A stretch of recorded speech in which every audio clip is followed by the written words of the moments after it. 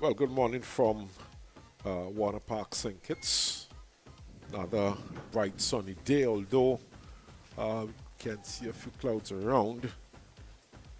And Guyana would be resuming. The players are not out as yet. The umpires are there. Guyana resuming at 381 for 4, being bundled out for 193. It then dismissed the Leeward Islands for 335 and conceding a lead of 142 runs. And at this juncture, Guyana 381 for 4. And in a very good position. And Carlisle, I'm sure you'll have more to say on that. The position Guyana is in at the moment. Good morning, Carlisle. Hi, good morning, Earl, and good morning, listeners. We're at Warner Park with the unusual sight of the umpires and the two batsmen out in the middle, and the Leewards team not yet out there. But just a slight correction, Earl. You said that Guyana find themselves in a strong position. I beg to differ. Guyana have played themselves into a very strong position. Okay, Carlisle. You know, the Leewards were at one time in a dominant position, leading in the game, and collapsed, losing 6 for 55. And that is, in fact, the story of the game. And since they didn't bat well, it meant that they had to bowl well. And they haven't been able to get among the wickets for Guyana. Guyana closing yesterday at 381 for 4. Imlach is on 103. Sinclair is on 31. And 138 overs into their second inning. The lead is 239. And yesterday, Guyana added 244 runs for the loss of 3 wickets in some 96 overs that were bowled yesterday. So the one good thing for the Leewards is that they sent down 96 overs yesterday, which is in excess of the 90 required in a day's play. But Guyana leading strongly in the game, having given up 142 runs in deficit on the first innings, but they're looking good today. 138 overs, Carlisle. No second new ballers yet. Not surprising to me at all. You would take the second new ball if you had some encouragement from the faster bowlers. I don't think that they have bowled well in this game. No, certainly not. And they had to be removed out of the attack. Thomas, in particular, had to be removed out of the attack pretty early by Cornwall because, as you said, they certainly were not bowling well. Of course, Graves, who had that extended spell in the first innings, he was by far the better of the fast bowlers. Oh. Immediately we see one beating the bat, Carlisle. Good start there by Cornwall. Catching him off balance. He was coming forward. Drifter. You're looking for the big drive, and then seeing that he was knocked to the pitch, adjusted, and he just floated through.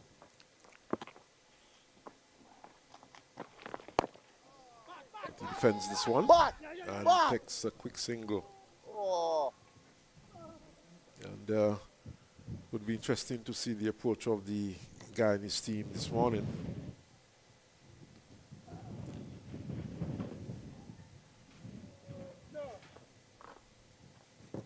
Of course, as you said, they played, and I'm ensuring that I use the correct term here, the correct word. They played themselves into a good position.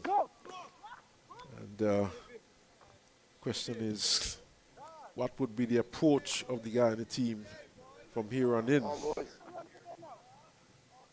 And perhaps the first half hour of the morning's play might give an indication as to how Guyana would approach this game.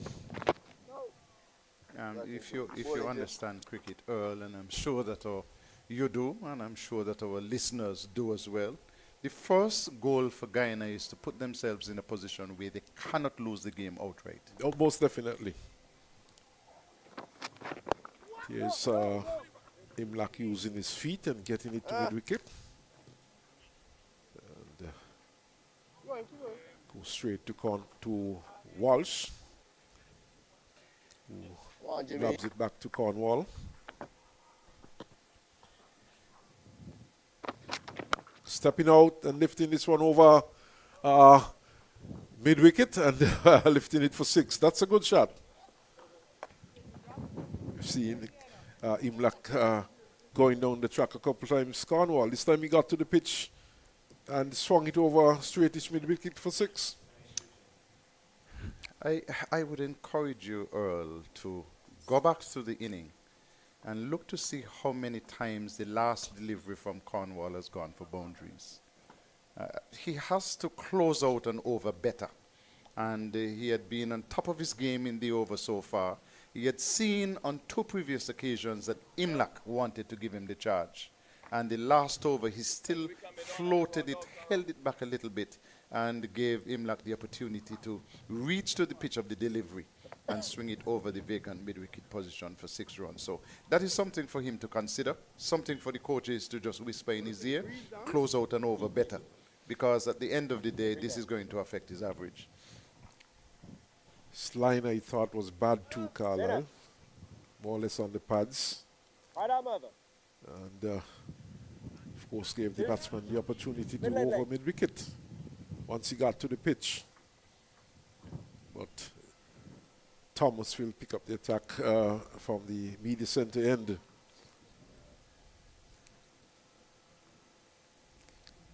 And of course Cornwall would be hoping that Thomas could put in a good spell here. Line and length is essential at this point. He was looking to restrict the scoring. And as you rightly said, that of course the Guyana team, they would be looking to bat themselves into safety, but it's obvious that they will be looking for runs also, as evidenced by that shot in the last over. Bad start here by Thomas. Gets away with it. I think he was a bit too short. Stayed down to third man for a single.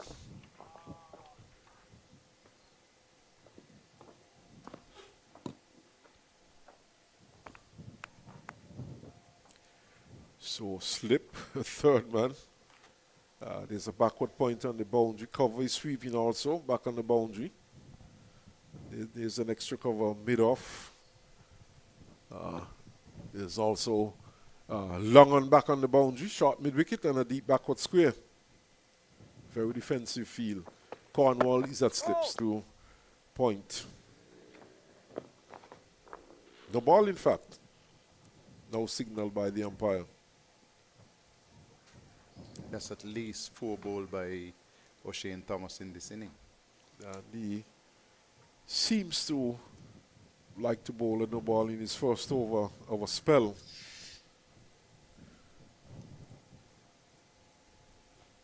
So needing to show more discipline.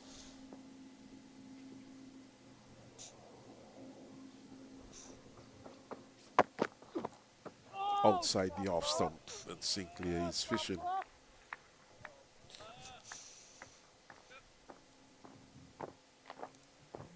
Get the impression though that the plan is to bowl it wide of off stump. You see Imlach going down and having some words with Sinclair.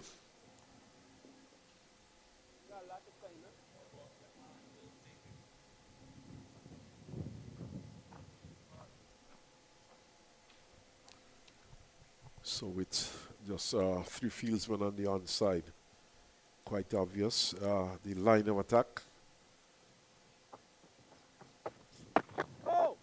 Short.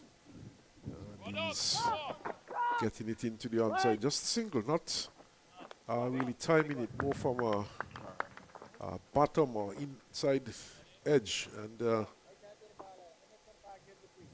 going into the onside.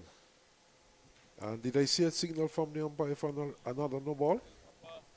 Certainly. So second no ball in the over.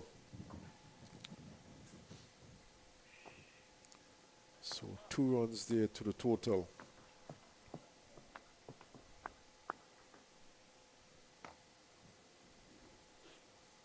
So immediately the indiscipline of Thomas creeping into the game once more. Wide. And the shot offered. Obvious ploy though.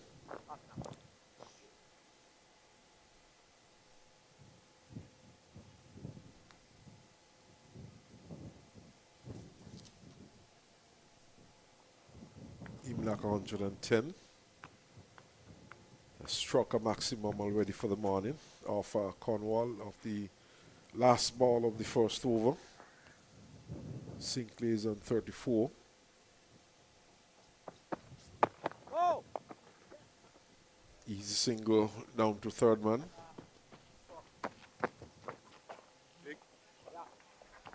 Not on the ball. This is the third in the over.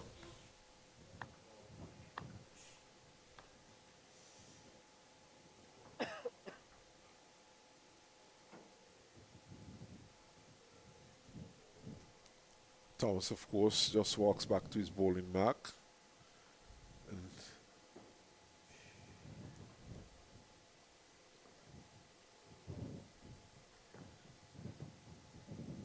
so 3 no balls in the over so far.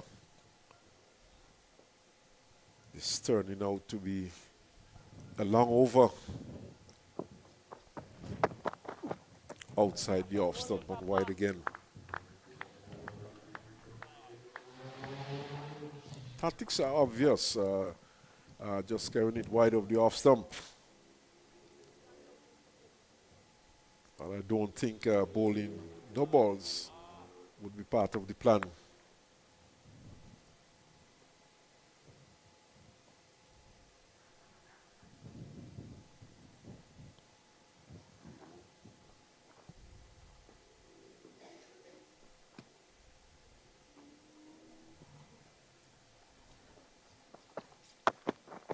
Overpitched this time and played down to backward point. Just a single. This time closer to the stumps. On about off stump.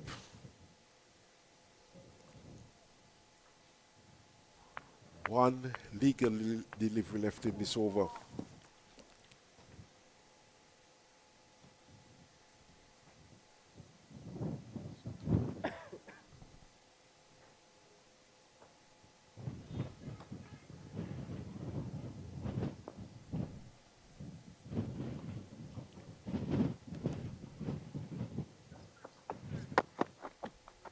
Edged between the keeper and first slip and goes down to the boundary for 4.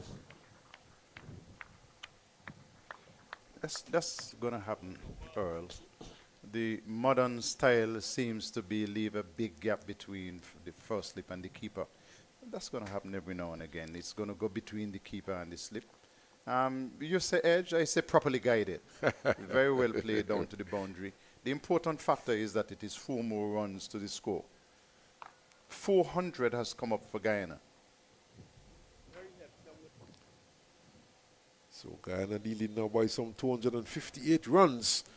And so far, Carlisle, they resumed at 381. We have had 2 overs in the morning's play. And they have scored 19 runs. That's over 9.5 runs per over. So, going the way of Guyana, of course. This one is swept. It goes down to long leg. Just a single.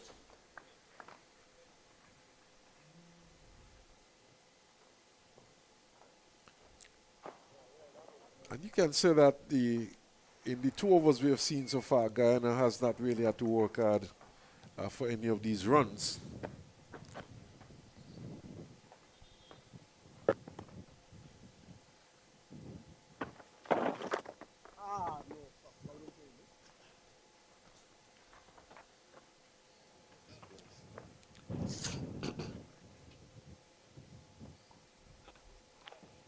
Speaking of safety, Carlisle with 259 on the board.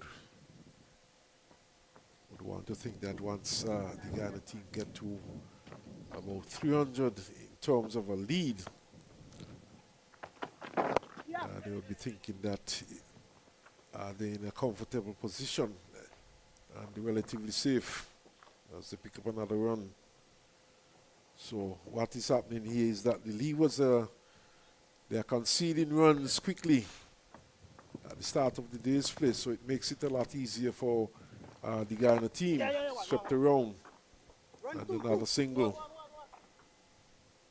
If you press in, you'll get two. Just get down at the end of the super spot. Keep going.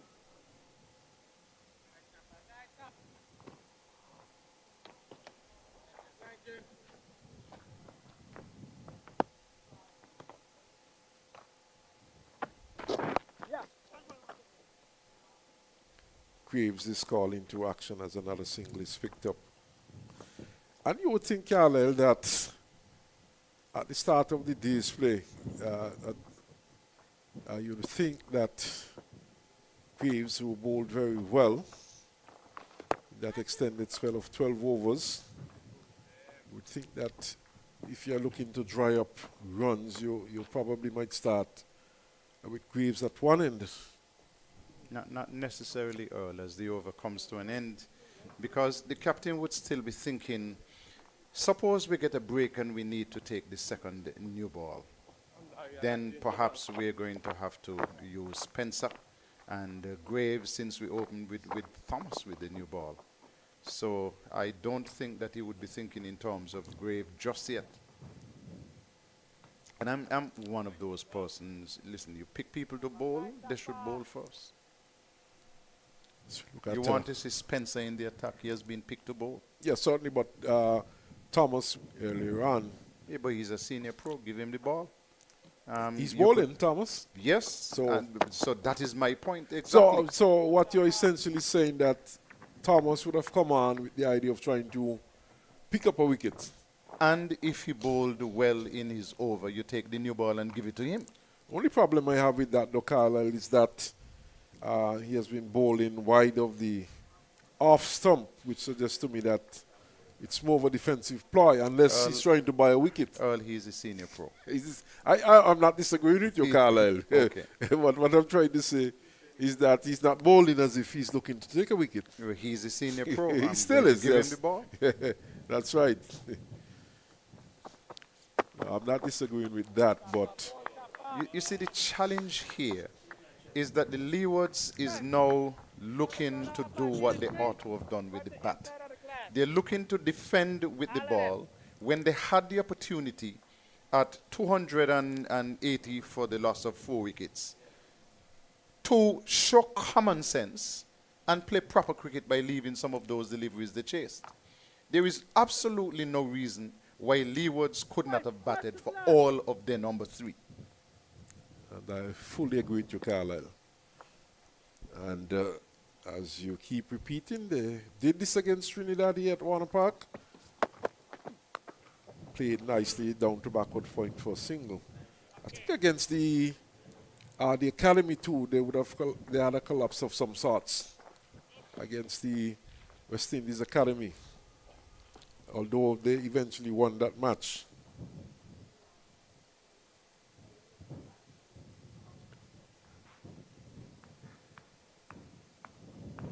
Lead now 263.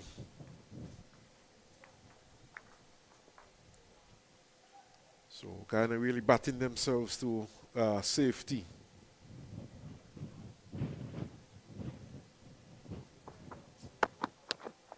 Flash start outside the off stump. This time it's Sinclair. Imlap is showing more patience by leaving those wide deliveries. And this is the second time we have seen Sinclair going at a wide delivery.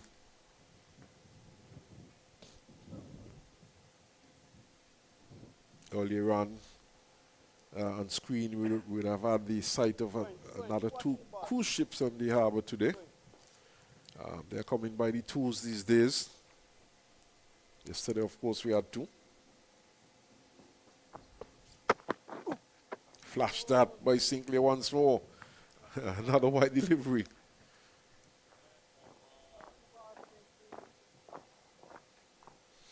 Sinclair, though, is the type of batsman who like to feel bat onto ball with some regularity.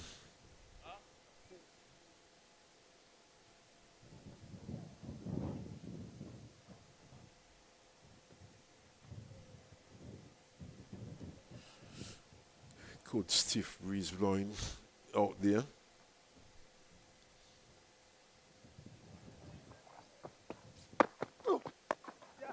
Pushed into the offside. Another run.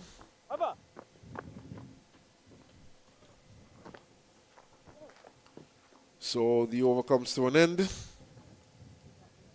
The end of which the Guyana Harpy Eagles, they're 406 for 4 with Imlak on 118. Anderson, Kevlon Anderson went for 101 yesterday. And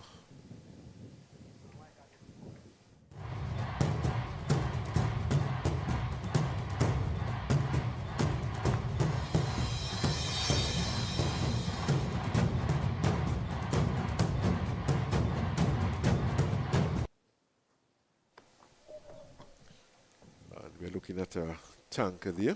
Is that the carboat? Swept away. But finds Graves in the way. Imlak was thinking of a run, but it was not on.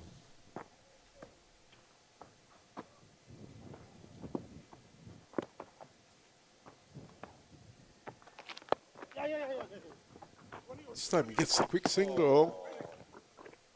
And once more it's Graves into action. This time he had to move a bit to his left and in. And it allowed the batsman enough time to get a run. He's that short backward square. And they pinched a single there. But it's obvious that the Guyanese batsmen, they're looking for runs. No doubt thinking in terms of setting a target for the Leeward Islands. Another single here into the mid-wicket region.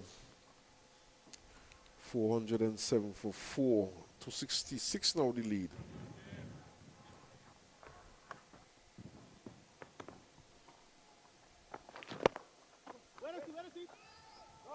Good effort, Hammy. Good effort, Hammy.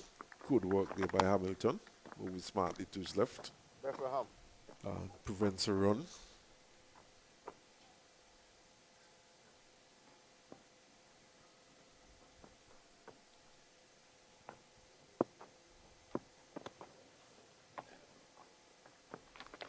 Swept. Straight to Graves. Good, think you can paddle it. Sink it. Yeah.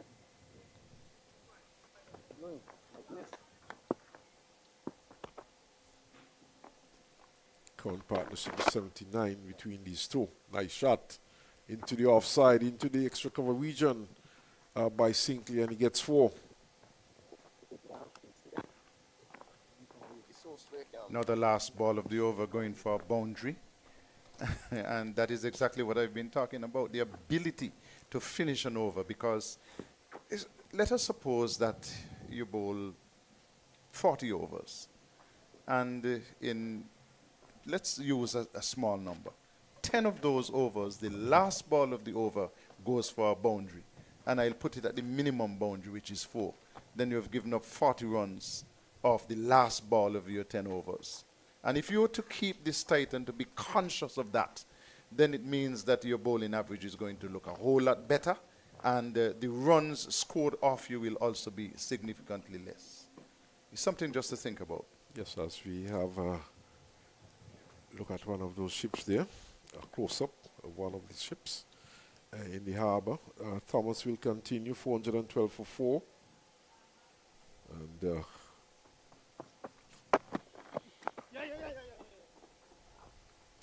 this one goes into the offside for a single. So, Carlisle, we would have had some 5.1 overs in the day's play so far. The score has gone from 381 and now to 413. 32 runs coming in those 5 overs. So just over 6 runs per over so far. So without even having to try the Guyana team, without even having to take any undue, they're getting runs and getting them quickly.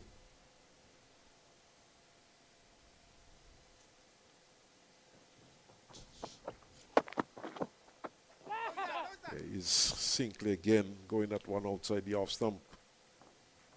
And they're missing it completely.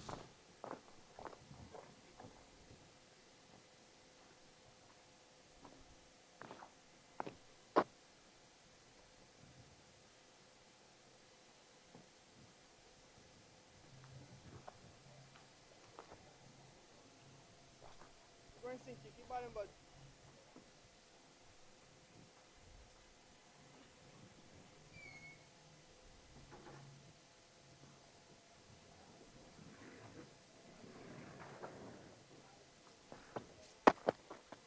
Overpitched. And he picks up a single.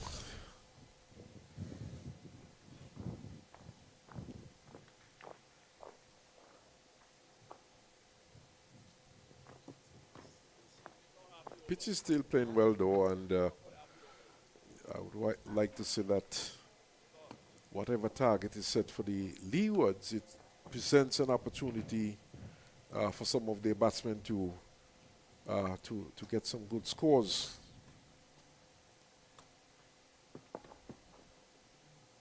And I assuming that Guyana is going to set a target.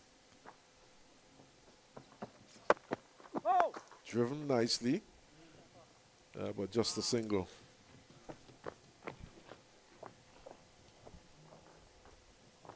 No ball. Here we go again.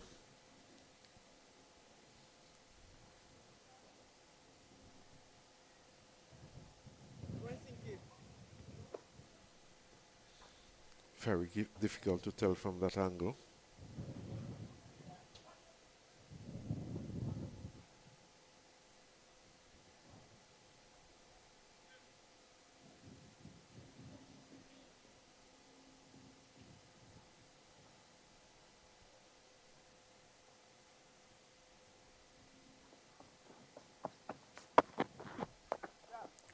Wide, slap down to the third man region, just a single.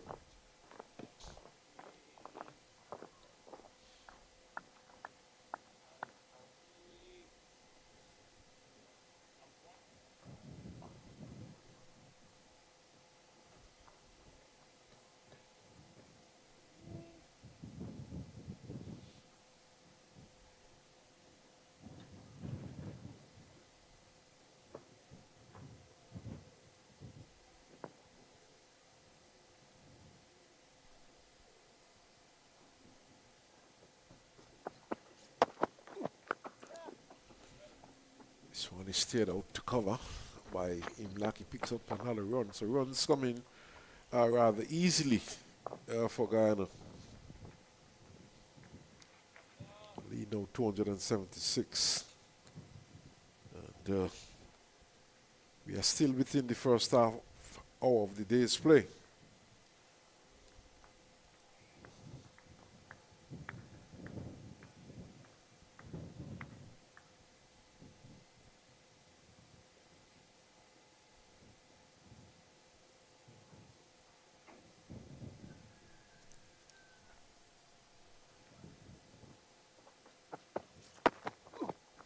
Wide, and this time Sinclair gets a bat onto it and picks up a run.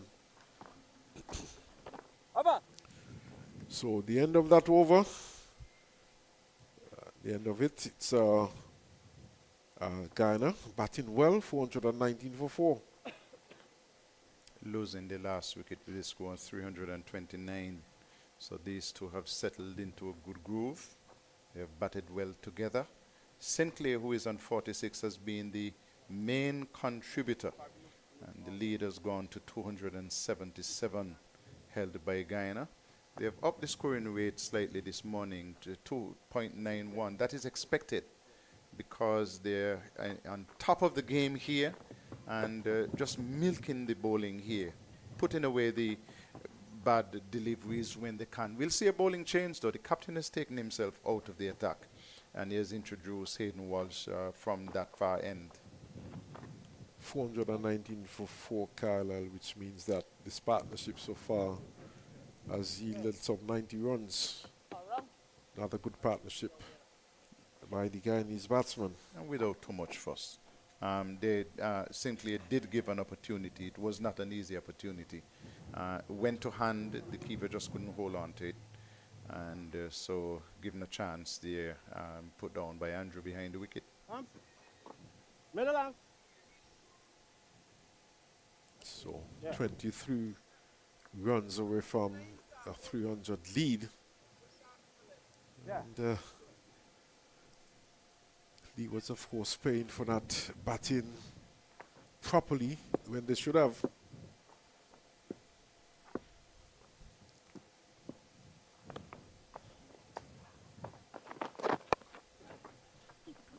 This one is turned up to square leg for, in fact, they're going back for a second run. That's good batting. Spencer had to come a long way in from his position on the square leg boundary, about 3/4 way in, as a matter of fact, to retrieve that one. It was played with soft hands into the onside.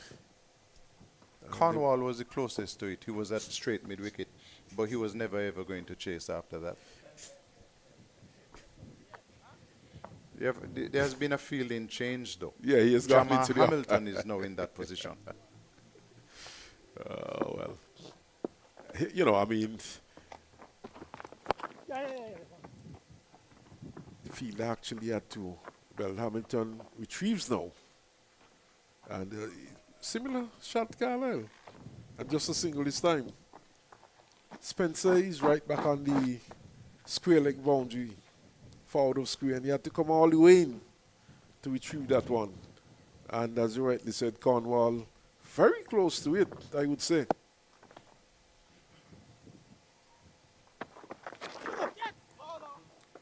But let's face it, we are playing professional cricket. And the game should be played correctly. There's no excuse for any fielder not being able to get to a ball.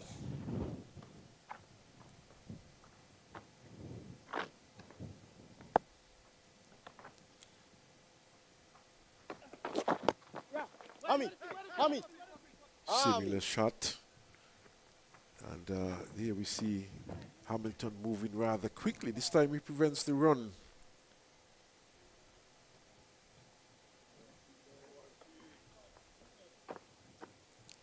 The end of this over, Victor Eddy would replace me. He would join Carlisle Powell. Swung away. And well fielded there by Casey Carty. Just whipped into the onside by Imlak, who is on 122. Sinclair's on 49. Yeah. Gets a single this time. And the over comes to an end.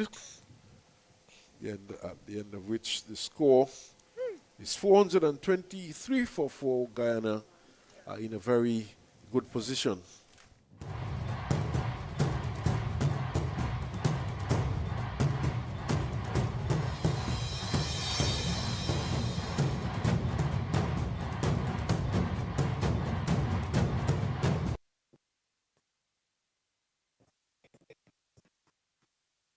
Continue to build the lead. They're also upping the scoring rate, and they now lead by 281 runs. And I dare say at the rate that they're going by lunchtime, they should be 350 plus ahead, unless the Leewards get some wickets here and keep the Guyana score in check. Overnight, they were leading by 231. They have now pushed this lead to 281. And yesterday, they added 244 runs for the loss of 3 wickets. And the Leeward sent down some 96 overs. Good morning. Welcome, Victor. Good morning, Carlisle. Pleasant good morning to all our viewers. And Guyana continues batting well. A nice healthy lead of 281. So Imlak, the captain who is there, he would be very pleased the position his team is in, and overall the Guyana team in general. He is 123 from some 237 deliveries and very well supported by Kevin Sinclair. It's going to be a bowling change from this northern or media center end. Spencer comes into the attack.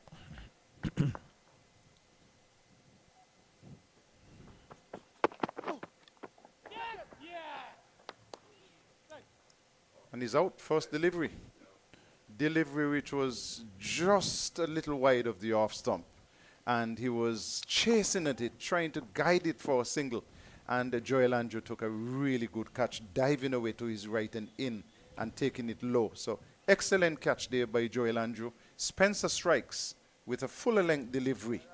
And so Imlak has gone for a very well played score. Just looking to guide it into the offside for a single there. But good bowling by Spencer, good wicket for the Leewards, and well batted to Imlak. Well, and very well played in truth, and a very good low-taking catch. And here, where we are giving our deliberations, it was also the appropriate time for me to come in and for the Leeward Islands to have taken the second wicket.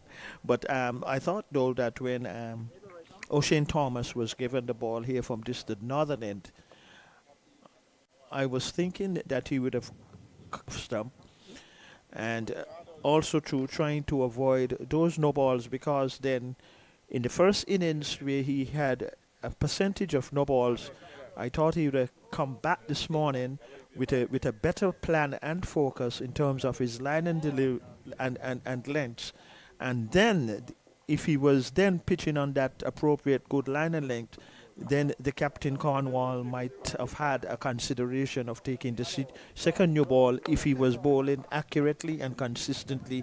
But he bowled too many wides, he overstepped, so there was no way, in my view, that that consideration of the captain to not take the new ball, that was very good. But here, Spencer replacing him in his first delivery, breaking the partnership, and very well played Imlak.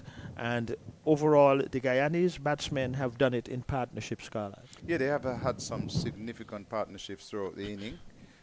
One thing I would say, congratulations to Spencer. He has not had an easy game. For far too often in the game, he has been bowling way too short.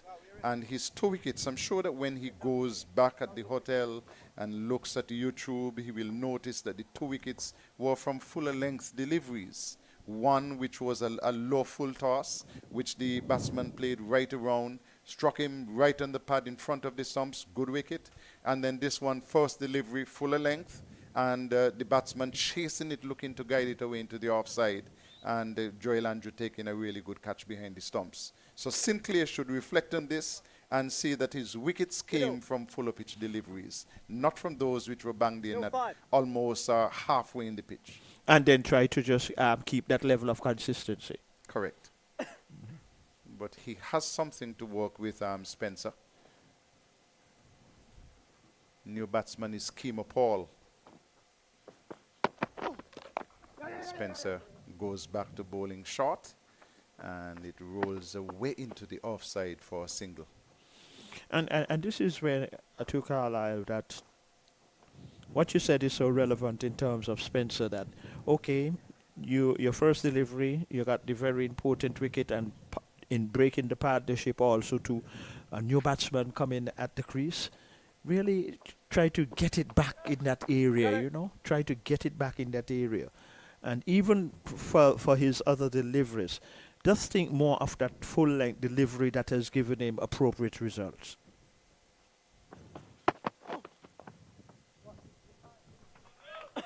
Short again. So maybe this is his method, maybe this is his style. And short again, play down to third man for a single. What about the basics? Your style could be one thing, but basics, you're successful more with the full-length delivery. That single to Sinclair brought up his 50, took him 109 balls. He wouldn't be too worried about that. He has helped in giving this lead of 283 by Guyana.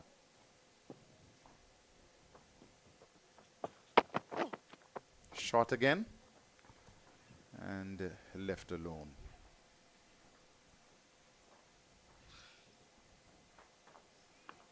Guyana have played themselves definitely in a very commanding position, and I think so much credit must be given to the Guyana batsmen. They assembled their thoughts appropriately. The shot selections were good. One or two little errors came, more in particular in the dismissals of Anderson, who held out to square leg. But outside that fault, mistake that he made, outside of that, there were not too many indiscretions by the Guyanese batsmen. A much better delivery. And that is the area you're speaking about, Carla. Just back of a length. Yeah, and keep it there. Challenging the batter, asking the batter to defend. And this is better bowling. This length, this line is going to serve him better. Well, every time that you will be making the batsman have to think about how to negotiate deliveries, it's always a better delivery. And the Guyanese batsmen, though, to their credit, they have left a lot of deliveries outside of that off stump.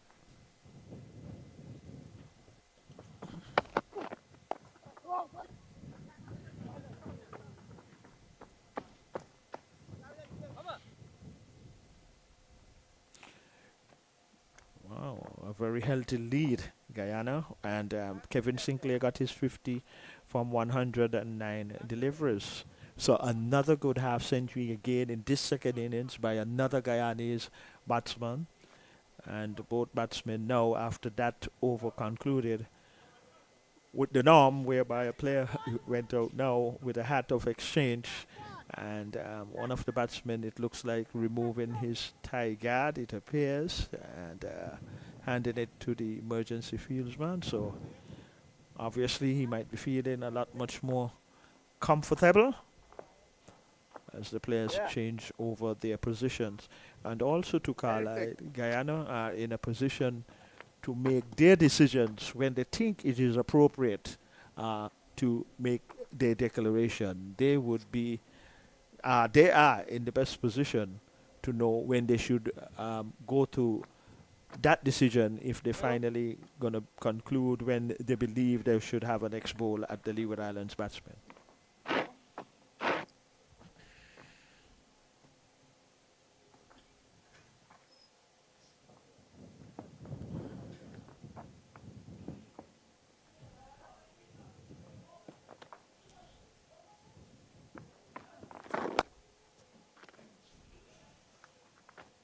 .426 it is now for 5 Guyana, batting a second time.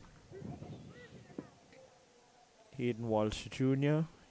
He is operating from the Southern Olozak Road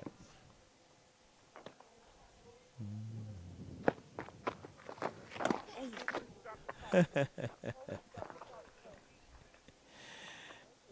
Very ambitious there, trying for the reverse. It was a delivery that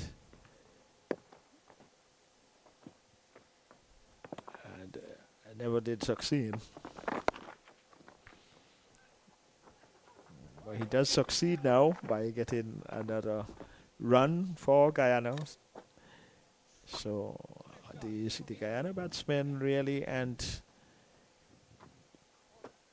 to be fair in conditions, the pitch on day 4 is very much still ideal for batsmen who apply themselves on this turf.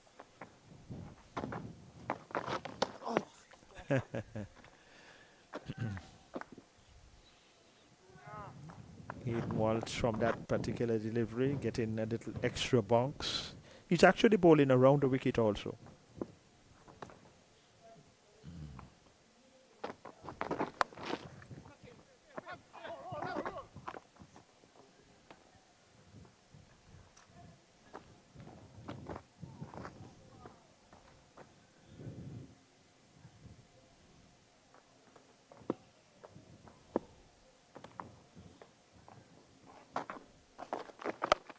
Fire! Misfielding there at extra cover by the captain. That will allow 2 runs. Went straight to Cornwall and threw him. End of the over. And so 2 more runs there to Sinclair. He goes on to 52. And Guyana 429 for the loss of 5. Yeah, this has been a very good innings too, also by Kevin Sinclair. As the sun has left for us momentarily, no immediate threat of rain. And Guyanese, they would be very pleased with their overall performances, not specifically in the first innings where they scored 193. But apart from that, they have played good cricket, sensible cricket. First of all, when they bowled and Leeward Islands lost some 6 wickets for 55 runs, they came out with a plan by keeping deliveries wide off stump and then occasionally pitching one on the stumps or 2 on the stumps, and it paid off for them. And then after Leeward Islands did extended the lead for Guyana, they came out and approached it quite intelligently, and that is why they have found themselves in a position having a lead of 287 with the present total on 429 for the loss of 5 wickets.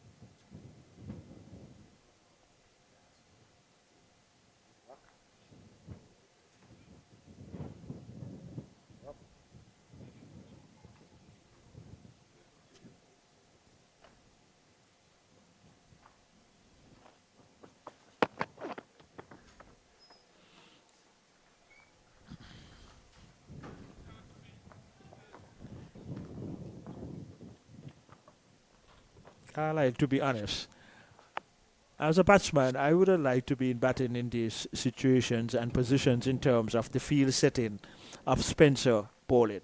I know one, it's an obvious ploy first to start with. He's going to be looking at the off stump. If it is wide off the off stump, there is no need to play at it. If he comes wicket to wicket, which he will come occasionally, and that is more likely to frustrate the batsman by more bowling wide deliveries and then pitching some on the wicket.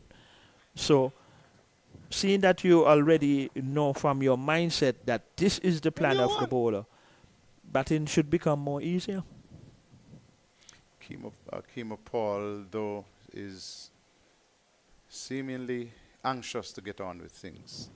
We saw him try paddling a ball into the onside and missed it, and then a big swish at the last delivery, which took the toe end and went down to first slip. Playing this one into the offside, easily picks up a single. Victor, you said no immediate threats of rain, but when you look across to Nevis, No.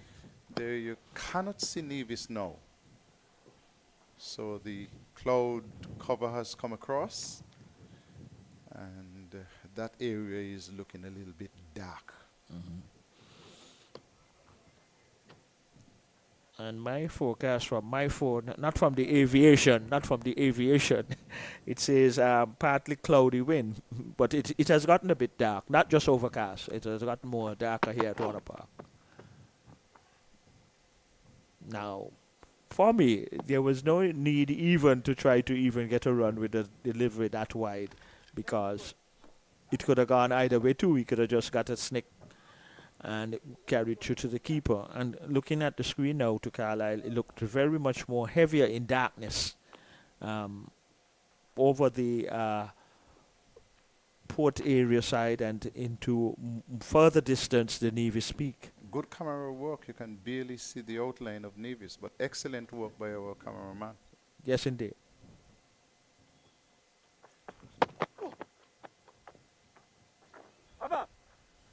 End of the over, and it remains 430 for the loss of 5.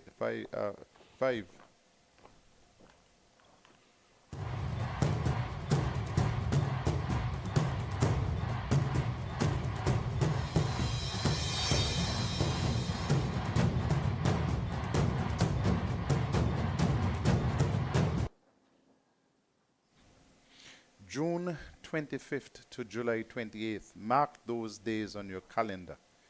The Australians will be coming to the West Indies, and we're looking forward to hosting them here in St. Kitts. Of course, matches will also be played in Jamaica, in Barbados, in Grenada.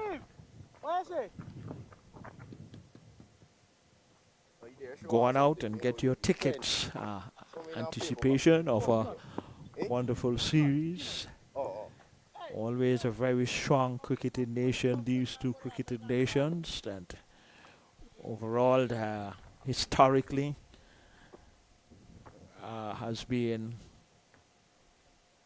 more consistently the dominant nations at Test cricket level, and not so the West Indies recently. not in recent times for the Have West been Indies. rebuilding for ages.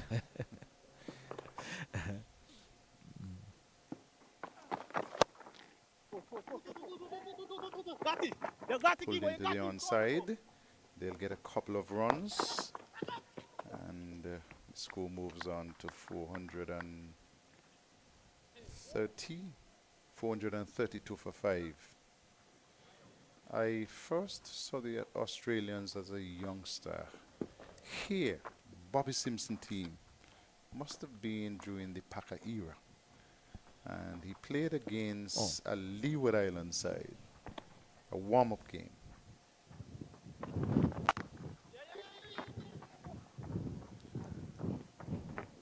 Remember Jim Allen clearing the old pavilion with a strike off Bruce Yardley. Yeah. If my memory serves me right, Carla, Shane Julian did not play in that encounter. No. Oh no, he played against Carl Rackerman and yeah, sorry. Yeah. I think he got 100 also too. That's your Yeah. memory is better than mine, Right. Victor. Yes, so yeah. But Jim Allen has really been a tremendous batsman. Very, very outstanding.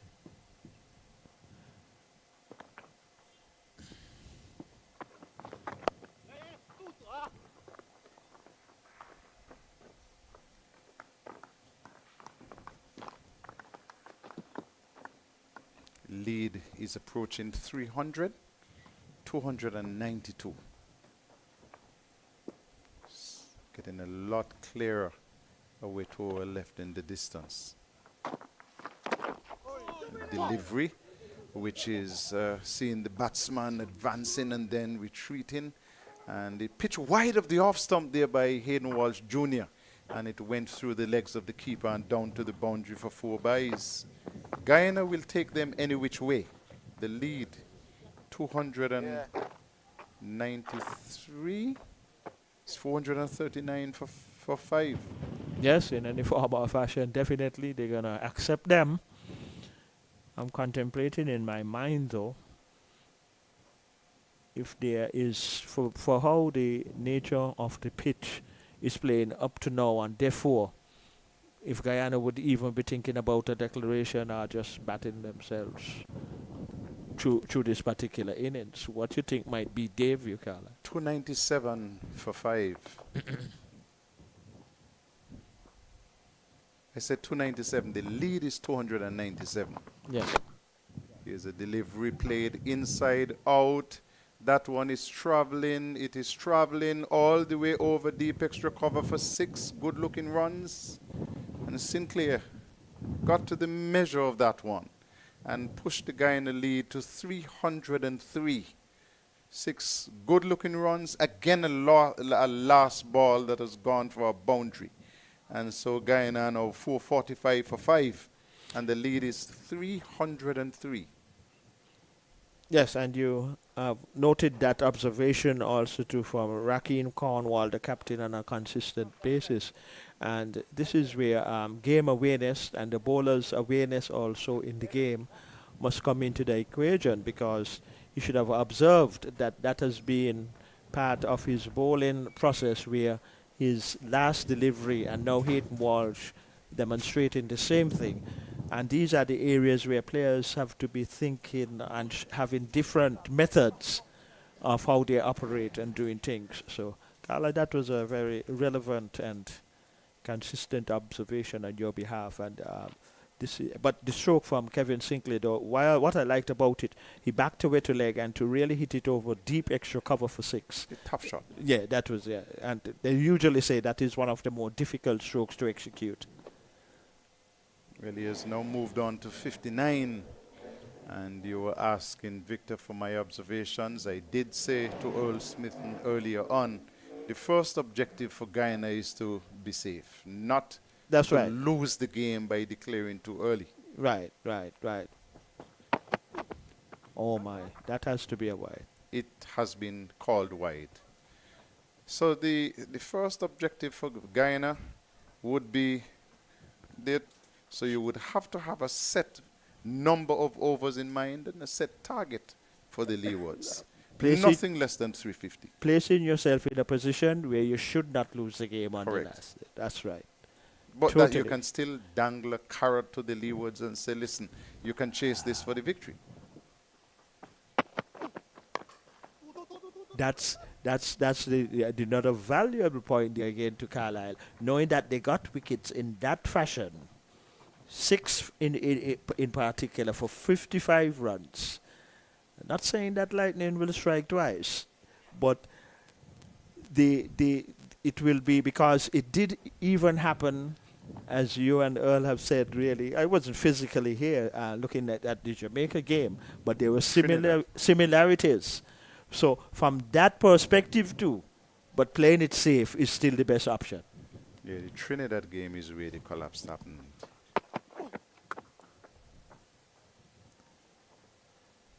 Well, getting a run there and looking for 2, the batsman did actually, before Spencer released the ball, he was right across the off stump, so he was in a position to execute it.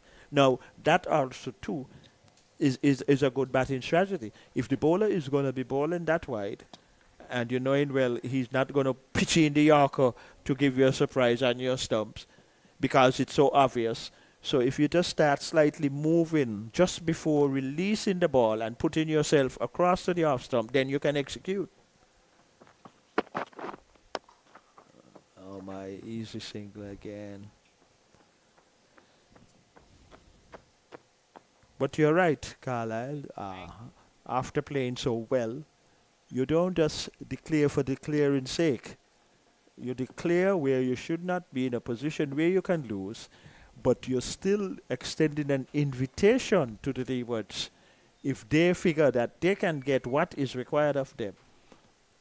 That's the next aspect. But what would even be very important this morning, Carlisle? Say, for instance, if O'Shane Thomas did came out this morning and bowled good line and length, so then that would have given the captain, and here is more runs. Yes, well, just one more coming down to deep long off. So getting closer to the 450. Presently now what? 449 it is for 5. Or 450, pardon me, for 5. So another achievement by Guyana in this second innings, reaching 450 runs. Very good batting and just losing half of their wickets. The coach and management of Guyana would be very pleased of the batsmanship by all the Guyanese batsmen in the second innings here against the Leeward Islands at 1 o'clock. almost another wide. But the umpire thought he might have just been within the appropriate areas and did not call it. But going along with what I was saying about O'Shane Thomas, if he did pick up that proper line and length, and then Cornwall could have a consideration, then probably because he's bowling that decent, I can now call for the new ball. And there again, with this strong breeze coming across the ground, that would also be an additive in that sense, but that was not to be. And here is another easy singer. The batsmen are contemplating, and Jabba Hamilton would have none of that. And that's the end of the over. But Guyana in a very commanding position, 451 it is for 5, batting the second time. And the Leeward still using the same ball. 150 overs have been completed with this ball. Strike rate has inched up. It's now at 3.01. Spencer, 2 for 59 from his 20 overs. Kevin Sinclair has gone to 61. And with him is Kemo Paul on 11. The lead by Guyana is 309. And we see another conference of the senior players on the Leewards team. Over rate yesterday was fantastic. Yes, They excellent. managed to get in some 96 overs, and while they're having that conference, I think I'll ask for Earl Smith to come in to replace me and join you, Victor Eddie. Thank you very much, Carla. Well, the Guyanese in a very commanding position, and 309 runs now. They are in the lead, and they will be most pleased at this particular fourth day contest here at Warner Park, Guyana versus the Leeward Islands.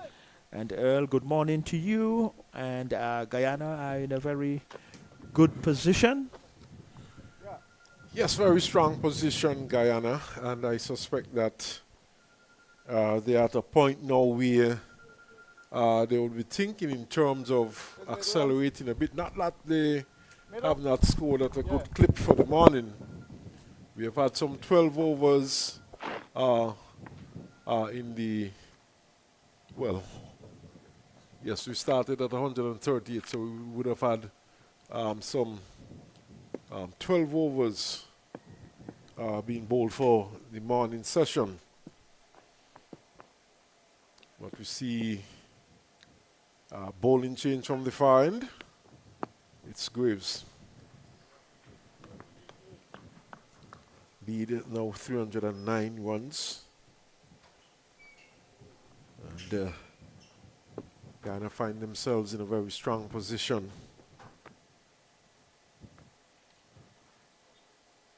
Board is showing overs remaining for the day, 62.5. But some of us suspect that is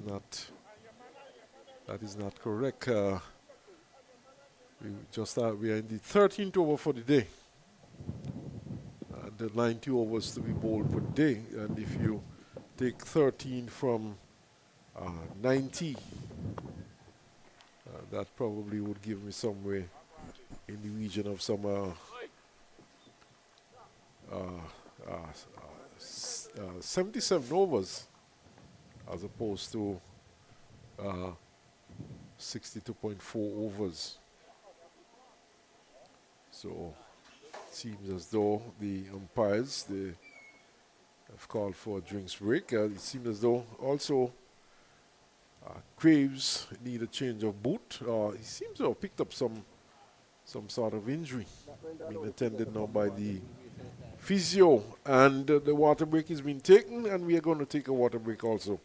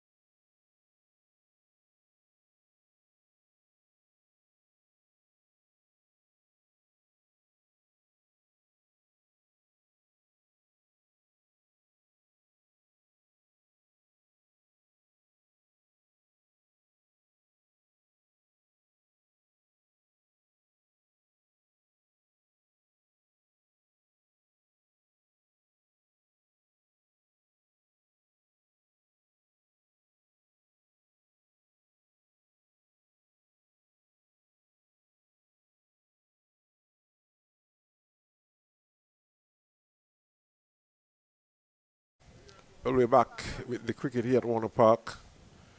Water break being taken, and the bowler Justin Graves, being attended to. He seems to be okay. At least we do hope so. Seems as though he would have had some attention given to his left foot.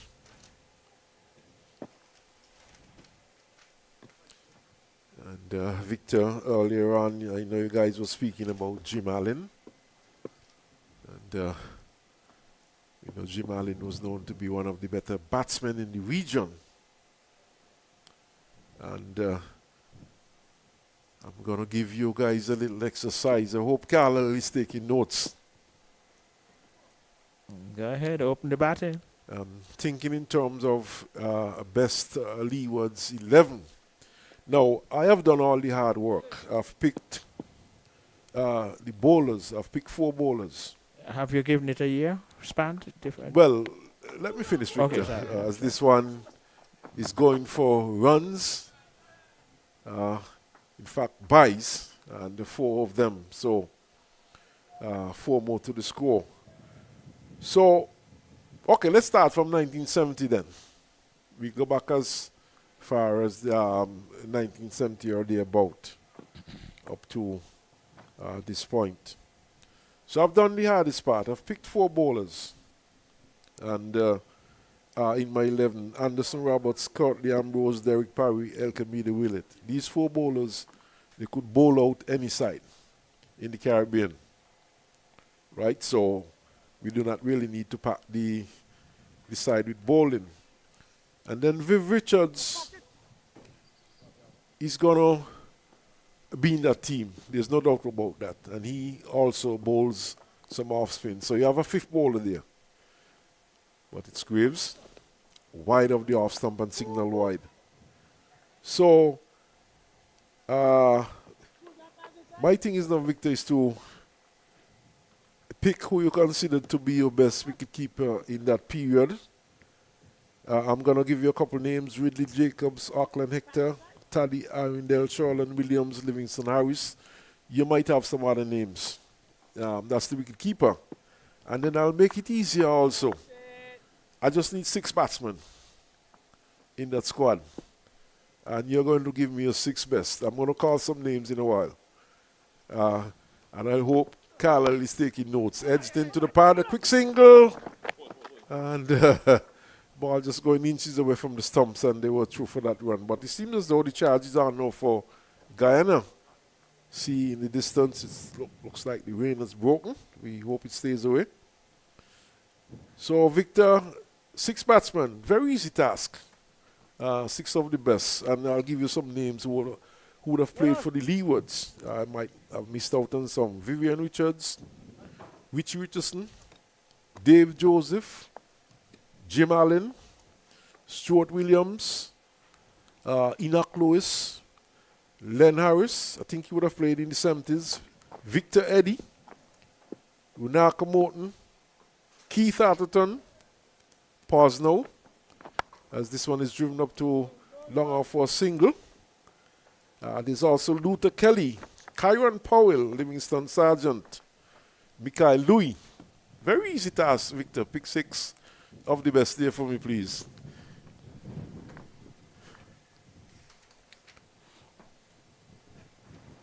Victor. Well, I'm going to call out a 14. No, Victor, you're picking 6. I've already picked the bowlers, and well, 7 in fact. I need a wicket keeper also. Okay, right? let me go ahead. You could get back to your 14 okay, later but on. okay, let me conclude then to this aspect. So Vivian Richards, Sir Anderson Roberts, Sir Curtly, batsman. Sir Kurt. Okay. 6 batsmen, Victor. 6. Sir Vivian Richards, Sir Richie Richardson, Stuart Williams. How many that? Let me start. 3. That's 3. As the over comes to an end. That's 3. And Stuart Williams was the 3rd one. yes, that was the 3rd. Okay, Livingston Sargent. 5. And Keith Atherton, 6. I think you called 5. Okay. Let me reiterate it. Livingston Sargent, 1. Keith Atherton, 2. Stuart Williams, 3. Richie Richardson, 4. Viv Richards, 5. And Jim Allen, 6. Okay, Victor. That's your 6. Yeah. Okay, not too much argument there from me. I guess Carlisle would have something to say on that later on. But certainly not too much disagreement there. Your wicketkeeper though, Victor. Ridley Jacobs. Okay, Victor. Not a bad 11. Although it's not as easy as it seems. But certainly, I would say good choices there. Thank you. I would say good choices there on your behalf too. So, driven in the air. This one has gone a long way. And this has gone for 6. In fact, the ball is back in the playing area now. And certainly Guyana are looking to up the tempo. But on that 11, which we, as you quite rightly say, we are relatively on par in terms of the bowlers and the batsmen, right? But here now the Seems as though the declaration has come, Victor. Yeah. Well, no. Is it for the weather? No, an ex-batsman is coming. Seems as though the catch was taken. That was out of our sight. It was in the air. Let's look at that again. That the delivery. It was in the air for a long time, but one thought it was going over the boundary for 6. But of course, catch might have been taken by a fieldsman out of our sight. So let's have a look at it again. I hope the cameraman can pick that one up. Driven in the air. And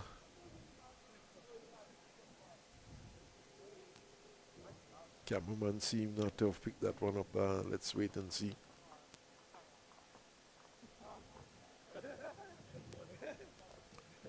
Yes, the catch seemed to have been taken just on the boundary. And thanks to our cameraman, we were able to get a good view of that one. So another wicket goes down for Guyana. It's now 462 for 5. Batsman to go, of course, Kimo Paul. Particular moment on day 4 here. Correction, Victor. In fact, it's... well, let's wait and see. Seems as though Kevin Sinclair is the one who was dismissed. Was caught on the boundary. Kimo Paul is still there. He's on 16. And the first delivery to Ali Mohammed. So I think we have it right now. Ali Mohammed, the new batsman. Kimo Paul at the non-strikers end on 16. And Sinclair the one to be dismissed. But for one moment I thought that was going for 6. And the way we are situated here, it's very difficult to pick up what's happening on the boundary below us. But thanks to our efficient cameramen, we would have had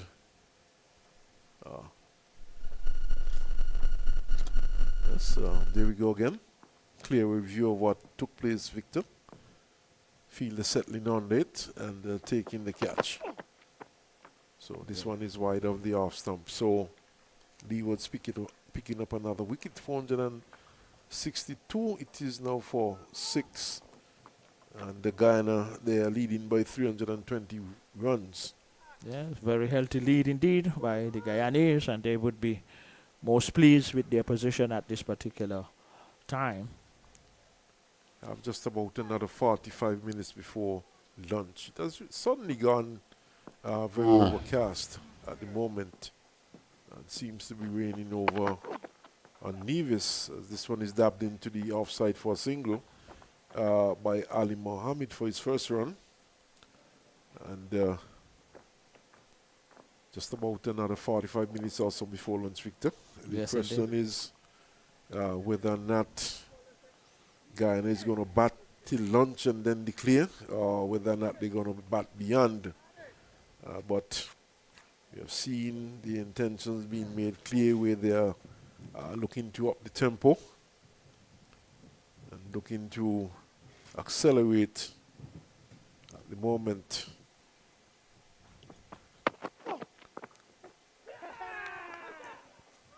Good catch. Yes, he's out. He's out. He's out. For one moment, I thought it might have gone past young Joel Andrew, but that certainly was a great catch. He seemed to have plucked it from the one-handed.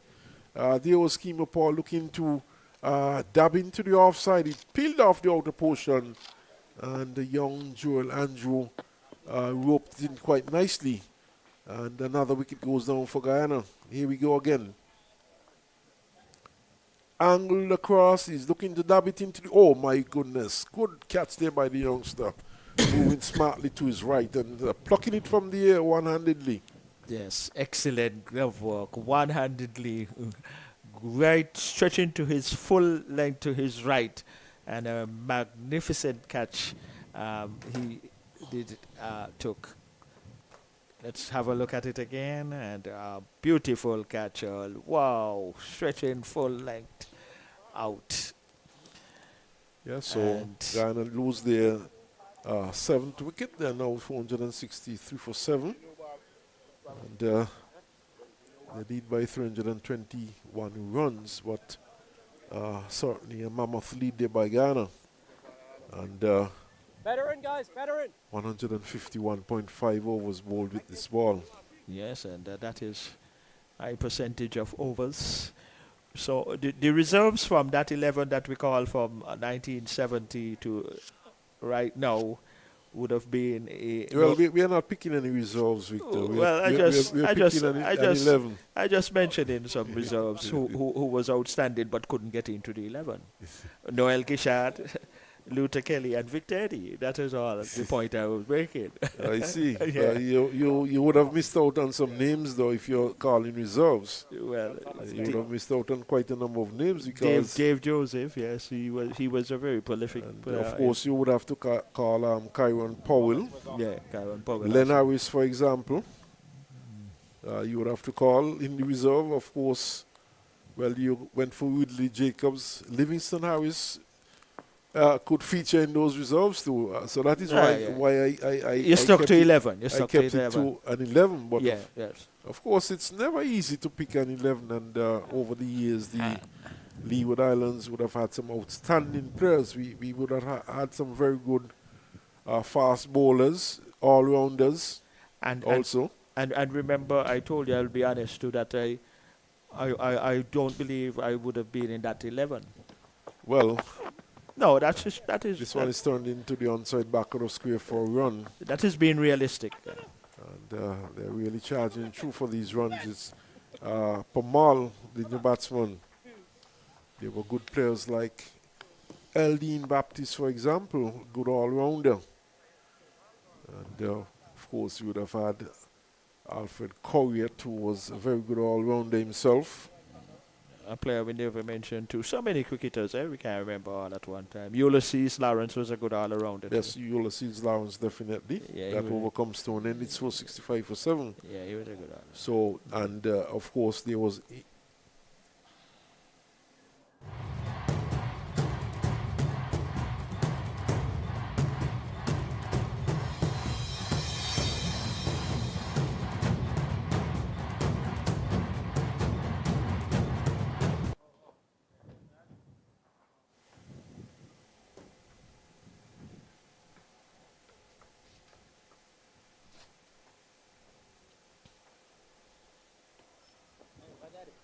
Yes, Victor, and of course I was saying there were players like Enoch Lewis, who was very prolific at regional level.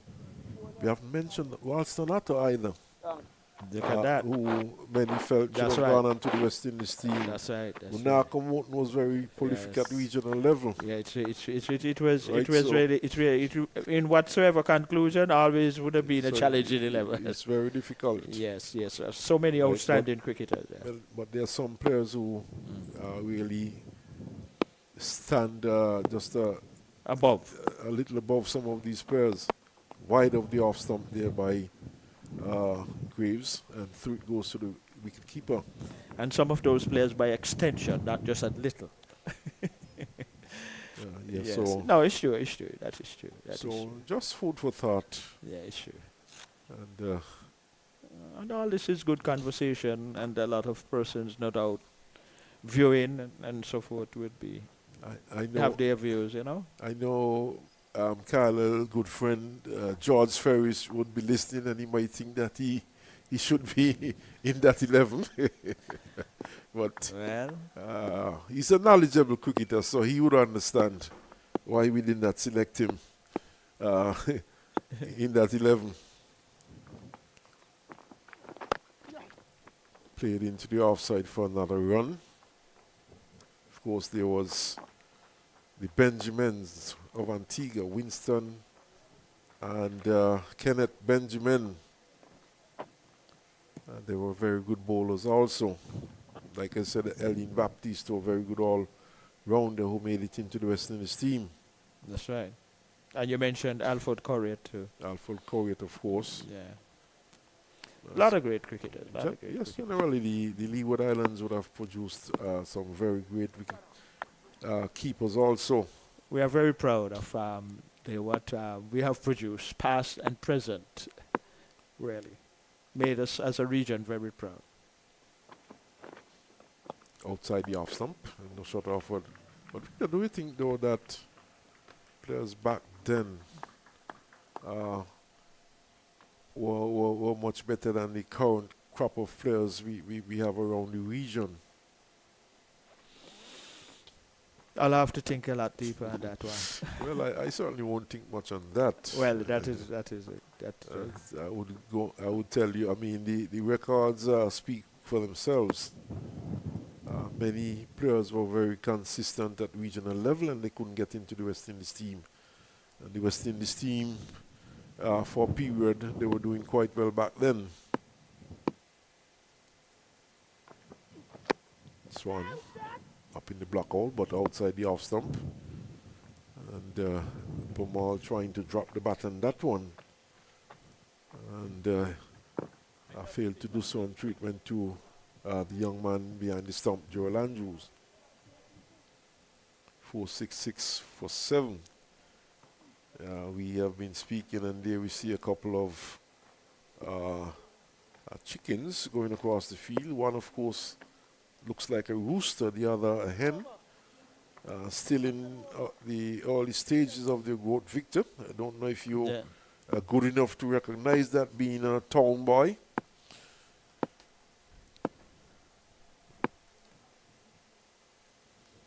Graves outside the off stump.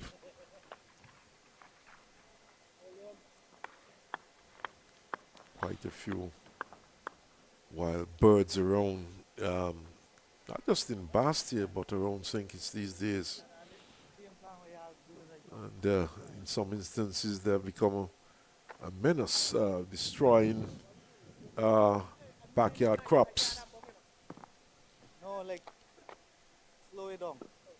Yeah.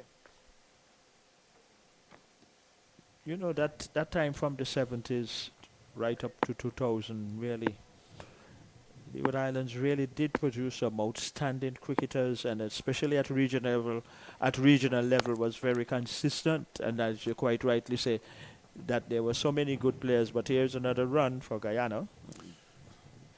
They advanced 466 for 7 now. Yeah. We're in the 153rd over. And I don't know if Carlisle could confirm.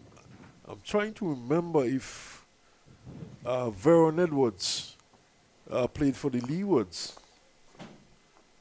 Well, Victor confirmed that. yeah,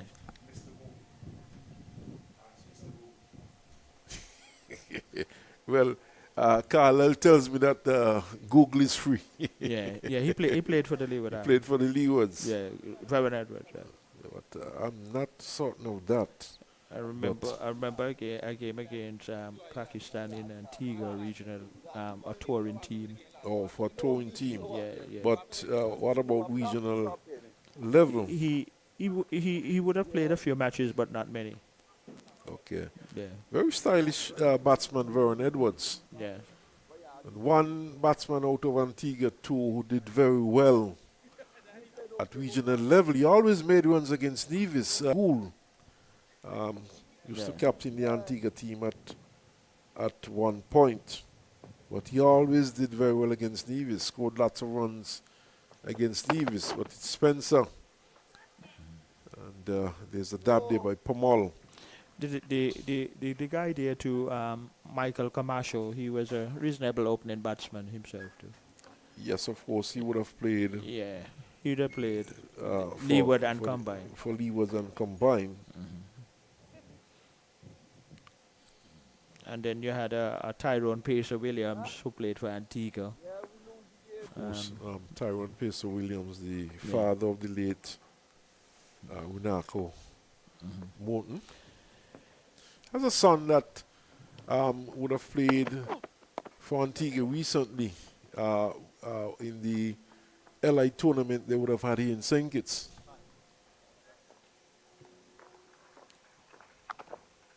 So, And all regional tournaments in the 70s up to say 90s, Leewards really did produce a lot of outstanding cricketers. A lot of outstanding cricketers. yes, Vernon Edwards would have played for Yeah. the Leewards. I don't see any stats here on him. And there is Ali Mohammed, rather strolling down the track and then sticking the bat at that one. Sort of nothing shot. Oh yeah, indeed. And a next player just come to mind. You see how with conversation players keep coming to mind. You did mention Sylvester Joseph, right? Sylvester Joseph, yes. Yeah. Because he went on to captain the West Indies. Yeah. There were two Joseph, Yeah. Sylvester and Dave And Joseph. Dave Joseph, yes. Went on to? Sylvester Joseph. Went on to Bouncing. Sylvester. Went on to captain I believe so, you know. West Indies team. No, I'm not aware of that, Victor. Well, we will check it out, but I believe so. I'm subject to correction, but I'm not aware of that. Which Richardson and Richards were the two out of Antigua who would have captained the West Indies team. But I know Sylvester Joseph Google it. would have captained the Leeward Islands, Google it. but I'm subject to correction. 469 for 7 Guyana. Here against the Leeward Islands, batting a second time. And Spencer is operating from this the northern end. So Spencer once more gets an easy single here.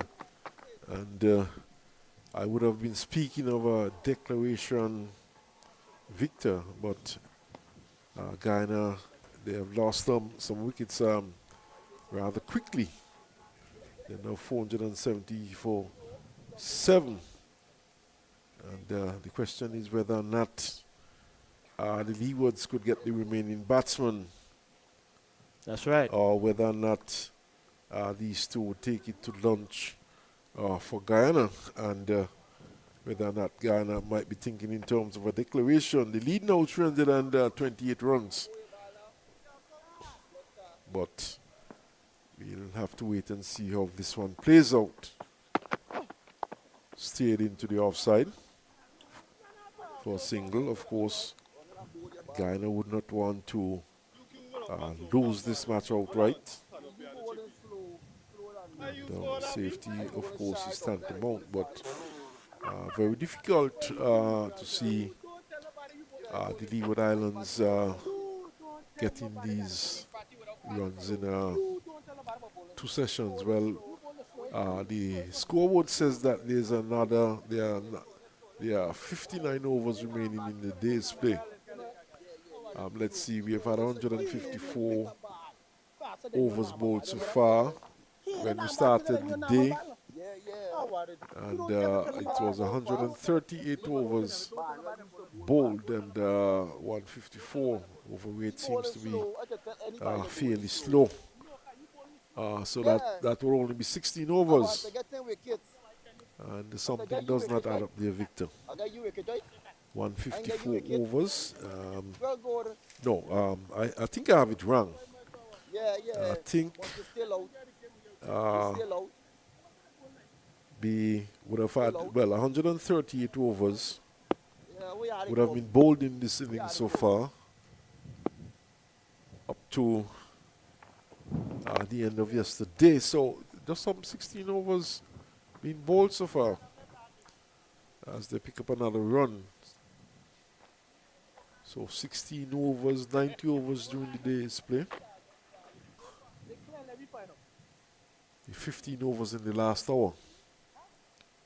But I think there's much more than the 58 overs remaining in the day's play, but we'll wait and see.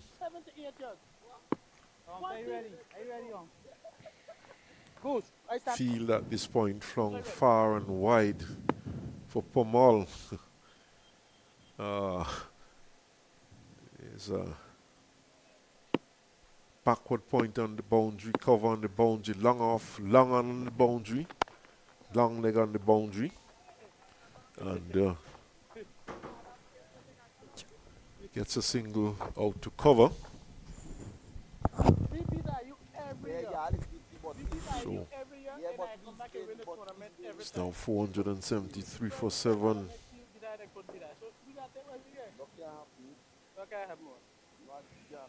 Justin Graves, he's in his 16th over. Had an extended spell, his first spell of some 12 overs. So far today he would have bowled 4 overs. And comes in now. Swan, well knocked down there by Jamal Hamilton. And prevents a run. Batsman having thoughts of a run, but in the end decided against it.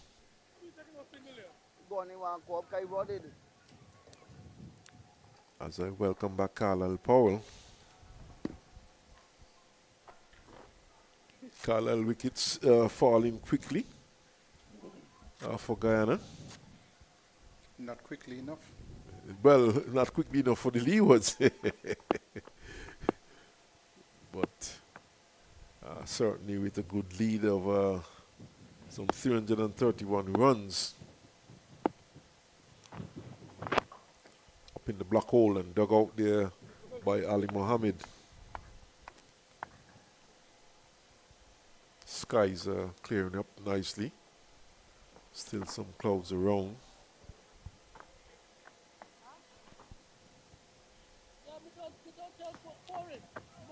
I have less than half an hour left in the morning's session. And I doubt very much if Guyana would declare at this point or before lunch for that matter.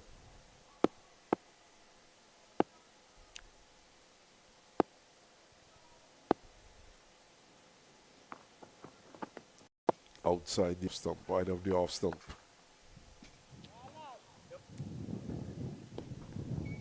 Leeward's really on the defense at the moment. Backward point on the boundary, cover up on the boundary, and long leg right back on the boundary. So it's just Hamilton in more or less of Cully area. He's probably the only one close to the pitch apart from the wicket keeper.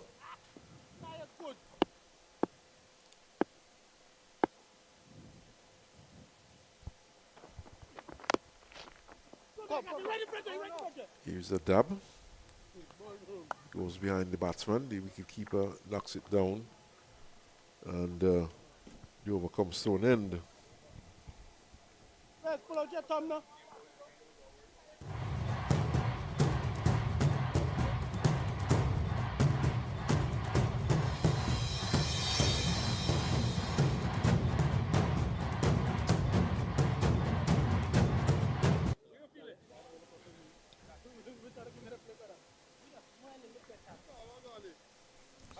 Yes, I was saying, Carlisle, Victor has confirmed that Sylvester Joseph would have captained the West Indies team in won the match. But that was a one-off fear, not a regular captain for the West Indies team. I think some of the regular players were not available at the time. But back to the action here, Carlisle, 435 for 7. 439 for 7. In fact, score's been adjusted. 445. Well, let me wait. It's 473 for 7, according to the Jumbotron.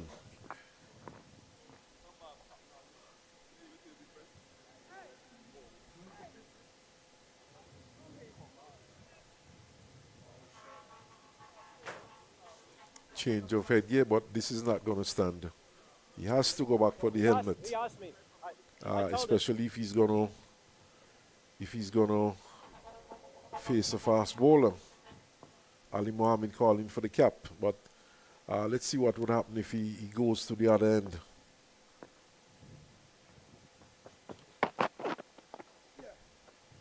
Does so now. Let's see what happens, because as the umpires walk away, of course it was mandated recently, Carlisle, that if you're facing a fast bowler, medium pacer, or if you're within a certain range, you have to wear that helmet.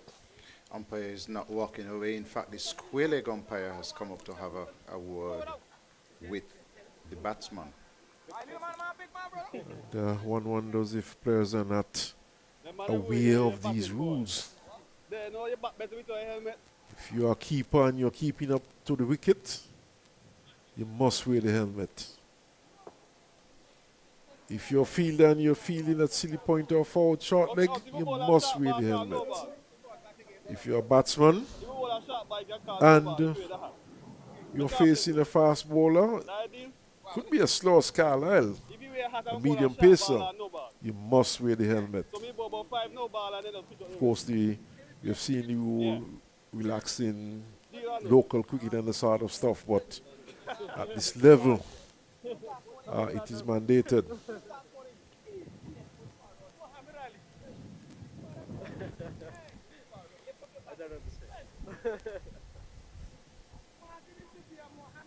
So, Carlisle, if Guyana bats to lunch, do you anticipate a declaration, or do you anticipate them continuing after lunch? They do have a very healthy lead at the moment.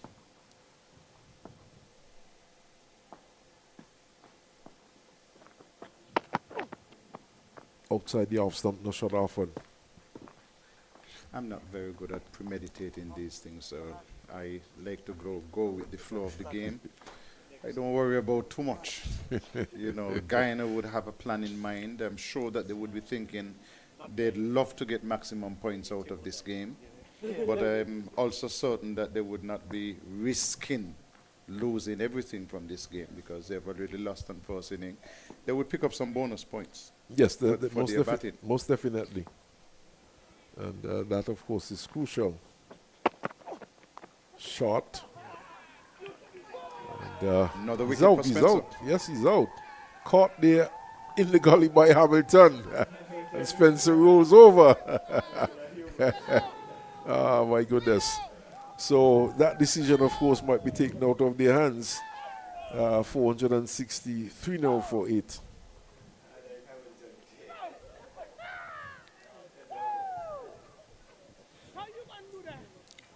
So Ali Mohammed goes back. She's just giving catching practice, staying it straight to Hamilton. And Hamilton taking the catch, and my goodness, he's an actor. Spencer seemed to have enjoyed that one also. So he now has picked up some 4 wickets and could get a 5-4.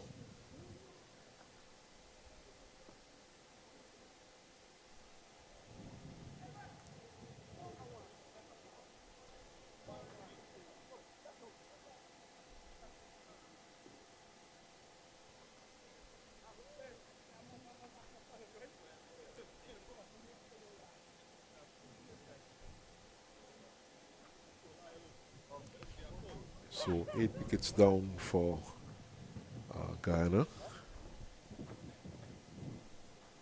474 for 8. It's a rare ball for them you after 5 hours.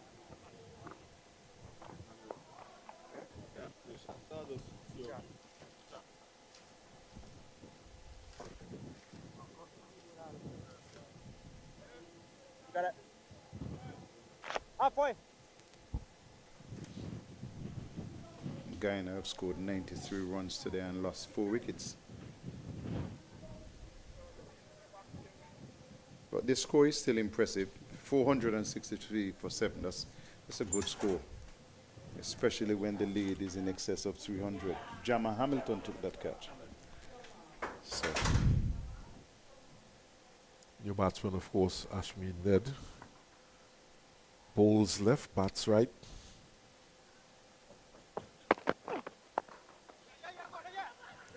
Quick single.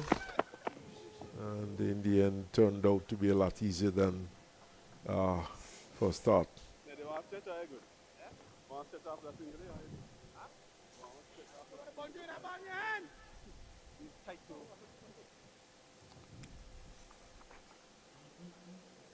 Opportunity here for Spencer Carlisle.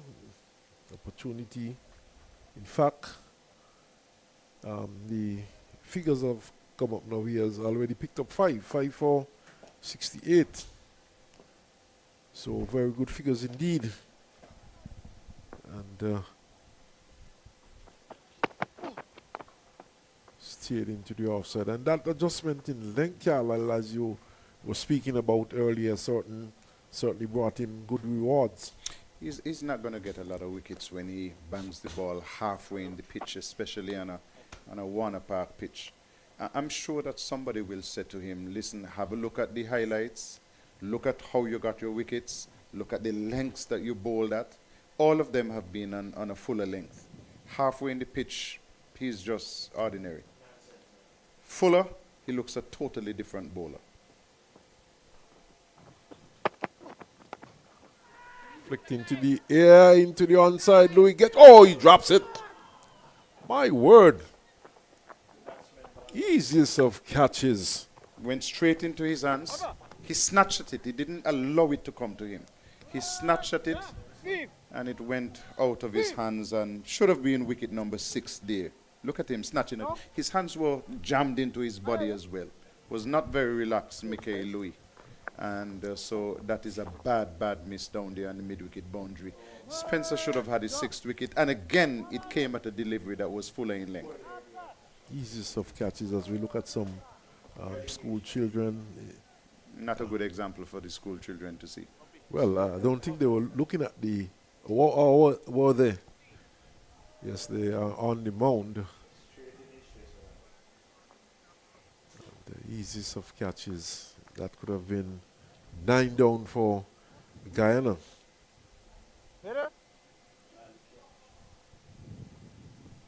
And cricket is such a game. You drop a catch like that, you're out in the field, and you're hoping that you know the earth could open up for a moment and just shield you.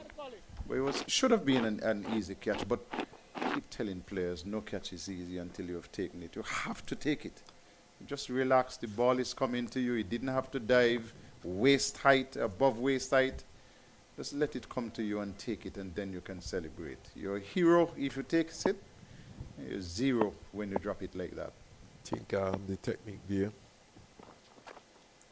plays that outside the off stump. I think the technique there was a bit bad. As you said, his hands were too close to his body.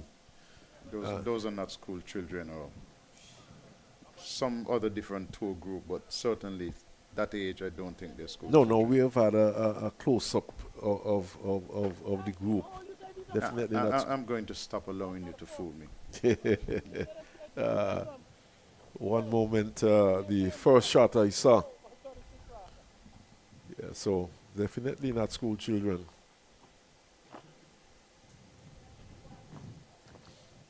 The power of the zoom, Carlisle.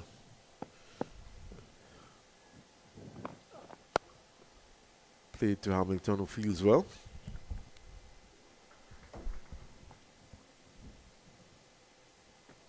zoom, of course. You zoom in, of course, it makes the things a lot clearer.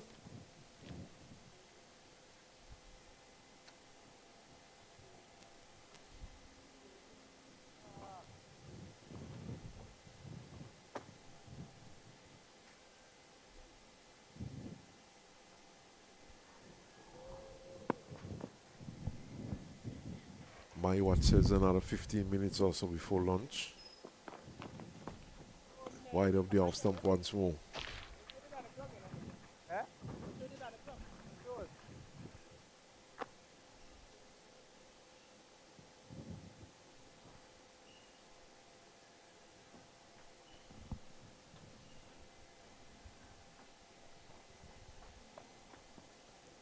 So 2 sessions to go.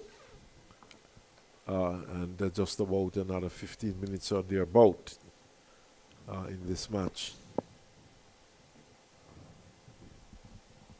Track is still a very good one to bat on. And to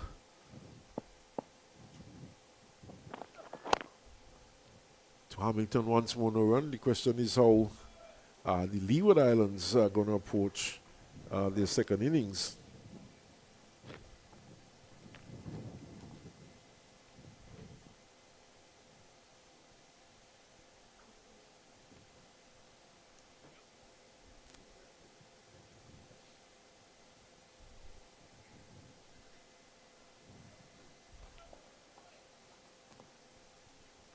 I think the Graves, who is in operation at the moment, should be coming a lot higher than number 7 in the second innings. In the air, but safe. It goes down towards long on just a single.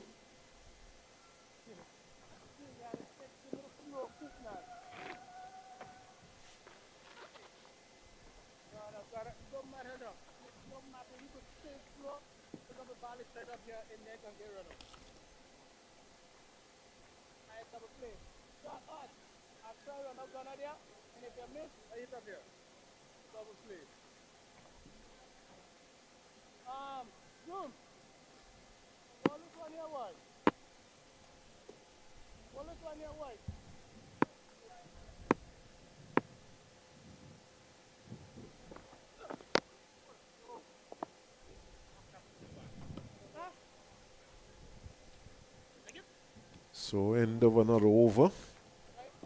End of over number 157. It'll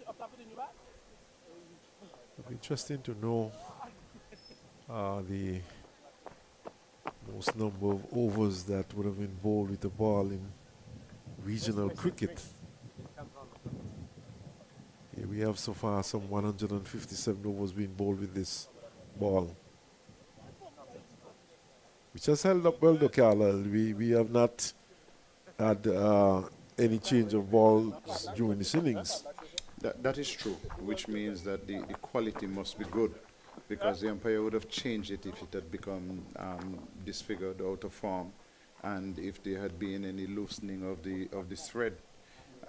What is also important here is that yesterday we commended the Leewards in putting in, we had 96 overs in the day's play. Look at the number of overs in the day's play so far. I mean, we went to the end of the day's play at 138 overs, which means that this would be only the 20th over for the day so far. Yes, that's right. That's right. And we are approaching lunch. We're speaking of 2 hours. Mm-hmm. So that's virtually 10 overs per hour. And he's an attempted pull into the onside. Ball coming from the top half of the bat and going into the slip region. So not good at all by the Leeward Islands. Of at most, well, 20 you said. We are into over number 20 now. So we might get in another 3 or 4 overs. So at most, it might be 24, 25 overs in the morning session.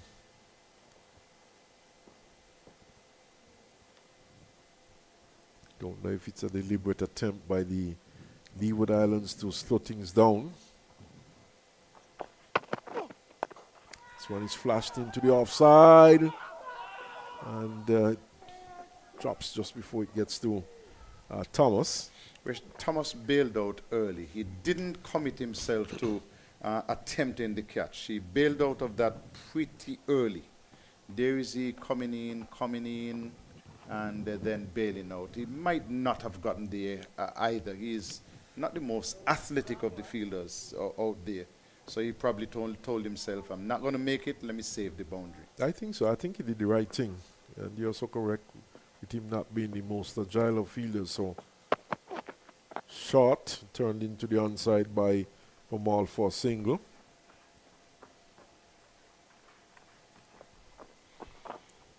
So over number 20 for the morning session in progress. And we're not far from lunch.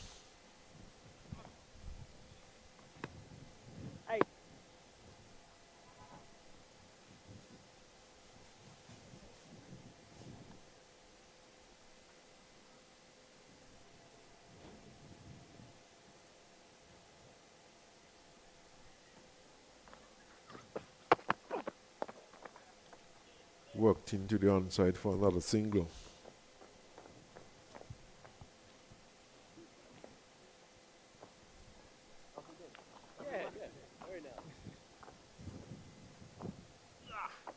And of course, not taking too many chances at this point. And I guess they're thinking in terms of absolute safety. And I'm sure they would have already calculated the bonus points they would have picked up in this match so far, Carlisle. So that is, of course, consideration.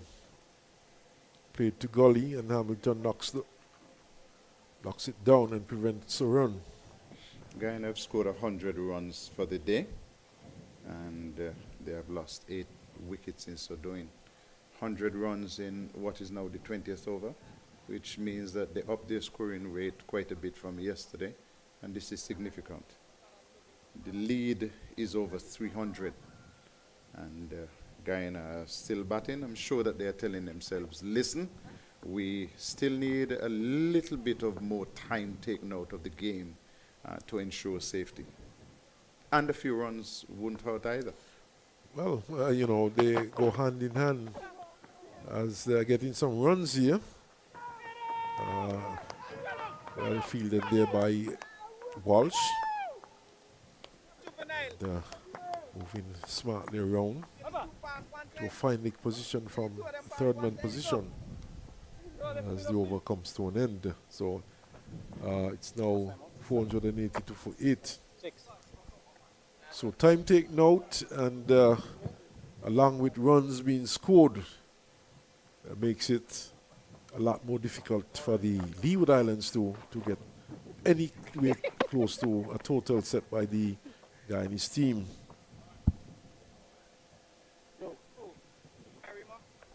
Lead is 340 runs, and I was pointing to leading by 340. It's a good total by Guyana in the second inning, and this has come on the backs of some very good innings by their team and their team members. Captain Imlach, of course, led with 100. Of course, Kevlin Anderson, he would have scored 100 also. And well supported by Nandu with 66. Perez got to 49. So good performances there by the Guyanese team.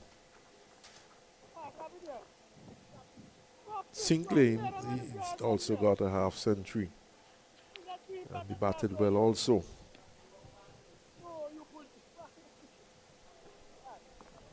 So it's been good, consistent batting by the Guyanese team in their second innings.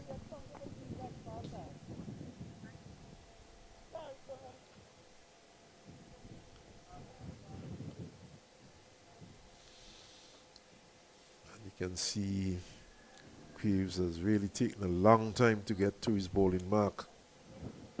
Probably taking time out of the game. which would suggest to me that Carlisle that the Leewards probably they have given up hope of winning this game. Not necessarily so. It says that they're trying to restrict the scoring. That option would always be open, but that depends on how well they bat, how good of a start they get, and how many runs they have to make. Well, that could be so. But certainly looking to slow things down here. As evidenced by the number of overs they would have bowled in this morning session. Nicely played. Dispenses around to his right, fields. A third man, just a single.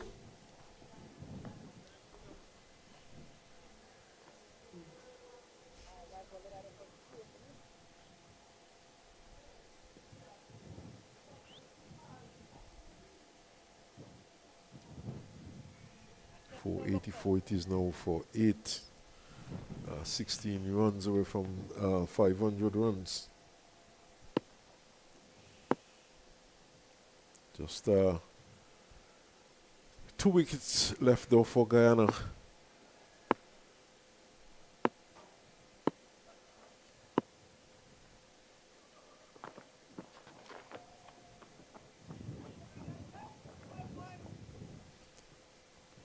For Carlisle, you know, there could always be some pressure on the Leeward Islands too, trying to save this game with quite some time left in the match, some time left today.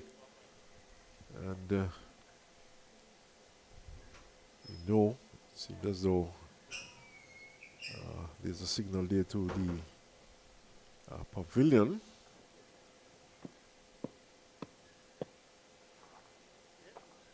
But I was saying, Carlisle, quite some time left, and of course, scoreboard pressure could make the Leeward Islands batsmen do some silly things, looking to save the game.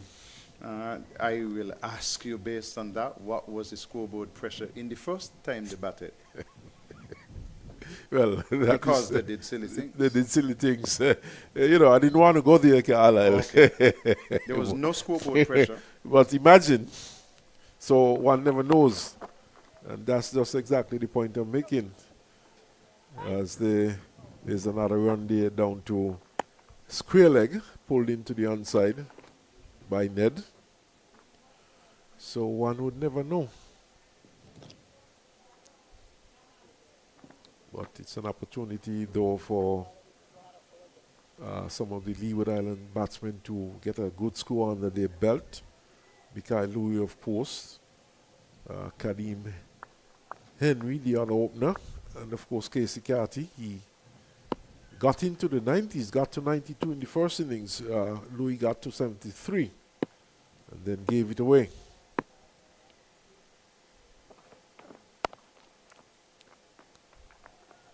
Into the offside, up to cover, just a single.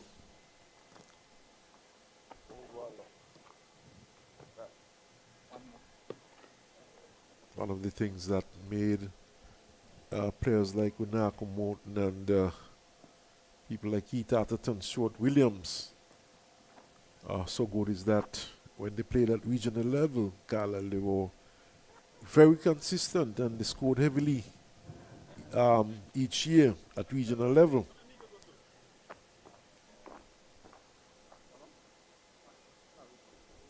And one would expect once you get to test level, for example, you would come back and dominate at regional level.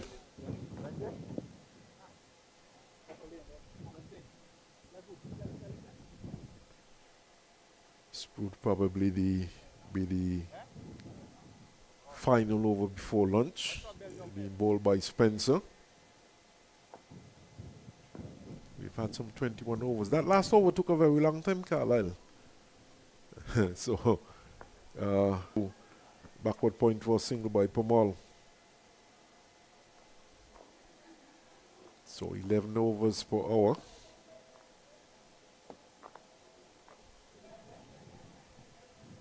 And having said that, you should reflect on the fact that they bowled an extra 6 yesterday. An extra 6. I think yesterday in the morning session it was somewhere in the region of 34 overs. 33, 34, somewhere in that area. Somewhere in that region.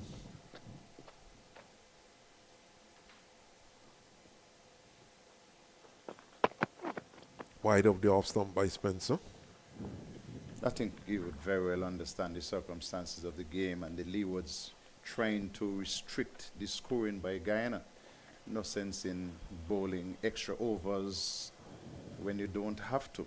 Well, in this case, it is not a matter of bowling extra overs. They were supposed to be at about the 30 over mark at the end of the session. They're going to be a little bit short, but a little bit calm. I'm sure they're not going to worry about that. They were not compensated for bowling 6 extras yesterday. Yeah, that is true. Pulled into the onside up to square leg. Henry is there, just a single.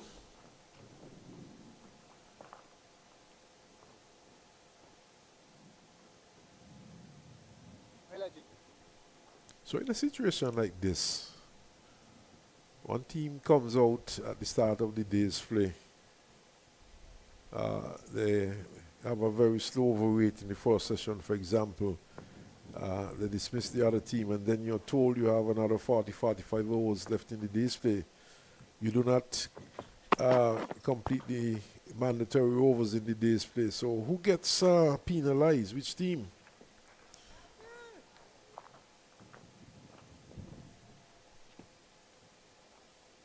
I think it is clear in this case that they would have a little word with the Leewards.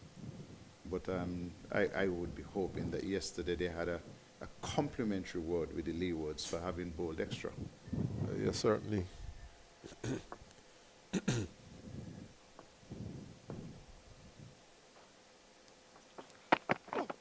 So this one is on the off stump and driven back to Spencer. So we have one legal delivery left in the morning's plates, 489 for 8. We're in over number 160 of this innings. And of course, over number 22 of the morning session. So Spencer goes over from us. Short and pulled into the onside up to Louis, who knocks it down. And sends his return in. So that completes the over. And we'll wait on the umpire. Yes, it does. It's after 12, so no question of play continuing. It's lunch on day 4. So on day 4, 490 for 8 Guyana of 160 overs. And we have Neddy's on 8 with Sammy Pamal. He's on 15. And these two have stitched together a partnership of some 16 runs. And it's 490 for 8, with Javier Spence picking up 5 for 77, and Guyana leading by 348. And that's the position here at Warner Park. We'll be back after lunch to bring you some more cricket.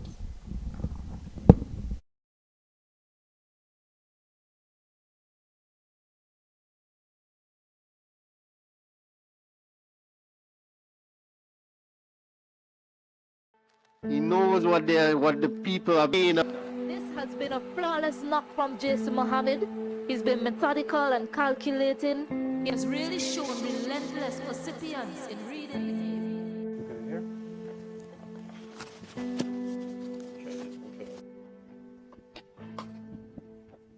Over the last 5 to 6 years, I think I've really worked hard in terms of my fitness and batting, so to speak, in the nets. As you said before, I think there's one thing I really want to accomplish is playing Test cricket. Not sure if it's going to happen or not, but I know this will be obviously my last opportunity. I think in the past, knowing I wanted to play Test cricket so much, even at a younger age, just wanted to play for West Indies. I think I put a little bit too much pressure on myself of thinking about the outcome and what is going to happen after the season and if I'm going to be on a West Indies Test team or not, rather than now knowing that, hey, this is your last opportunity. Just go out there, enjoy yourself, express yourself. Although there's a lot of talk with around about my age and stuff, I think as a sportsman, as a cricketer, I think once you are fit and once you are performing, I think that's the main asset of playing cricket and playing international cricket for West Indies. So I think just having a clear mind and just trying to enjoy my cricket and just working on the things that I need to work on in order to produce the runs. Obviously looking to score at the end of the day is most important. That's something now I've changed a little bit more this year in the 4-day tournament. I think I'm looking to score rather than just bat time as well. So I think that's something has really helped me, and it's working really well this far.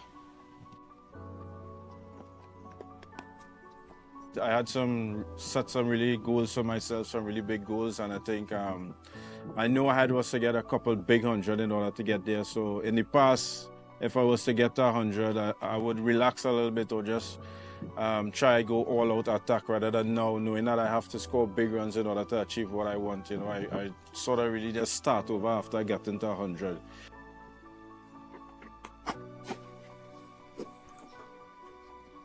Myself, I just want to be remembered for someone who has really worked hard. Obviously, I've gone through a lot of difficult times in first-class cricket and in my career, but you know, I've never given up. Some people might have, and then with everything else happening with age and everything, I know a lot of people would have walked away. So I just want to be remembered for someone who was strong mentally and always had the love and the passion for the game and always worked hard to achieve whatever I think I wanted to achieve in this game.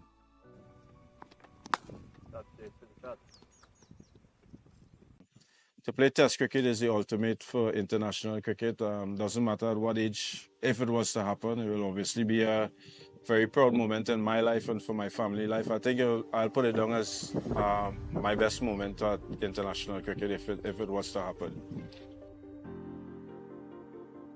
As I said before, this game demands so much from you and you feel a lot more than you perform, especially as a batsman. I think at certain periods of time when things wasn't going my way, even self when I was doing well and wasn't being selected for certain times at West Indies cricket, I think I would have walked away, but I'm grateful that I have a very strong family background, especially for my parents who have supported me from day one. And being married 10 or 11 years now, my wife has really been a strong part in my career as well. You know, she's someone who has always motivated me and said, hey, let's look forward and look forward for doing great things. And I think they are the main reason why I'm still here and while I'm still performing. And now is my time sort of much to give back to them, to say, hey, I'm grateful and thankful for the support that you guys have given me over the last couple of years.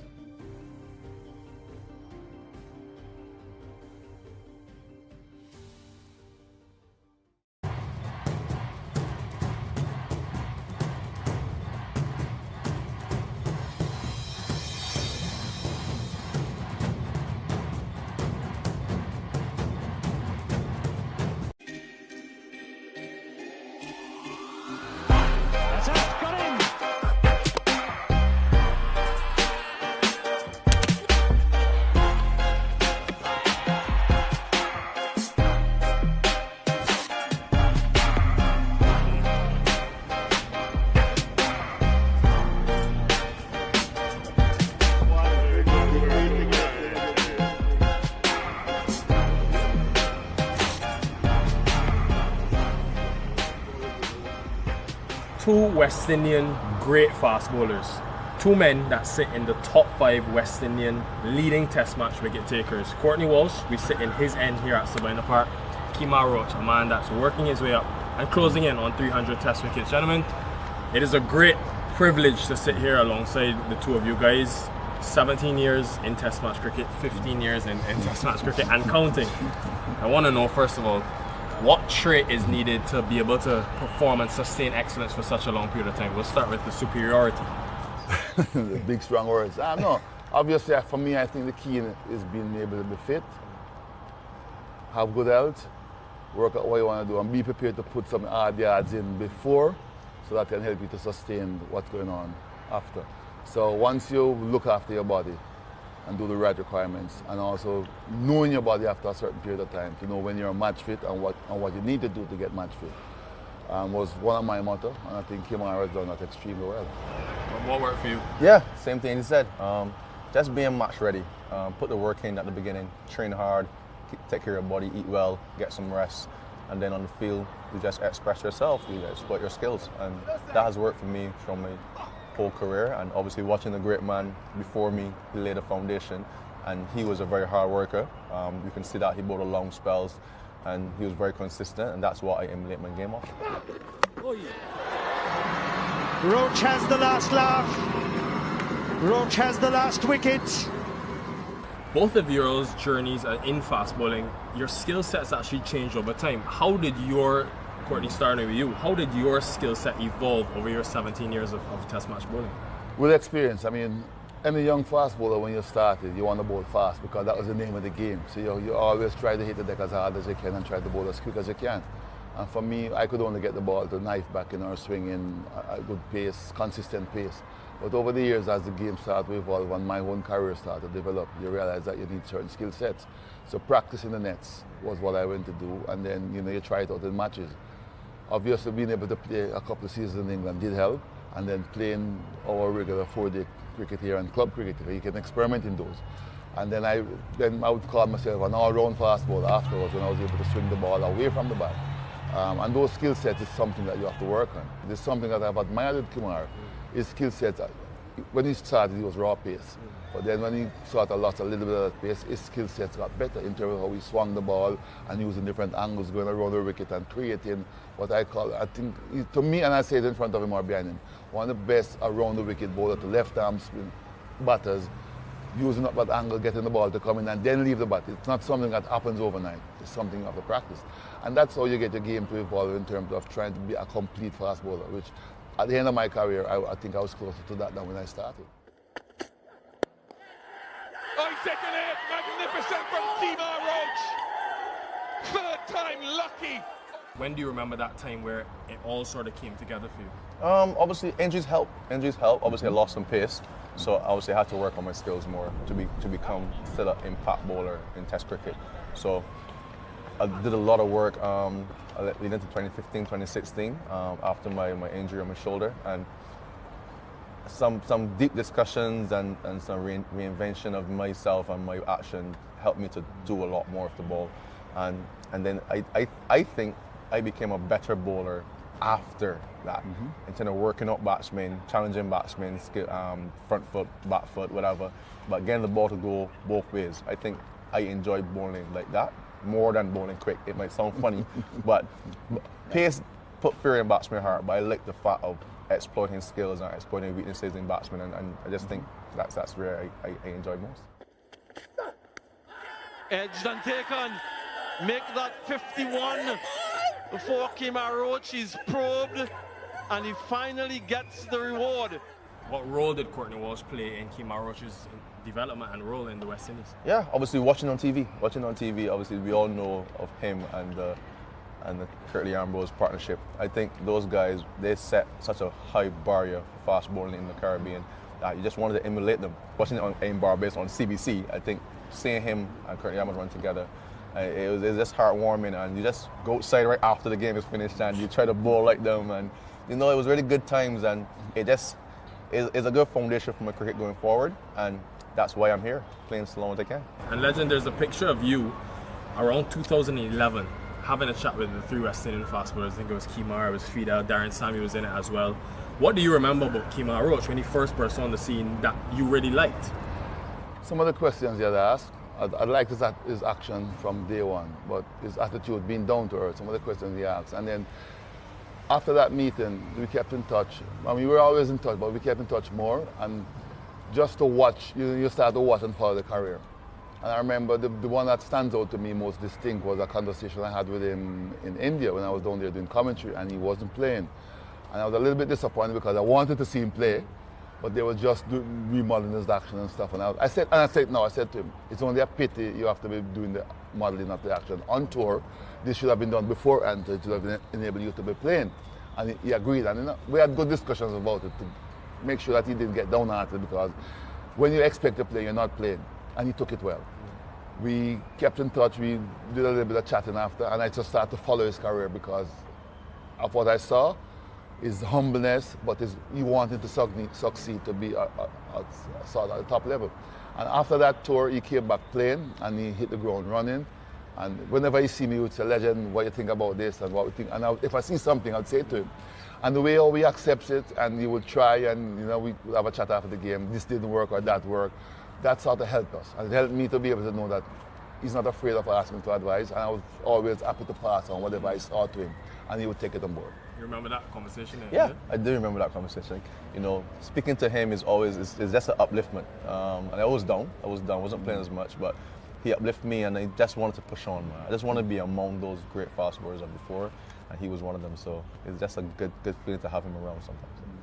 Another question in terms of looking back on y'all's careers, you've obviously played against so many formidable oppositions, but which opposition, if you had to pick one team, always brings the best out of Kemar Roach, always brings the best out of Courtney Walsh? Starting with you. I always like playing against England. I think obviously that is our biggest series, and the hype around it just brings a life into you. Like, you want to do well against England. Could be close, could be close. Finger goes up. Joel Wilson says you're on your way. I'm watching, as I said, Curtly Ambrose and Courtney Walsh, they go there and they dominated England for years, away and at home. So it's like, I want to emulate that. I want to emulate as much of my career as possible. And I think the England side brings out the best in me. Australia, because of the competitiveness for me, and then you know, you play the moment away and stuff, and it was always with the band back in those days as well. They never used to sell the fast bowlers, but they always, you feel like you have a point to prove when they were taking on August Logie. So that used to bring the best out of me back in the days against Australia. That's pretty close, he's down. Walsh's 100th wicket against Australia. With England now, because I played county cricket, it was always a very close rivalry, because you want, when you're in there playing county cricket, you can sort of stand on your own feet as well. He keeps mentioning Ambrose Walsh. I want to know that having that strike partner for you, first of all, in Sir Curtly Ambrose, what did that do for your bowling and your quest of that 519 Test wickets? Well, Curtly and I, we didn't compete against each other. We complemented each other, and I think that to me was the friendship that we have, and just the respect for the game and for each other. That helped me, because we knew what we wanted to do. We would discuss batsmen, the length we want to bowl, the type of surface, the opposition, and we'll have our own game plan. On his day, I played a supporting role. On my day, he plays a supporting role. And I think that helps in terms of partnership. If he picked up something that was not working, he would come and we'd have a discussion. And I just remember a test match at Lords as well, when he was struggling, rhythm was off. And I went up to him and I said, "Listen, big man, you're struggling today. Don't fight it, try to relax, because sometimes when you lose your rhythm and you're rushing in, it just doesn't come back." And he said, "So what to do?" I said, "Just relax. I will take up the thing, because I was in a good rhythm. Whatever short spells you have to bowl, just try to find by that rhythm." And these are the conversations you need to have, and the understanding. And you know, to me, was one of the hallmarks of our career and our partnership, because we understood each other. Take on, that's it. Courtney Andrew Walsh is now Test cricket's leading wicket taker. The West Indians surround him on the field. One of the most respected and admired cricketers on the international scene. And there's Curtly Ambrose. Wonderful scenes here, emotional scenes at Sabina Park. And who is it for you, if you had to look back on your career? It could be current team, it could be former team. Who always pushed Kemar Roach from the other end and brought the best out of you? I think the partnership with me, Jason, and Shannon for a period of time, I think that three of us, we were very close-knit, and we communicated really well, and we were kind of solidified in the team, so we got a chance to really express ourselves and communicate and become better. I think that period in my career is really what pushed me to I want to be one of the great fast bowlers of West Indies cricket very highly. So it's that period is I really, really enjoyed the communication, the friendship I had with Shannon, obviously the friendship I had with Jason, obviously he's my countryman. But on tours, the communication, the conversations, the fun we had, it really, really, really propelled my career through those periods. Oh, well done. Very well done by Kemar Roach and Jason Holder. A familiar combination and just holding that channel and that length. Obviously, we celebrate the high moments in both of your careers, right? One thing that many people don't see is the time off the field where it's not necessarily going to plan, there's adversity. What pushed you and allowed you to come out on the other side of those moments? Both of you guys, started with you, Courtney. The challenges. You see it as a challenge, you see the adversities, you know what you've been through, you know the work you've put in, and today just wasn't your day, or things, this might not be your series. It's how you bounce back. And I've always tell people that you're not going to have great or good days all the time. You have to treat the good days with the bad days. And then one of the things that I always remember is that on your good days, everybody doesn't have to tell you it's a good day, because people know it's on your bad day you need that support. And you know, sometimes you go into your corner, but then if you have people around you with that understanding, on your bad day, they will help you to get through it as well. But I always tell myself that I don't want to experience too many bad days, so you try to do the best you can to have more good days than bad days. Yeah, I just like the fact that people doubting on me. I like that. That pushes me to prove people wrong. I've had that most of my career. When I lost my pace, everyone said, hey, will he be the same bowler? Can he still be challenging at Test cricket? I just wanted to prove people wrong. And it's worked. It's worked. That's a big motivation for me. And obviously, leading a young group of fast bowlers now, that also pushes me as well. Like, they have good respect, they have good work ethic, and we get along very well as well in the dressing room. We have fun. We also work hard, and that also keeps me motivated to obviously know what I can help these guys to become also legendary fast bowlers for West Indies. So there's a lot of motivation around my career, and that's the two major parts for me. We're going to transition now to a bit more of a fun segment. I'm going to quiz you all on your careers, right? So it'll start easy and then it'll get hard. There's only 3, so don't worry. First of all, who has Courtney Walsh dismissed the most in Test cricket? Mike Atherton.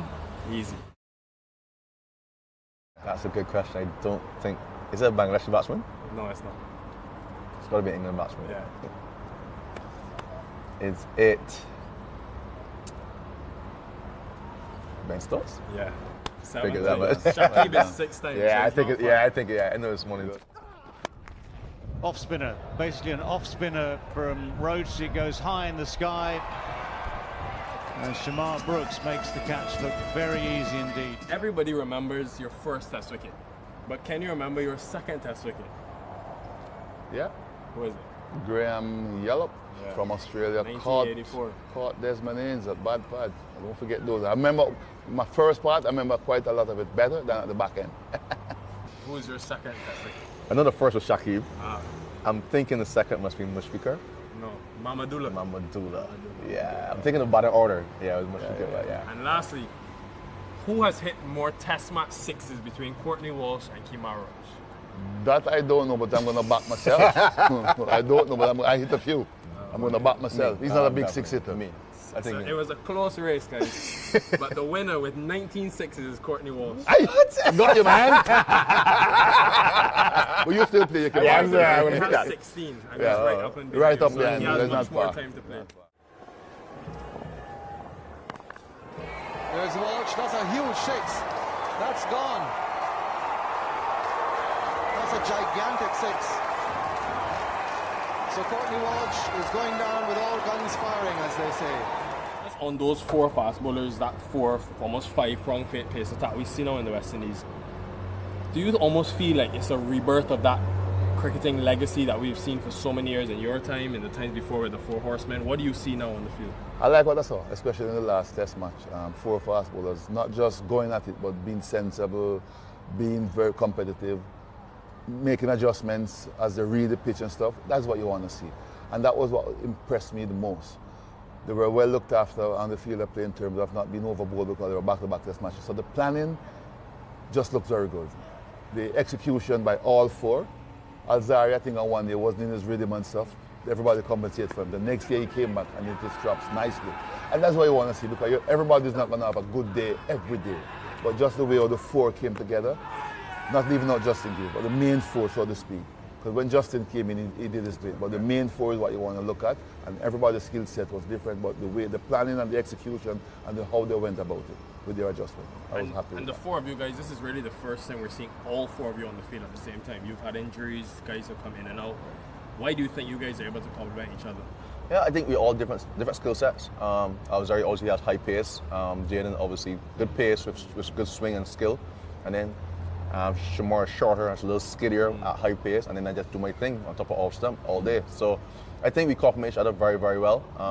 As I said, we communicate very well in the dressing room. We plan well, we know what is expected in this session, and we just try our best to go out there and emulate it. So it's not going to go right every day, it's cricket, but I think once we have an understanding, we have a template of what you want to do, you just follow it and you express yourself and have fun.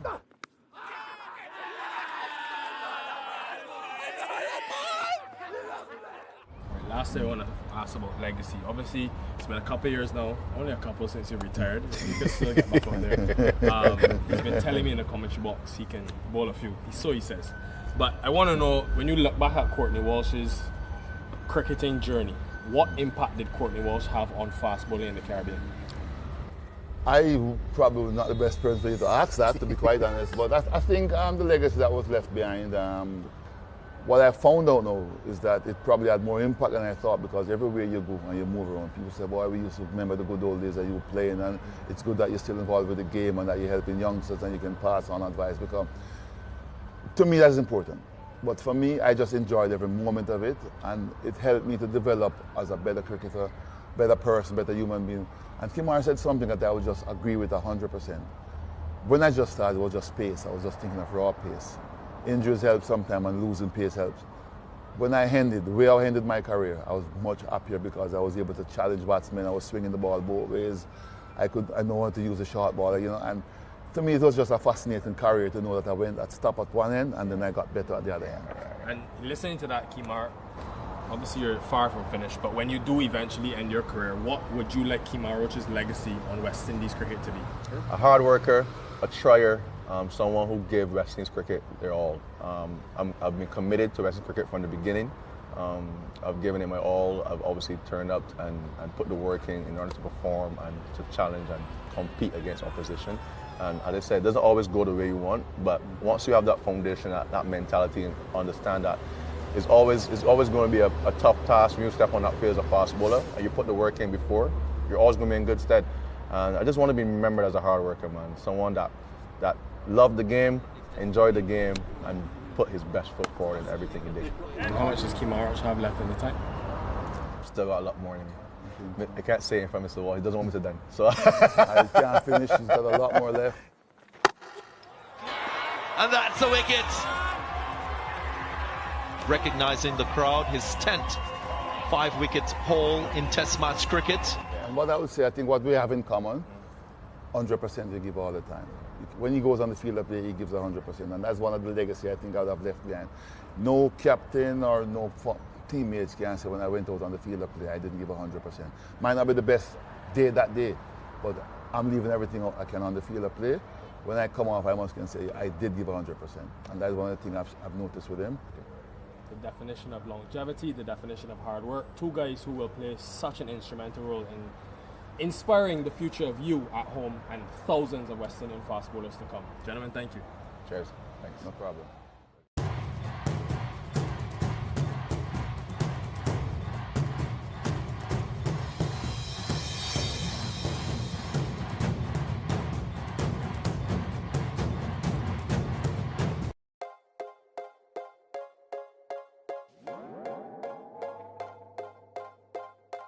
For your face.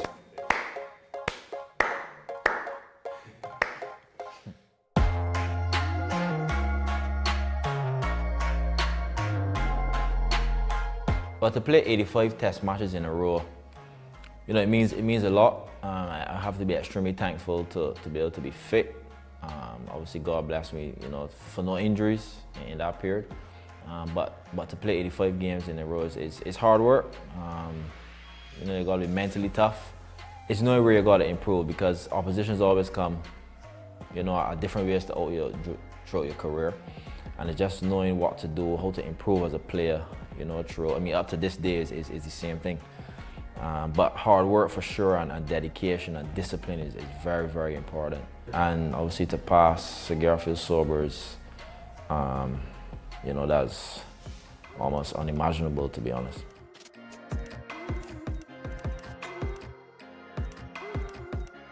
It's a sense of honor. Sir Garfield Sobers is a legend of the game. he always gives, you know, his advice, you know, whenever we see him. And, you know, obviously you could see why he was great, you know, from obviously the way he moves and the way he talks, how confidently he says about, you know, certain situations of the game and certain shots that, you know, he would have played.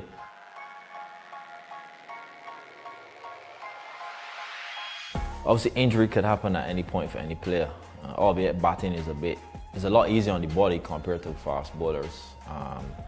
You know, so to be on the park for all 85, I gotta be thankful, you know, for being blessed with, you know, the strength to be fit for every game. That's one.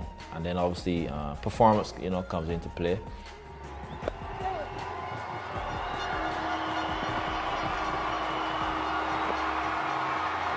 A win that has come swiftly and appropriately off the bat of the West Indies captain and leader. And he has given them a series victory. Would have loved to be playing, you know, T20s and stuff around the world, but, you know, that's not how it worked out for me. And everyone has a different way of going for their career. But for me, it's been easy, you know, just, you know, doing to be a successful Test cricketer. And, you know, and the ups and downs, I think that's one of the biggest challenges. And I will always tell any younger guy, any guy aspiring to play as a batsman, yeah, it's good to come in and get a debut 100 and a maiden 100. That's lovely and your average looks nice. But it's when the failures come in, you know, it's how you deal with it. And I think that's what makes you a Test cricketer, if you can deal with those pressures around. And that's my advice for everyone. You know, everyone aspiring to play. It's obviously the greatest format. You know, it's where legends are born. And I would say I'm extremely thankful to have been playing for this period.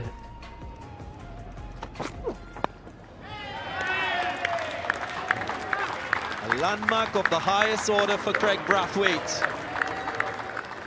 Test century number 9, he becomes the 18th West Indies Test captain to score one. I remember the 100 I made against South Africa when they were number 1. You know, at that age as well for me, you know, being 24, 25, I mean, for me that was amazing.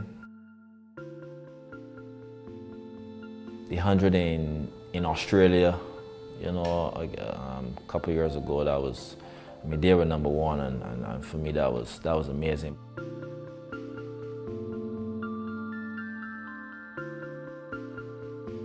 But for me to say, you know, the Henley 100, unfortunately, I didn't get the double 100, you know, out for 95, foolishly, but that happens. You know, we won the Test match, and you know, they won like South Africa and stuff, but that game was drawn through to bad weather. But we lost the game in Australia. So for me, like, I feel better with the 100 that we won the game. And, you know, for me, the Headingley match meant a lot for us, you know, coming off from a massive defeat in the first pink ball Test. So to come at Headingley and to be able to contribute to the team, you know, getting 100 there in that game, that one meant a lot. Majority of my 100s I really loved, really enjoyed. But beating England that day, I think that was very special for us as a West Indian group. And for now, I would say that's number 1, but it's very tough to choose one. It's 12 now, hopefully it'll be 12 more, you know, in my career. But I tell you, every one of those 12 has been special to me. But the one in Sharjah, that was nice as well. I remember, you know, for the spinners, I used my feet a lot. One of the most times I used my feet in a Test match. I'll never forget that.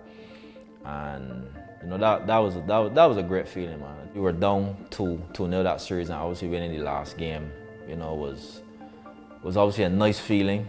You know, after obviously Pakistan had us 2-0.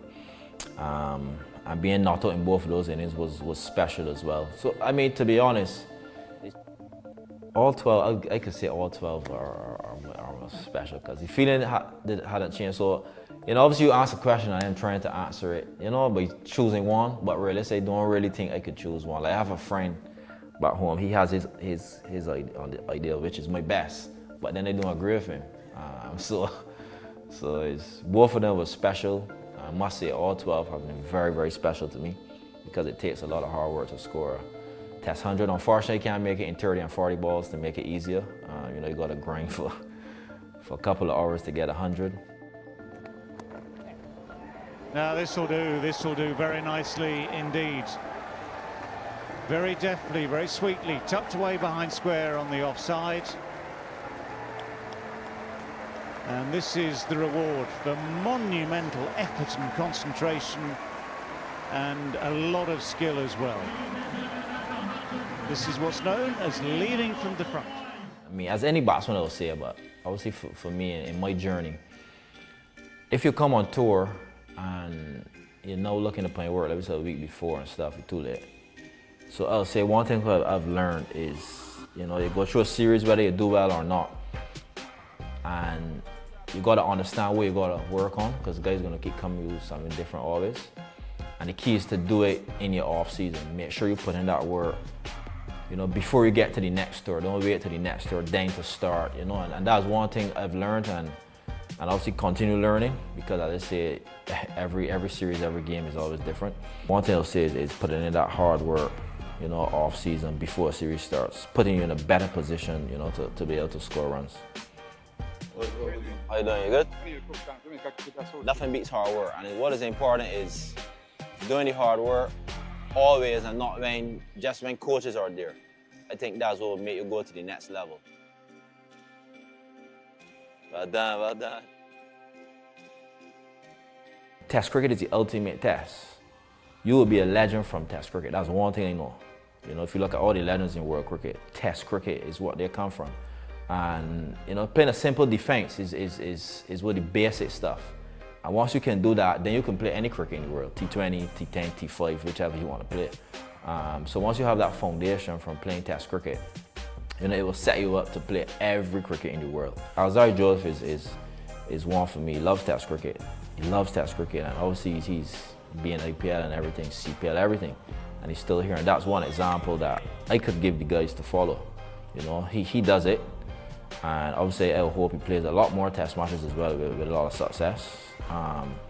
But that's a great example that you balance both. You can do it. To play 100 Tests was my dream, and one thing I'll say, I can never be in this position without God. I must say, you know, putting God first has helped me throughout my career from primary school, never forget.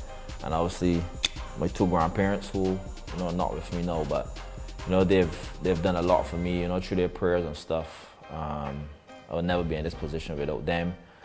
And also, obviously, my father, you know, who has been there, you know, for me for cricket from a young boy. So, and my goal, and I'll never forget, my coach, Mr. Ashley, at the time, and he never forgets that my goal was to play 100 Test matches, not to play for West Indies.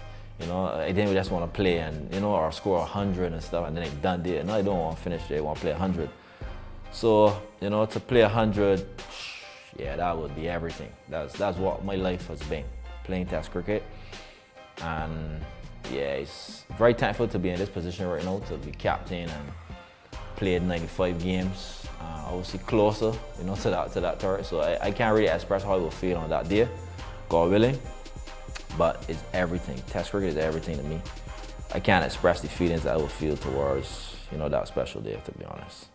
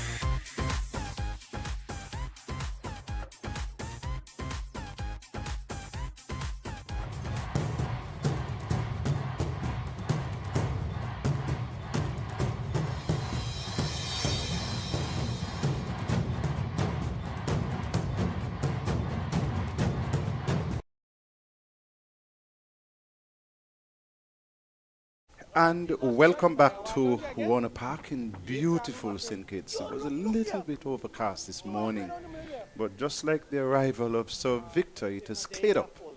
And so we are now in session number 2 of day number 4. Guyana 490 for the loss of 8 wickets. Ned is on 8, Permal on 16. They have batted for all of 160 overs. And the important number is 348. That's the lead enjoyed by the Guyanese, and they have decided that they will bat some more. I thought early on, Victor, that they would look for at least 350. Well, they're within touching distance of that. They are 8 wickets down, but the lead, importantly, is 348. And they would be doing their calculations. They would be telling themselves, listen, the overs remaining on the board cannot be accurate. They would be more, they would be at a lower number than that, because only 22 overs were bowled in the morning session. First delivery, wicket. So delivery here by, not by Spencer. The board has not caught up to us yet. But the first delivery by Gore crashed into the off stump there. And so the Leewards have taken another wicket. And the Guyanese have said, listen, we are still not ready. Or I see the second batter running off. Maybe he's just running off to take a message. Because the Leewards, are they coming off as well? It looks like the Leewards are coming off as well. So the declaration might have come with that one delivery after lunch when a wicket was lost. And so we're going to be losing. That is what it is, Victor. You, a former cricketer, you talk me through this. You come out, you bat, you perhaps are telling yourself, listen, let's see if we can get a lead of 350, wicket in the first ball, and then you call the declaration. Talk me through that, Victor. Well, the thing is, too, that the intervals usually get a wicket, and first of all to start with, and that was a wicket.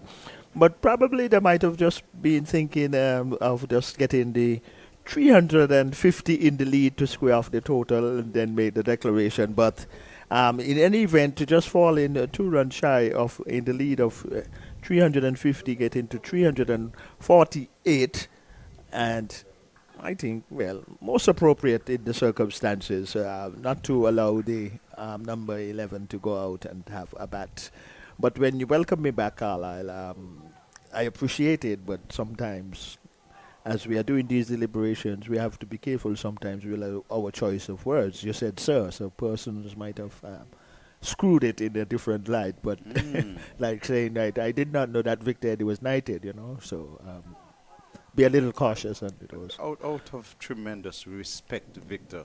So if you want me to drop the sir, I will. I'll just call you Victor. Yes, and I'm very much more comfortable and accommodative with it. Tell me about this target of 490 for 9 though by Guyana. They batted beautifully the second time around. Yes, and on a serious note, what I like about it, and I hope that the Leeward Islands batsmen who were so irresponsible in their innings when they followed a lot of white deliveries would have took a close observation as to how all the Guyanese batsmen, how they organized their innings, especially when bowlers were extending the invitation to go at deliveries outside the off stump, where they avoided the majority of those deliveries, which caused the Leeward Islands losing 6 wickets for some 50-odd runs in that segment of the game. But collectively, they did it in partnerships, and that is what I thought was even more significant to the final total they got to before they making the declaration 490 for 9. So 349 on with 2 sessions basically to speak of. I think that Guyana have placed themselves, like you were alluding to this morning, place yourself in a position where you cannot lose the match after doing all that hard work. And we'll say where they should not lose the match. Well, correct. The rules, of course, in 4-day cricket totally different in terms of the wides and the number of fielders who can be on one side scorecard. Perez was caught by Michael Louis of Cornwall for 49. Nandu run out for 66. Anderson made 101 in 246 balls. He struck 10 fours. Imlach 123, 238 balls. He struck 2 fours and 3 sixes. Savory made 22. Sinclair 62. Kemo Paul 16. Ali Mohammed 5. Permal 15. Ned was left not out and 8, and there was some 23 extras.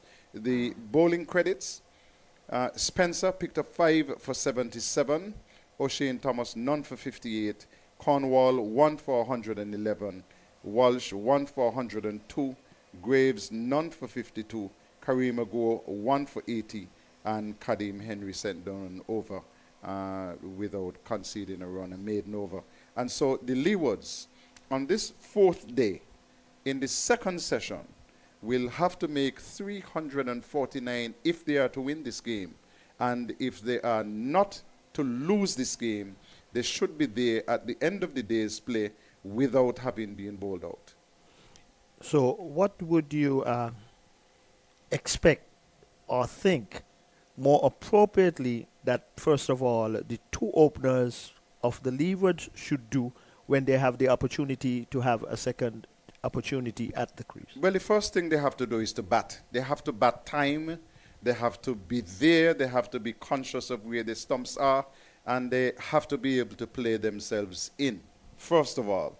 And the second thing that you would want to see from these openers is that they show some discipline. That they are conscious of the 349, but they don't go chasing the 349.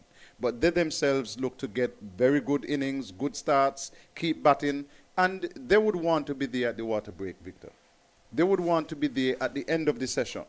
But that is me talking, that is not Guyana bowling.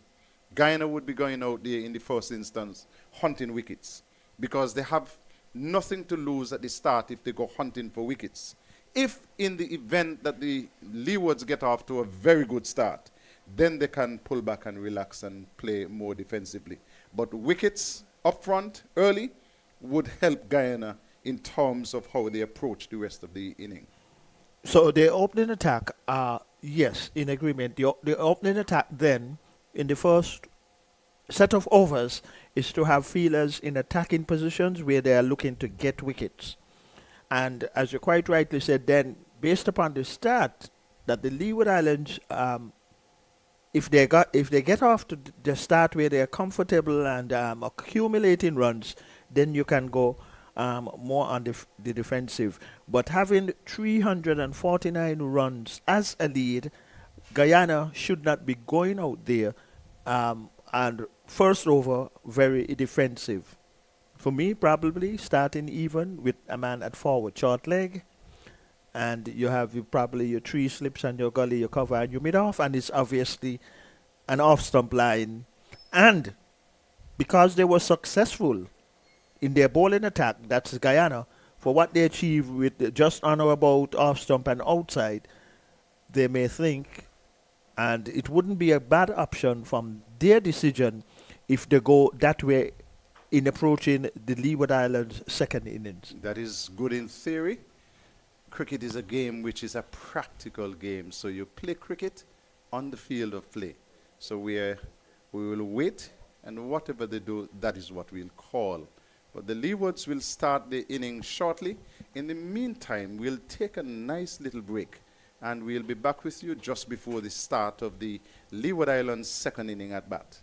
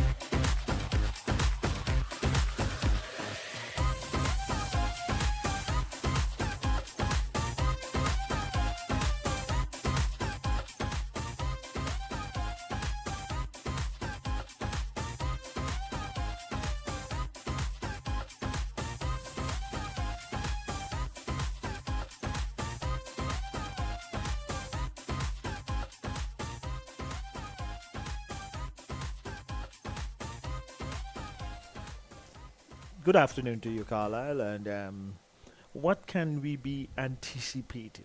Good cricket. Victor, I don't anticipate when it comes to sport. Okay. Sport is a practical issue. It is something which is based on performance. So it is how the teams perform. You very well know that the very best batsman could get out for one ball or get out for zero. That's so right. when it comes to cricket and sports in general, I tend to wait and call what I see. What I see, though, is that the keeper is up to the stumps and that it might very well be spin opening the bowling. It is. From this to another end. So, right away, that's an indication clearly their plan is in place. That is Guyana. Opening with spin instead of pace, first over. And the fielders are in attacking positions. Yes, you have a leg slip, you have a forward short leg, and you have a slip. So, Leewards will need 349 to win the game. That's higher than the score they made in the first inning.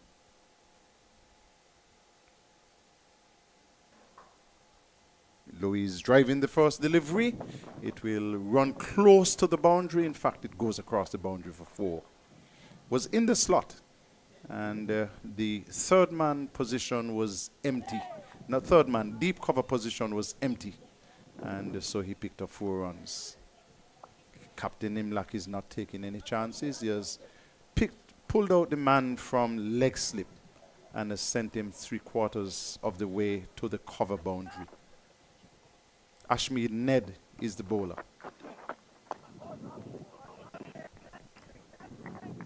Good way for McKay Louis to get off the mark. He timed it well. As you quite rightly said, it was in his slot, and he made valuable use of it.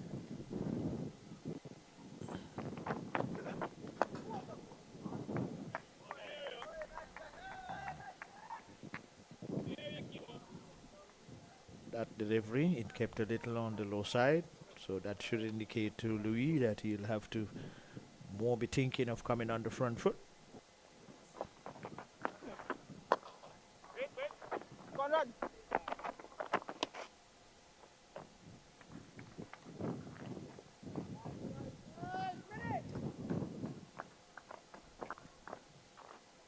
Apart from the 4 that were struck by Louis, though, the deliveries thereafter by Ned has been spot on. More of a, not that it was not a good delivery, but that Louis got the 4, just that it was just slightly overtossed, and Louis made appropriate use of it.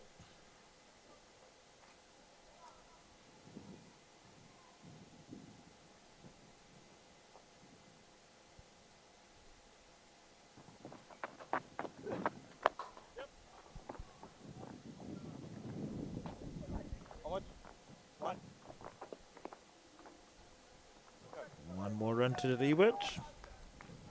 So off to a quiet start. They're now just 5 runs to Leeward Islands, batting the second time. And all 5 runs to McKay Louis.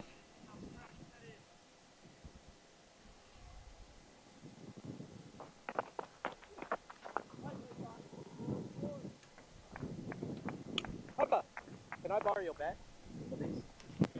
Number of overs remaining on the scoreboard has been adjusted. It's the end of the first over, and we're showing 64 overs left after that 1 over.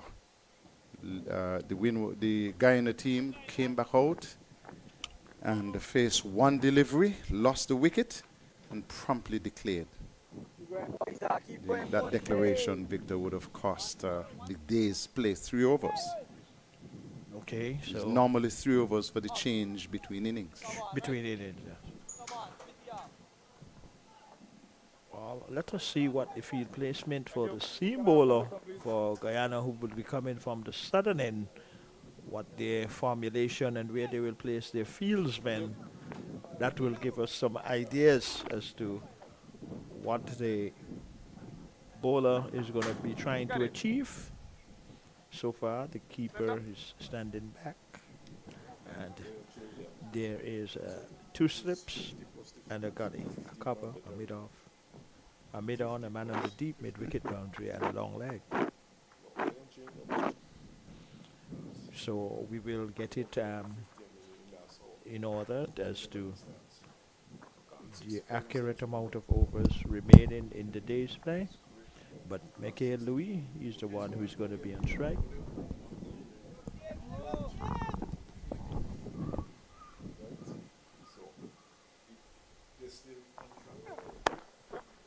Paul has picked up the attack from the far end, and Louis turns it into the onside and gets a single. So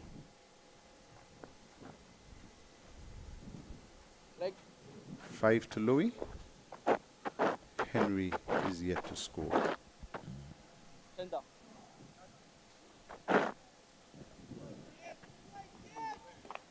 6 actually is Louis. He just got the single out to short mid-wicket. Out to short mid-wicket.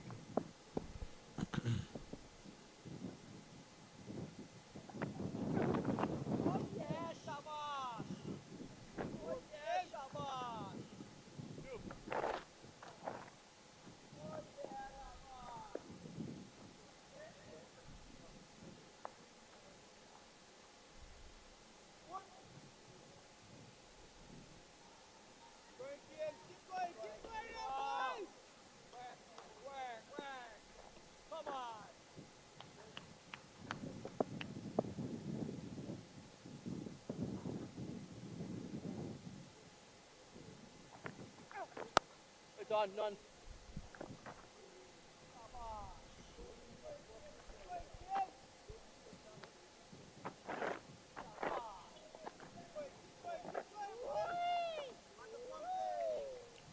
It seems like there is good quality of the cricket balls, because when we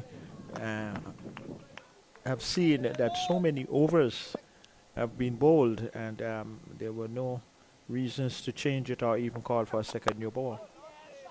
Cost a pretty penny as well, Victor. So they should be well made. Very interesting game between the Windward Islands Volcanoes and Barbados. Windward Islands 186 in their first inning. Barbados 198. Windward's batting a second time 316. And Barbados in their second inning 291 for 8. Which means that they require another 14 runs to win with 2 wickets in hand.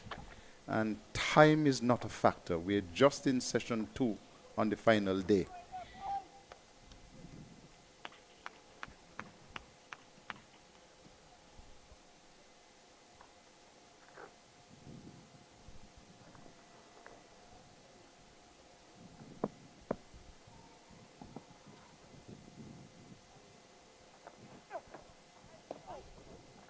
Very wide of the off stump to finish the over by Kemo Paul.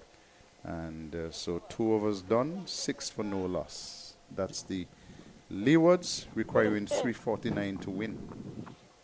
And there is that element of strong breeze coming across the ground from east to west.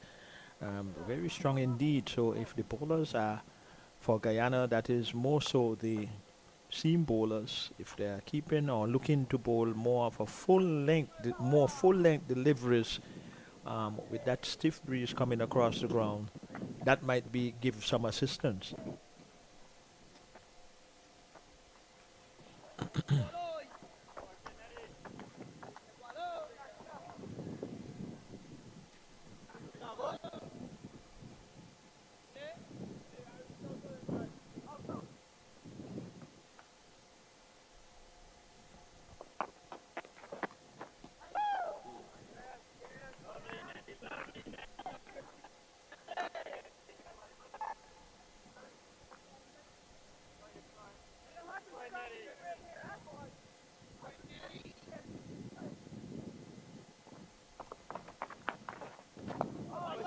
Second delivery so far, we have seen keeping a little on the low side.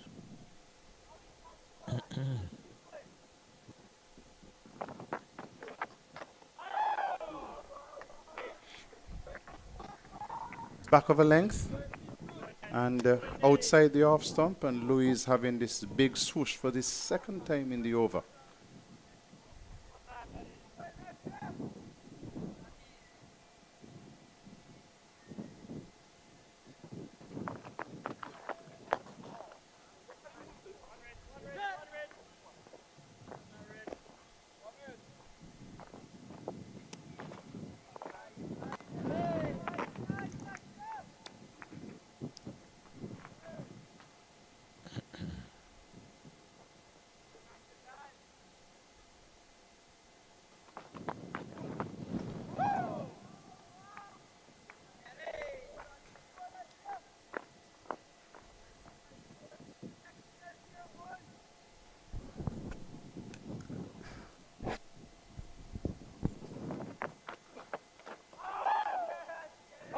Good testing over here by Ned. Getting the batsmen to play at deliveries outside of the off stump. Vic, we haven't seen much turn. We've seen a couple of deliveries keep low from the media center end, but that's just about it. Not a great deal there to worry the batters so far. Yeah, well, up to now, as you quite rightly said, apart from those two deliveries that kept a little on the low side, it is still extremely a good track to bat on. Just the right selections, and Lee was a little loosed in that previous over.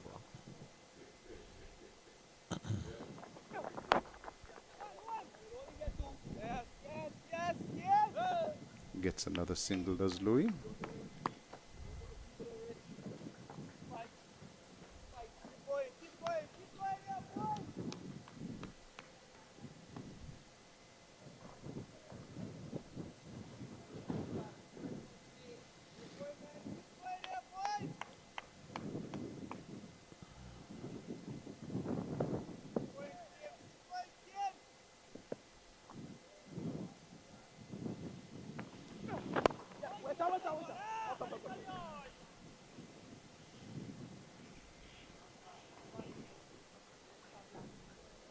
Kadeem Henry, he gets off the mark, he gets a single, just playing it wide of a short mid-wicket who had to go to his right.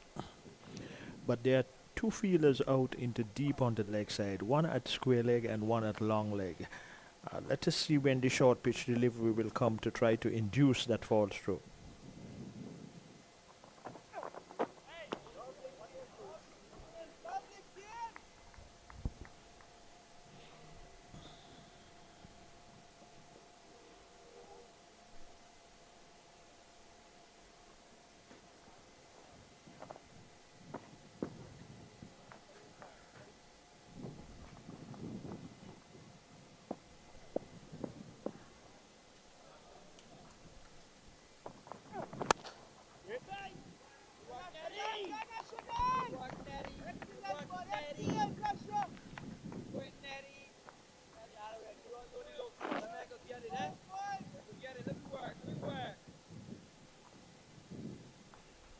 Quiet start for the Leewards in their second innings. They are 9 without loss.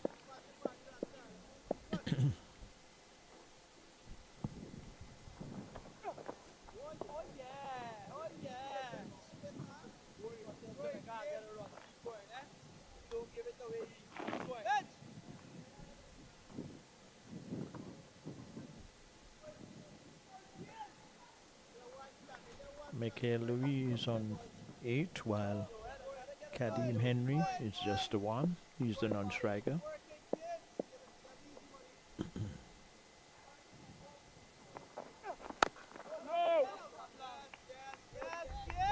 End of the over. 3 overs completed in the Leeward's inning. They are set 349 to win, and at the end of that over, they're 9 for no loss. And afterwards, from Victor, you'll hear Earl Smithen.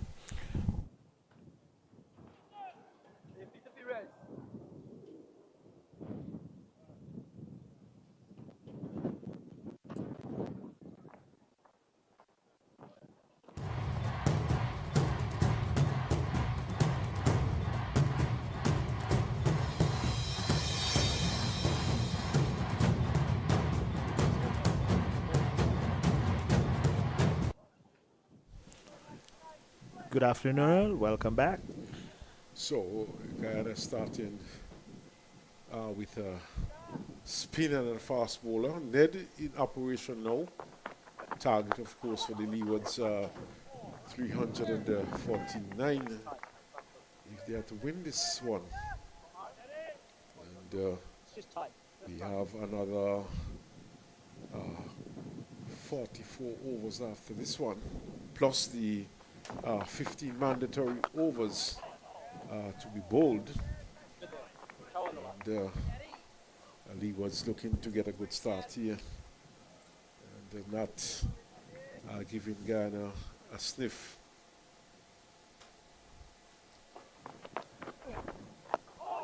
Ned bowling a left arm orthodox leg spin. draws a defensive fraud from Henry, who is on one. Don't think though that the Leeward Islands would be wanting to back themselves into a corner. And by that I mean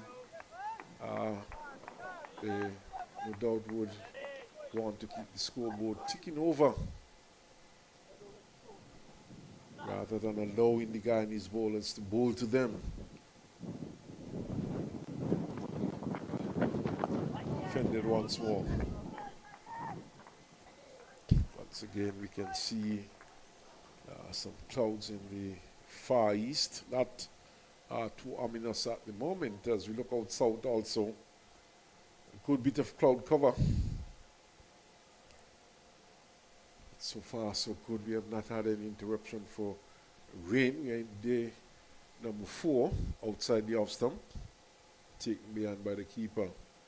But certainly we have been blessed with good weather. And one of the things too, Victor, the wind certainly has been strong all day. And that, you know, any signs of dark clouds has been quickly dispersed by the strong wind. Yes, indeed. And that is why I was saying too that with the strong wind that is coming from east to west, if the seam bowlers, especially more so coming from the southern end, if they can get it quite often at a full length with that stiff breeze too, it will help the movement, more so going across the right-hander.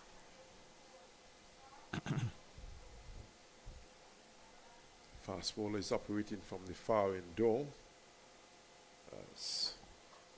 So it's played up to extra cover. And good work there by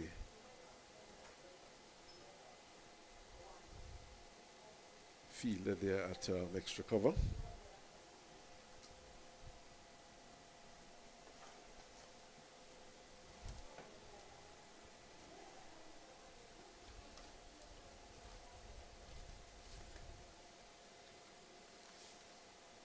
Taking on the pad, the appeal goes up, looks a bit high. Looking to whip it into the onside. And taking on the pad, but looked a bit high from my vantage point. Dylan would let us have a good look at it.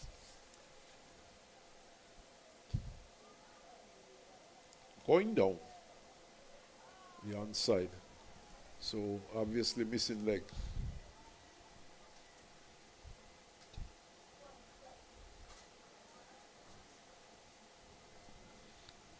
Once again, we see this predominantly offside field. And this one goes into the long on position. Could go close to the boundary, does so now. And therefore more to Mikhail Louis. Mid-on is just a few yards away from the bat. And he just got it between the stumps and the field at mid-on. And once it had gotten past him, it raced away to the boundary for 4.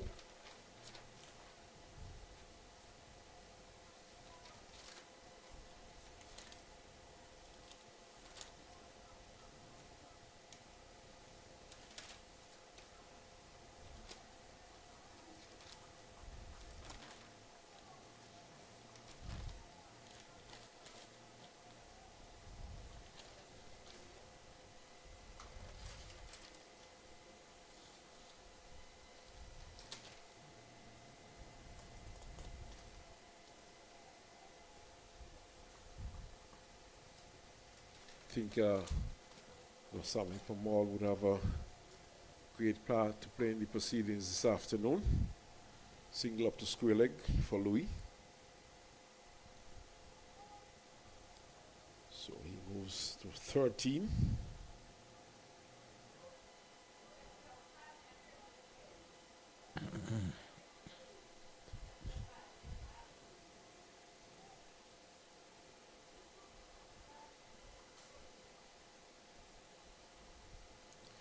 Guyana though just losing the 2 slips and gully. There's a man at backward point on the boundary. There's a square leg on the boundary also. So it's not an all-out attack by the Guyanese team. There's also It was also finding back on the boundary. Target, of course, for the Leeward Islands, 349. And I'm pretty certain that the Leeward Islands are not entertaining any ideas of getting these runs. But you'll never know. What is important at this point, Victor, is for them to get a good start. And they would not want to lose any or too many wickets in the early part of this innings. Certainly. Played into the onside for single.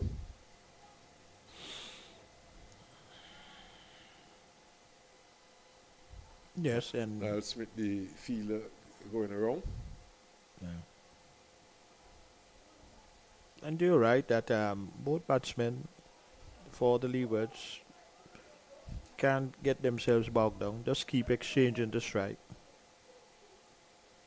Outside the off stump and through to the keeper, no shot played. So for Ned, there's a slip in place. There's a backward point cover. Back on the boundary, extra cover, wideish mid off. Mid on, short mid wicket. Backward square, back on the boundary, long leg rather.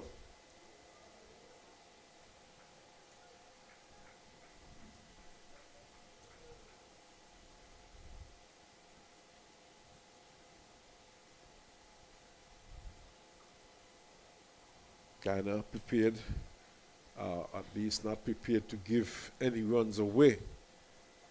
And perhaps if they pick up a wicket or two here, then you might see them applying some more pressure. Slip and forward short leg in place for Ned.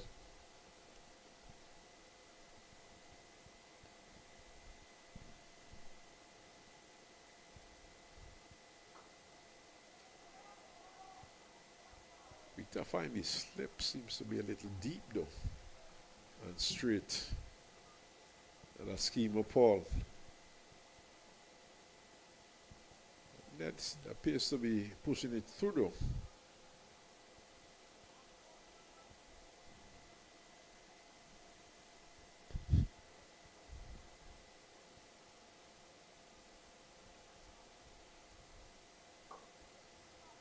Runs here for Louis as he gets it out towards square leg, back for the second. In fact, they're back for the third. That was in fact Henry who would have played that shot. So 3 runs to Henry, he moves to 4. And the over comes to an end.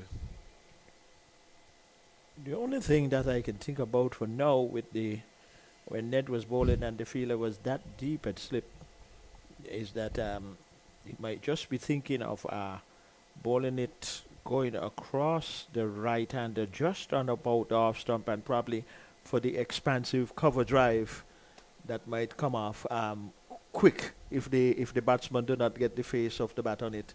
So the fielder a little deeper, if that flamboyant hit would come into aspect, then he will have a little more time in seeing the ball. Well, Ned certainly is not floating it up, he's pushing it through. Right.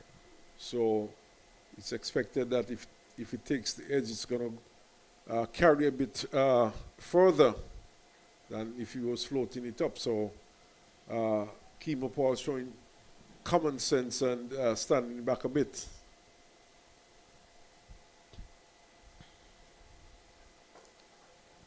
Runs here for Henry once more as he plays it into the mid-wicket region, and back for the second run. The run in between the wickets have been good to look at. They're really running the first one quickly and taking an opportunity to get in a second run quite easily in the end. So Kimo Paul starting at the far end as opposed to Niall Smith, the other fast bowler. Of course, there's also Ali Mohammed. So turned up short mid-wicket to Sinclair, who fields and no run. Oh, good move by the captain, because Sinclair, who was at gully, be now in the short mid-wicket position, where previously they got the 2 where the ball was struck in that area. So, and then good line and length from the bowler.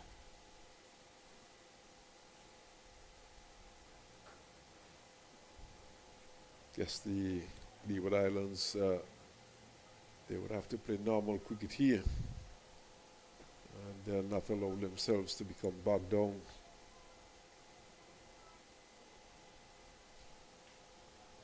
Wickets are critical at this stage too.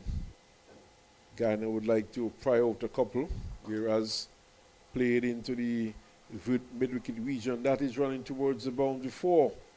That's a good shot. Clipped off the pads there by Henry. So this is good, sensible batting by the Leewards. The bad ball comes along, put them away. Yes, and the timing was good. He didn't try to hit it too hard. He placed his emphasis on placing it, and he got 4 good-looking runs. And you're right, just don't get bogged down the Leeward Islands when you're not getting the boundaries and you keep exchanging the 1s and the 2s if possible. That will even be better.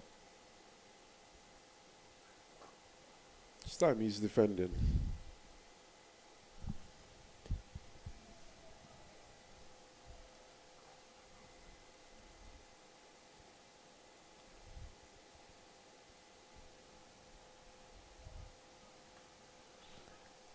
One thing I could say though, Victor, over the last couple of days we've had more spectators in here than is normal for these matches.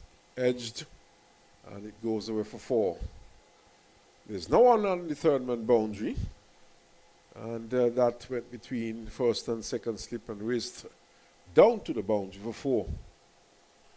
Here we look at it again. In fact, it went to the right of 2nd slip and down to the boundary for 4.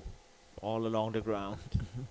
Well, and these two have started, and the pitches are still playing good, and we have not seen anything indifferent in this final session here, and not the final session, but on day 4.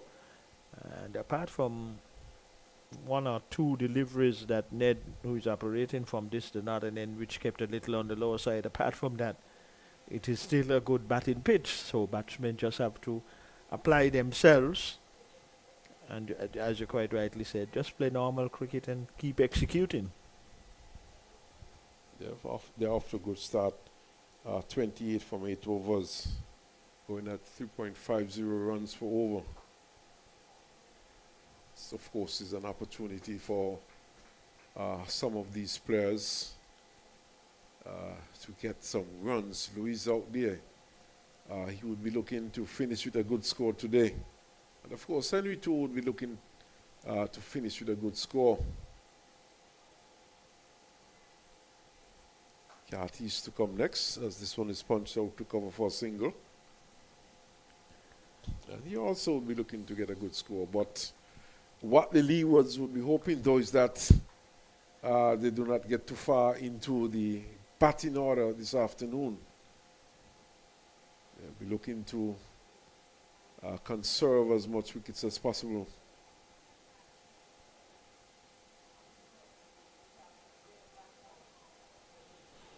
I think when Pamal comes into the attack, that could be critical to the outcome of this match.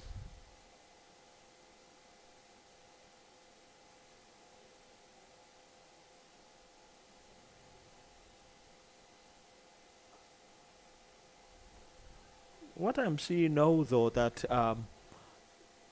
this is ideal conditions to be batting in terms from a Leeward Islands perspective, whereby they're not under any pressure. The pitch is still playing well, so just appropriate good shot selection and so forth. And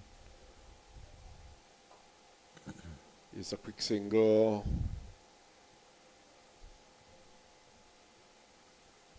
And successful in the end. Of course, you might say that they're not under any pressure, but as Carlisle pointed out to me earlier today, when they batted in the first innings, they were not under any pressure either. And They were going along quite merrily. And then they lost their last 6 wickets for some 55 runs. Due to some irresponsible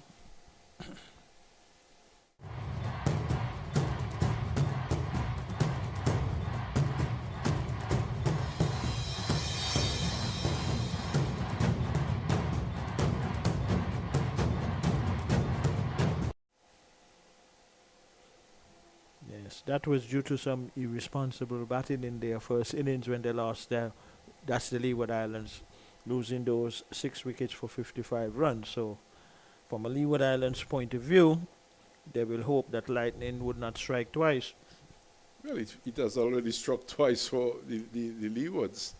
They did it against Trinidad and Tobago right here at Water Park. There you go.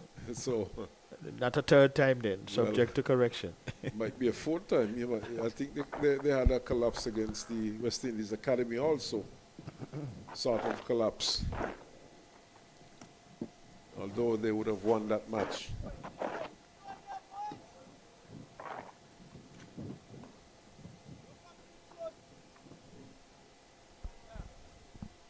Wasting good starts, of course.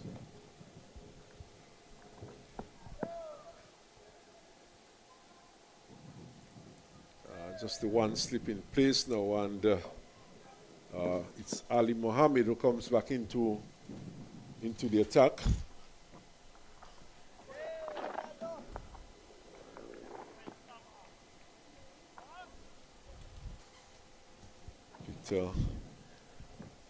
Just disturbing our commentator back there.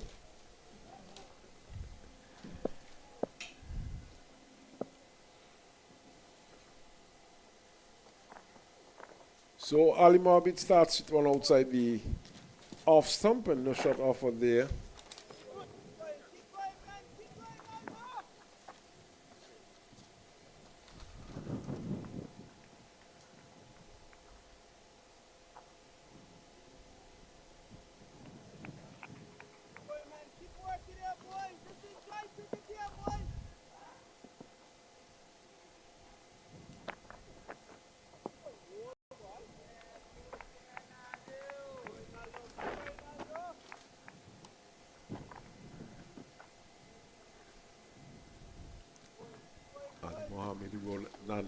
Ali Mohammed, of course, would have picked up 5 for 90 in the Leeward Islands first innings, and he was the major destroyer of the Leeward Islands batting when they batted the first time. 5 for 90.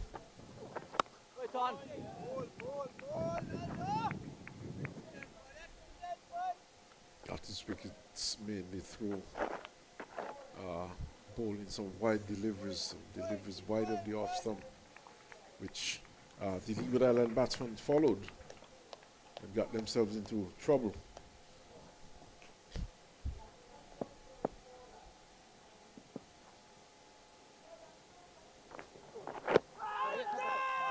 Peel goes up as it's turned into the onside, but just by the bowler alone. And that seemed to have come from the face of the bat, face of Henry's bat to me. And as confirmed there by the umpire Gustad. That was very humorous.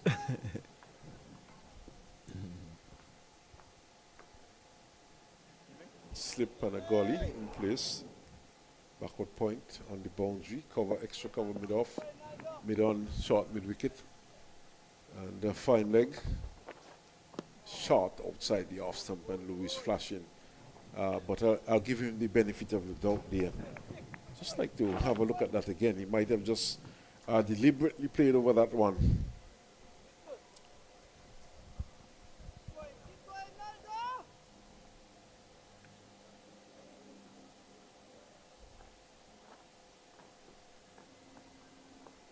Well, Victor?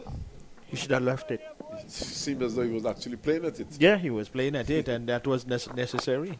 But anyway, he was lucky to get away there on that occasion. So he played over the top of that one, but in the end it completely went to the keeper. So the over comes to an end. Over number 10, it's 31 for no loss. Okay, so the two batsmen, I would hope that Henry might be giving Louis some words of caution, whereby it was outside of the off stump and there was no need to really follow that one. So these two, like I was saying earlier, I mean, if a wicket or two goes down, there comes the pressure. But just looking at the circumstances or the position the game is at right now, I would say that I don't believe that Leewards can win this game right now as it is outright.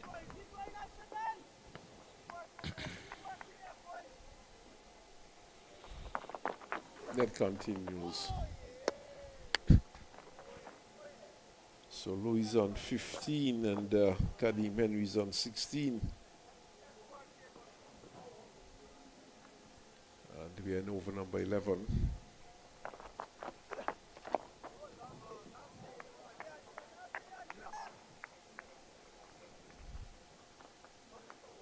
.38 overs after this one, plus the mandatory 15 overs in the last hour.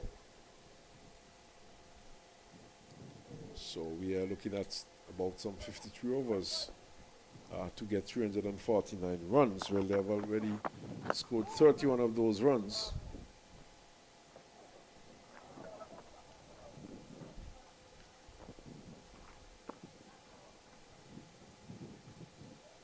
And from the looks of things out there, it seems as though the batsmen, they have settled for batting practice.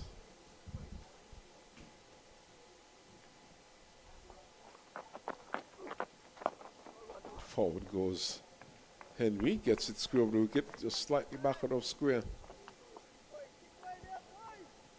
The Perez is in to field.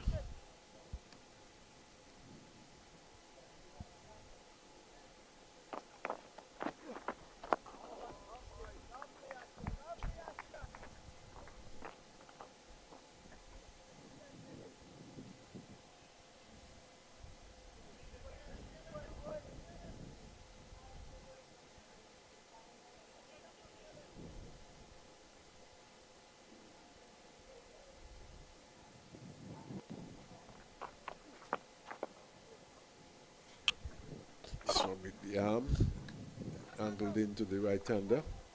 Henry, and he plays it well. And brings to an end over in number 11.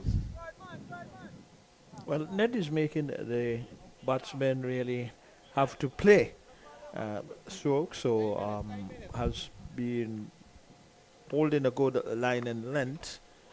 And even when, if it happens whereby you have a spin from both ends, then it would also suggest that they will get through these overs quicker than normal. But having some medium fasters in their team, which they were successful, obviously, and the ball is still hard and shine. So we're going to see, probably it might be for a period of time where pace from one end and spin from the other. But that is what is presently taking place here. At this present moment, Guyana bowling the second time and the Leeward Islands batting the second time. Michael Louis, he is presently not out on 15, while his partner, Kadim Henry, is on 16.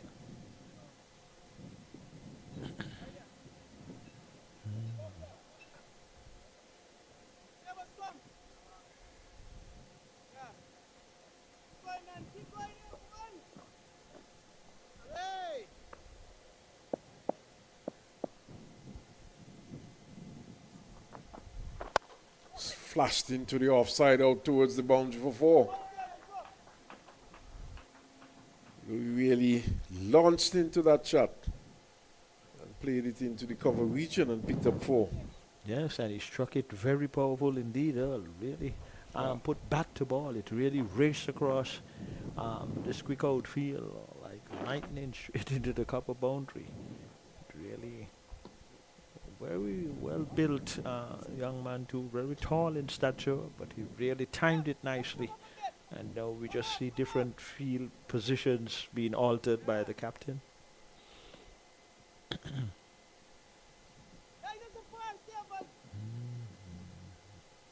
So he's asking the fielder to go into an extra cover position. And Smith has been sent back at deep mid-off. It's flashing once more. This time it goes down. In fact, it eludes. It bounces on Perez and goes into the cover point boundary for 4. Yes. So poor miss there by Perez. Very, very poor indeed. Never mind how powerfully it was struck and quickly he got right in line with it, and then just did not held it in, and Michael Louis get another 4 to his tally. So seemed to have had it covered, Perez. It did look so. In truth, he got behind it, but The for ball some reason, ricocheted from his body and went into the boundary. yeah, and he's so close to the boundary also too. So he never had a second chance to make an attempt. This time it goes up to extra cover, but there's a man there, and he feels well. And just a single. And just hearing the sound of the bat from Michael Louis, it's definitely, he would feel confident that he's fine in the middle of the bat and placing it well to the fielder who is out on the deep extra cover area. Good time for any batsman to fill their boots. Conditions are right for batting.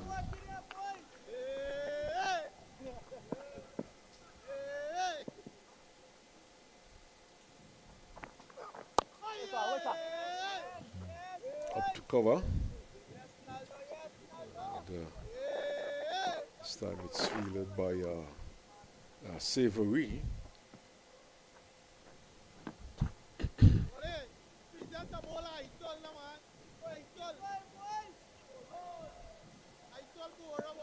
So after this over, Carlisle Powell will come in to replace me. Played into the pads by Henry. It bounces out into the offside and no run.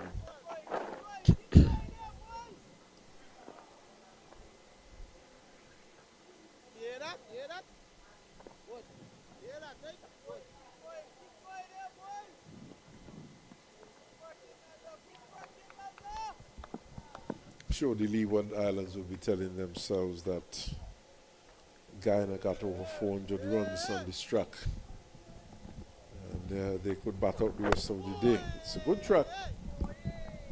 Henry defends and gets it into the offside. So 40 for no loss there. The Leewards, after some 12 overs, with Louis on 24 and Kareem Henry, he is on 16.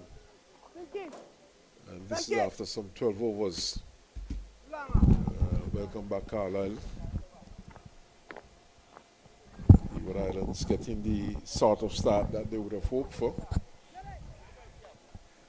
Not losing any wicket as yet.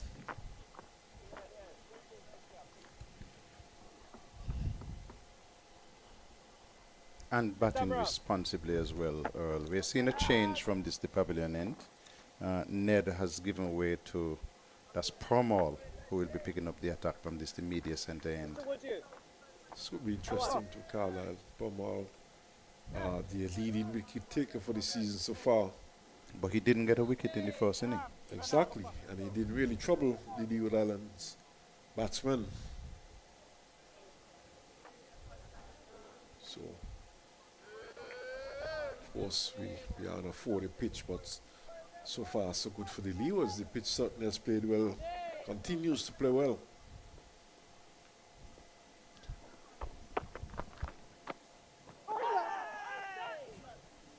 And here's Louis thinking in terms of giving Permal his first wicket.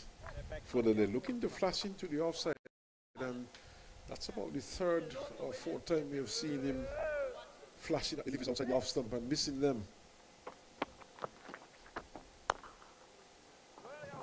Gets an easy single this time down to long off.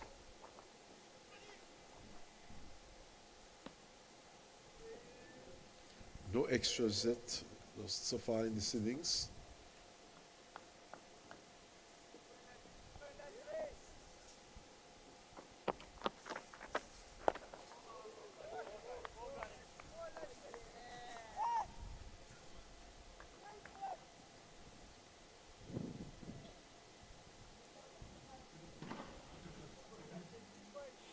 Left-arm spinners have been getting quite a number of wickets in the region this year, Carlisle.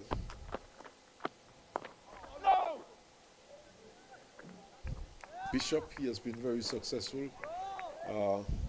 Joshua Bishop, playing for the West Indies Academy. I think he would have picked up some 27 wickets or thereabout. Carrie Peer from Trinidad and Tobago has been among the wickets. Pommel also. And Warwican of Barbados, he has been picking up wickets also. All left-armers.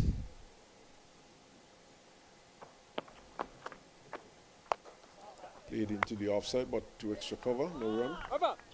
Is it the case that the West Indian batsmen do not play the left-armers very well? I think it's more than that. The slow bowlers, the spinners have been picking up wickets for years in the domestic competitions in the Caribbean.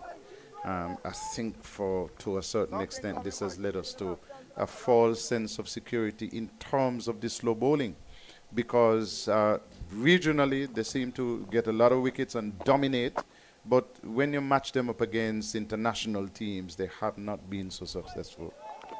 Yes, and we have seen this happening for several years, Carlisle. Not just recently. Save and except on the last tour of Pakistan. Well, definitely. Yeah. Remember Clive, Butts and Harper going down to India some years ago, and when India spun webs all around the West Indies team, they couldn't touch a pad or two off spinners.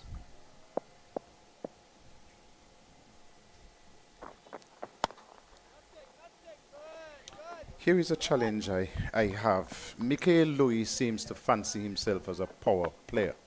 And in conditions like these, I don't know if he has come to terms with what is required in this game, because he's trying to burst the ball open when all he has to do is to just bat for time, get himself to a good score. But see, he seems hell-bent and going hard at a lot of the deliveries. Several times outside the off stump so far, he has flashed at deliveries, Carlisle, and you're right on par with that. They have now sent the mid-off back to long-off. Plays this one well, though. He leaves it alone outside the line of the off stump. You see, frequently, people who don't quite understand cricket and batsmanship would say, but I didn't see the coach send out a message. Why should the coach send out a message to tell you what you as a professional cricketer should know? That's right. That's right. And even sometimes the coach send out messages and they still do not adhere to the instructions. Flash this one into the offside and picks up a run. In fact, he's going back for a second run as the fielder fumbled and really capitalizing on that fumble.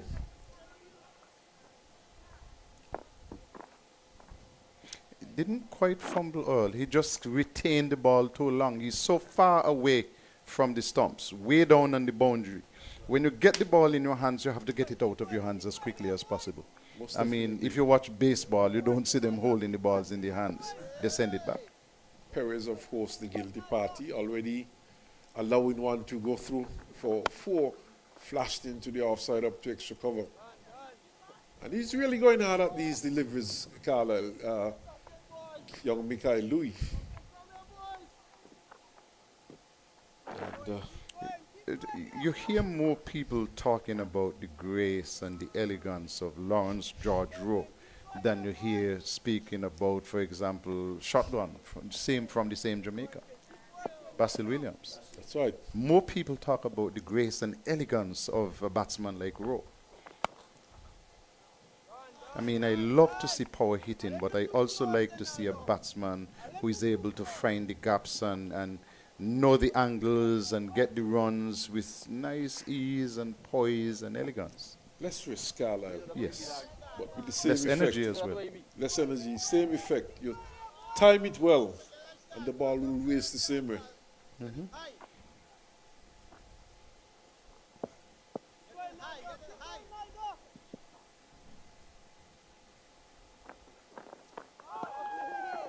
Outside off, allowed through to the keeper. And the over comes to an end. And it's a good time to take a break also.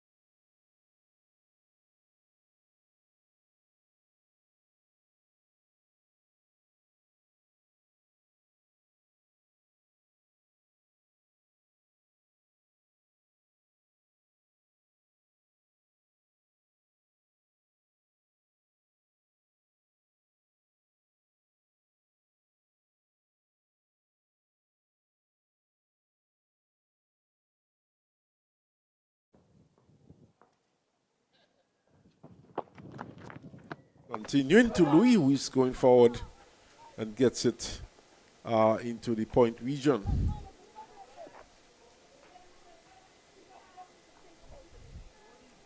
.44, not a good start here for the Leewards. 44 for no loss. Looking to turn it into the onside. And that one looked like it was heading down the onside. Peel from some of the players.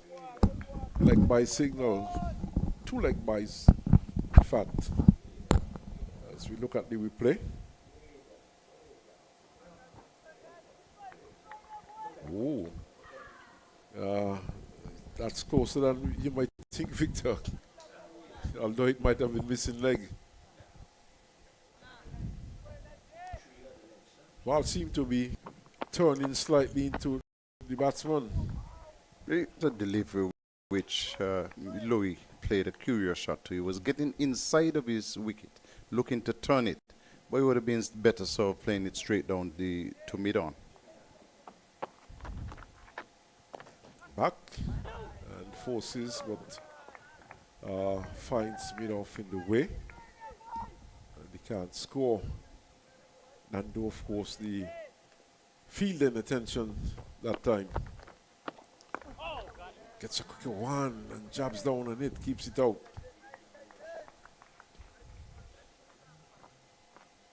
And we were speaking about bowlers, slow bowlers who spin the ball and turns the ball. Certainly, Pamal is not one who really spins it.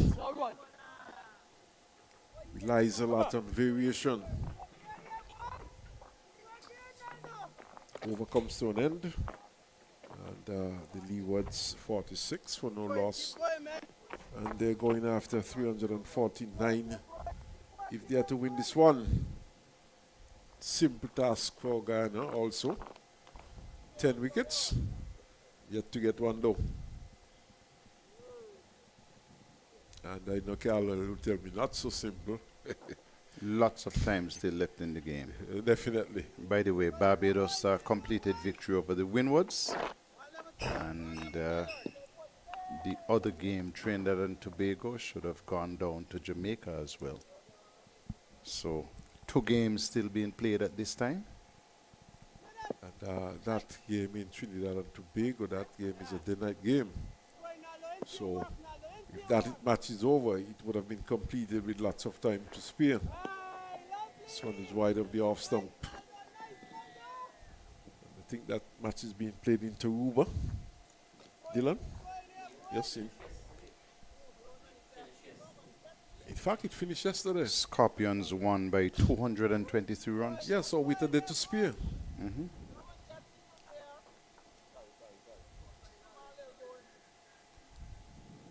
Jamaica scored 372 and 187 and restricted Trinidad and Tobago to 171 and 165.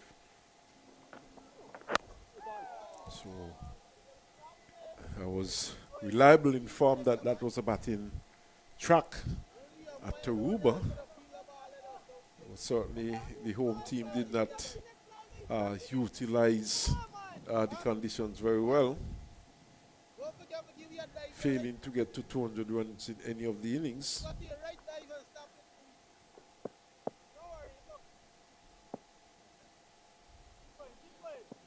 Ali Mohammed.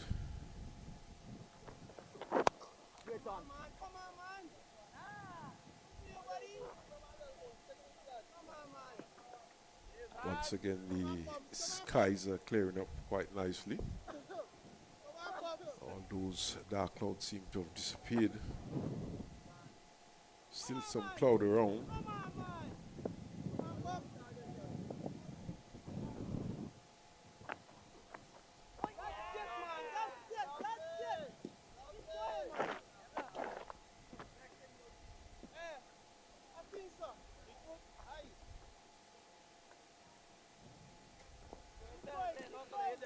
So far, so good for the Leeward Islands. 46 runs on the board. Louis has gone on to 28. And Henry is on 16. So, both batsmen, this is good a shot. Pleasant shot. Played down to the cover boundary for 4. Well timed, well placed. And it was all timing there by Kadeem Henry. Beautifully executed. It was in the slot half volley length, and it just lengthened it and caressed it into the gap and picked up a beautiful 4. Here we see it again. And this is what you would have been speaking about as regards to Mikhail Louis. We just have to be patient and wait. And ones are going to come. This time he gets it out to cover and gets a run. The Devils in the pitch, of course, it continues to play well. And the 50 would have come up. 50 from some 16 or 15.5 overs to be exact. The end of 16th over. And the target has gone under 300 runs now. Target, of course, which at this point becomes... I know you would tell me there are lots of time left in the game, Carlisle, but at this point that target appears to be a bit immaterial. And the question is whether or not Trinidad and Tobago could pick up some wickets and put themselves in a position where they might be in with a chance. Trinidad and Tobago lost yesterday. They lost yesterday. Sorry, Guyana. So this one is turned into the onside. Just a single this time.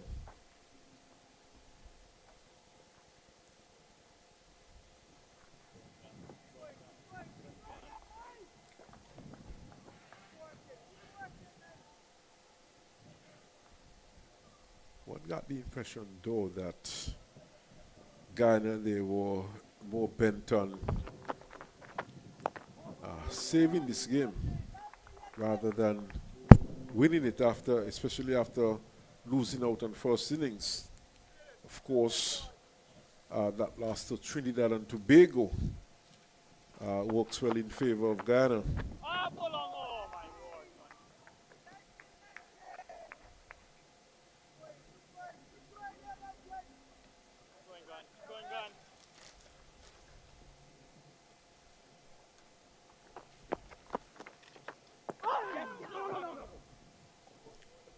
When we came into this game, of course, Carlisle, the Harpy Eagles, they won 102.6 points, and the Red Force was in second place on 101 points. Of course, there'll be bonus points collected from this game for Guyana, for example, and Trinidad and Tobago would have done poorly in that particular match. So even a drawn match here would work very much in favor of Guyana, pushing them further ahead of Trinidad and Tobago. With one round of matches to go. With one, exactly. Leeward Islands, they were on 79.6 points. That's we're behind. So, you know, even though the Guyanese team would have lost out on first innings, this round of results working very much in their favor.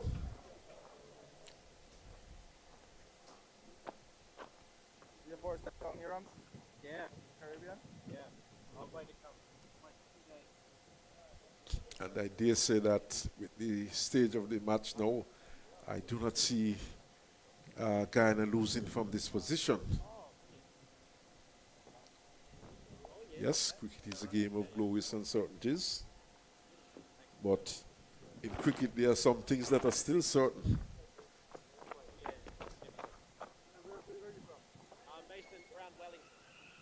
Car Ferry seems to be leaving the Deepwater Port.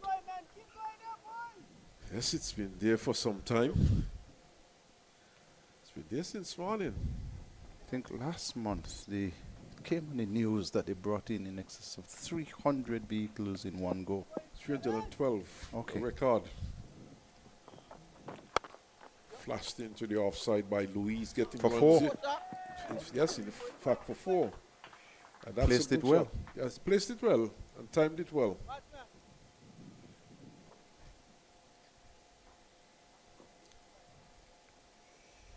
Streets becoming.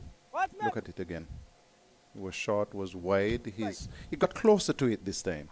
And instead of the power, the raw power that he was looking for, this time he got power and placement.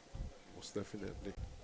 We know he has power, but you know, he has to be more selective and, as you said, get closer to the ball. He was on top of the bounce, so he was in full control of the shot, and he played it well, and he found the gap nicely and picked up 4. And oh, he's a naughty shot. In the meantime, it was Niall who had replaced Ali Mohammed at the far end, the other opening bowler for Guyana. This one was beautifully bowled, though. It seemed to me as if he took the pace off it, and it was more of a slower bouncer. And Mikhail could have left it, played at it, but didn't get a touch. He has caused a concession from the Guyana captain in that the gully has now gone to backward point.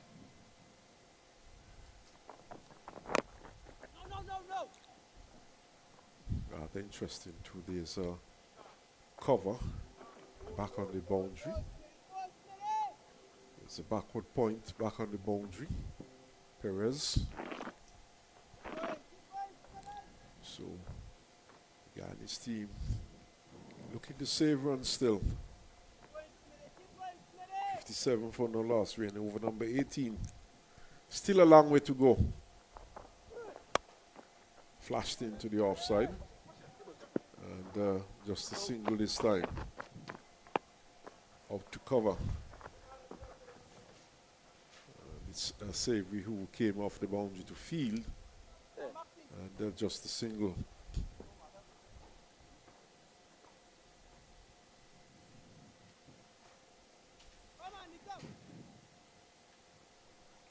The gully has come back in for Henry.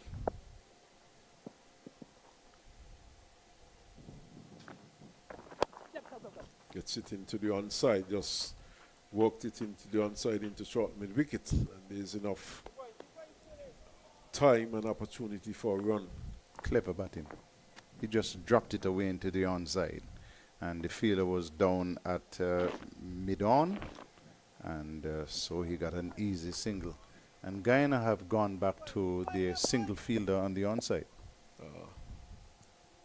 Of course, it's Louis on strike. He's flashed that one and missing outside the off stump. And back pitch, so he was not to the pitch of the ball, but he was still going with hard hands, Mikhail Louis. Yes, I've seen him attempt a number of shots, looking to more or less play the ball on the up.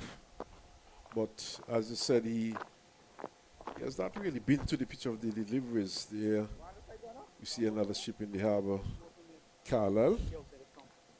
That looks like one of those lovely private yachts. Yes, it looks like one of those luxury yachts. Yes, well, not a yacht in fact, but a boat, privately owned boat. What's the difference between a privately owned boat and a privately owned yacht? Well, I'm I think a yacht is different. No, that's in fact a yacht. They come in different, just like houses have different styles. Same thing with yachts. Okay, Carla, you're the expert on boats. I'm a seaman. I know. I thought yachts had a mass. No. Okay. So that's not a requirement. Not at all. Okay, you're the expert, Carlisle. You're a seaman, you own yachts. I wish. You know. after this game, I'd be on a little cruise heading out into the ocean. So I stand corrected. And of course, you cannot go against the experts. And that is one thing I've learned over the years.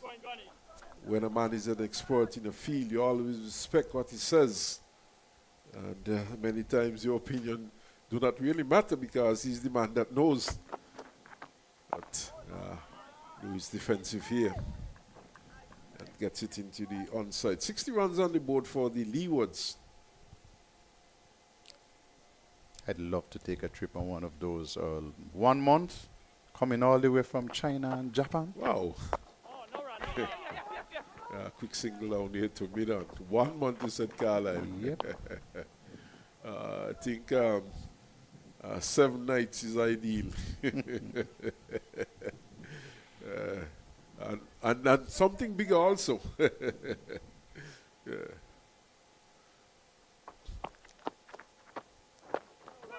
But, you know.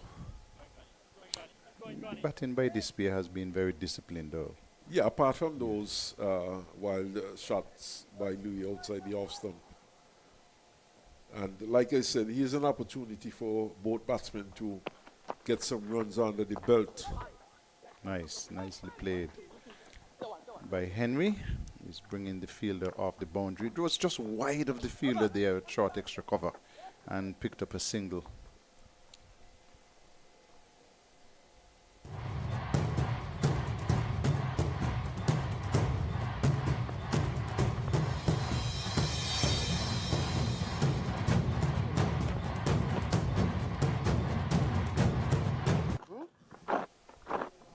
So at the end of this over, and it looks as though it's going to be bowled by Ned. Victor Eddie will replace me. But Carlisle, if I was a batsman out there this afternoon, if I was in the place of Mikhail Louis, Kadeem Henry, I would have been thinking in terms of coming not out, which would improve my batting averages considerably. I wouldn't even be looking at the scoreboard. I'll just be looking at the balls coming at me and telling myself that I am just going to bat what I see I'm going to bat for the next game. So you bat until the end of the session. You go in, have enough time to have a drink, some energy foods, and get back out to bat again. Quick single here. Well played. Just turning it gently down to backward square. Pomal had to come in off the boundary. And they were able to take an easy run. So yes, that should be the plan. Bat until T come back out and then bat until the end of the display or until the game is called off.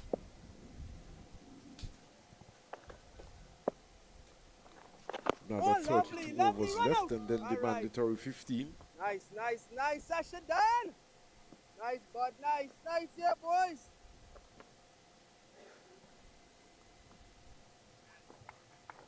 In fact, it should be another 31. Scoreboard has not. Here's a big hit. This has gone a long way.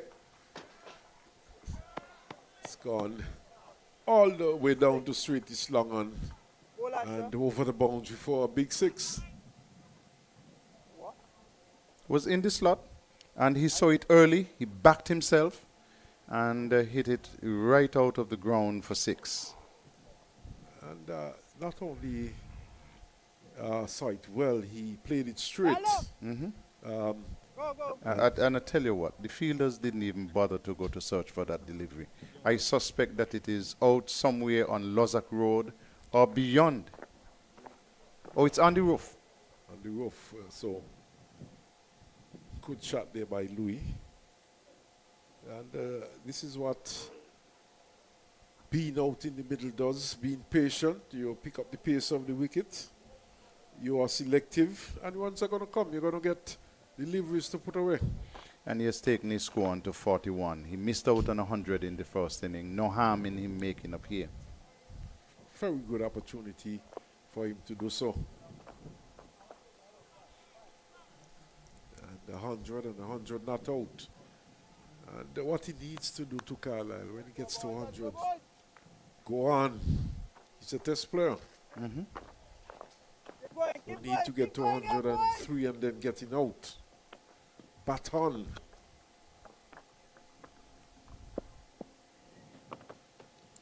So Ned will continue.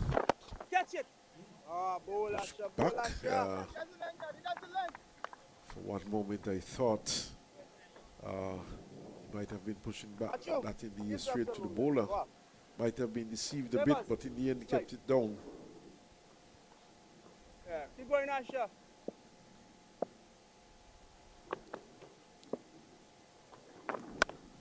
Flashed into the offside, and they gets a run. Savory getting a hand to it, but it took from his hand, and he had to trot back to tidy up.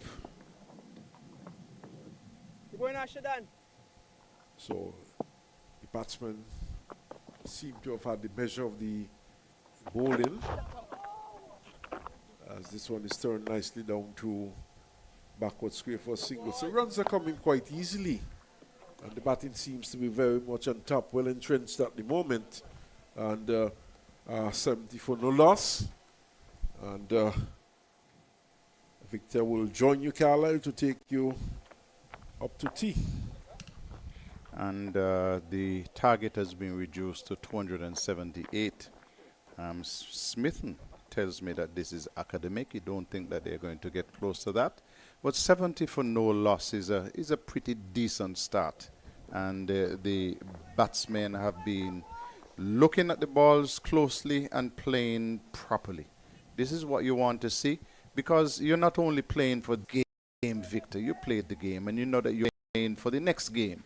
Let me take some form with me forward.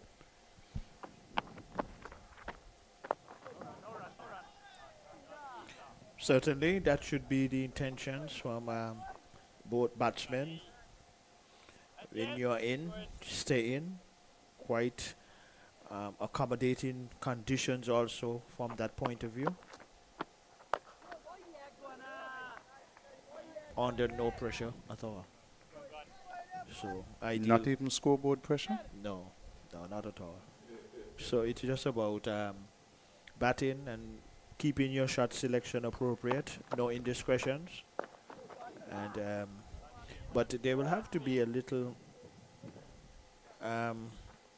focus though, because we are all recognizing a few deliveries are keeping a little on the low side, operating from the northern end.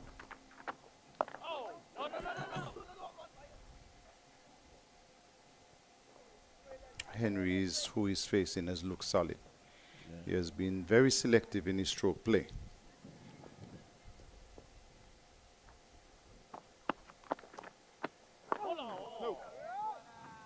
Pramal has years of experience behind him.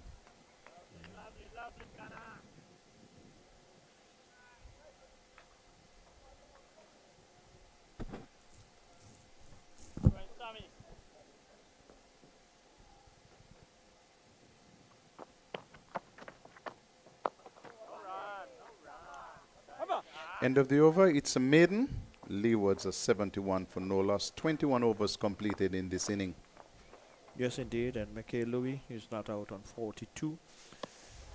And as a test cricketer and opening batsman, McKay Louis, here is an opportunity to just stay in, bat properly, use your shot selection appropriately, and like you said, Carlisle, think about the other game in carrying some confidence also too from this last innings, because confidence is a very vital ingredient in terms of in all segments, but in more particular him as a test batsman, because a lot of other batsmen in the region are getting runs. Correct. Keep going, Asher. Keep going, Asher. Thank you. And as you know, and as many of our viewers know, a not out always adds so much towards aggregate and averages. One, Ledgy. You got it, Ledgy, ready out. That's good hard running by the batsman. It was played into the onside just forward of square by Michael Louis. And he ran the first run hard. He had to come back to the danger end, and he raced back to secure 2 more runs to take him to 44. And that is a very good sign. That is a very good sign. And both batsmen, but especially Michael Louis, is very, very quick between the wickets.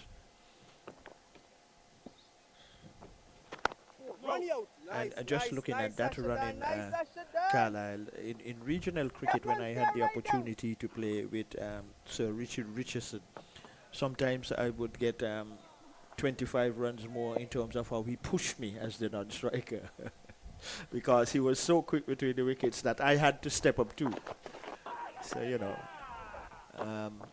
what here in this position is even more appropriate for both batsmen. if bowlers get you with a beauty, that is accepted. Well, this one was back pitch, was not a beauty, and Michael Louis had an almighty swish at it, but it bounced over the stump. So you still have to wonder about his temperament at this time. Still, you have to wait for the shot, not create the shot, because thereby you give an opportunity for you to lose your wicket. He's leaving this one alone outside the off stump, though.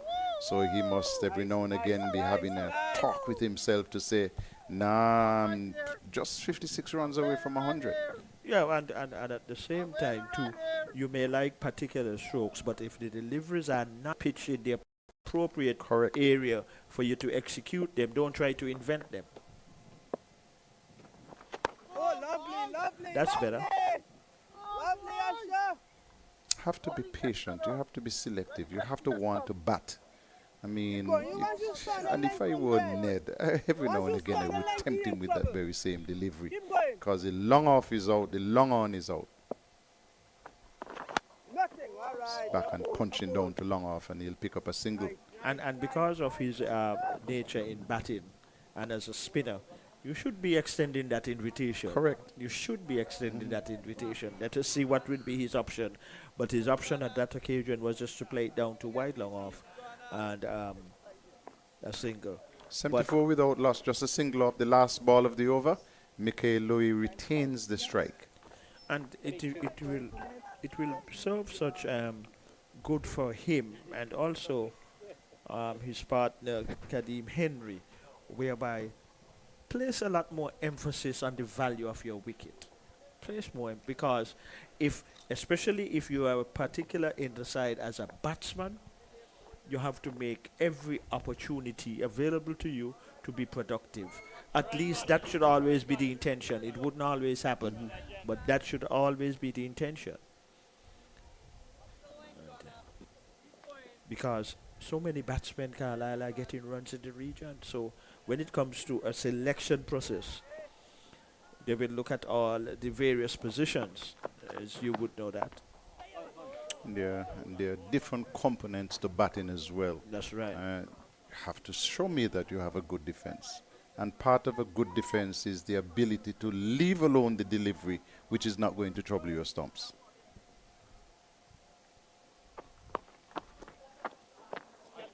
You must be able to score, as he's doing now, running hard for a first run. They have been running these runs beautifully. They came charging back for a second run. And so Louis will move on to 47. And this aspect of the game right now between these two, it is so filling to be viewing, to see now that is always a concern for me too, the running between the wickets. And this is a very good exhibition by these two, how they are running the runs, especially the first one, quite quickly.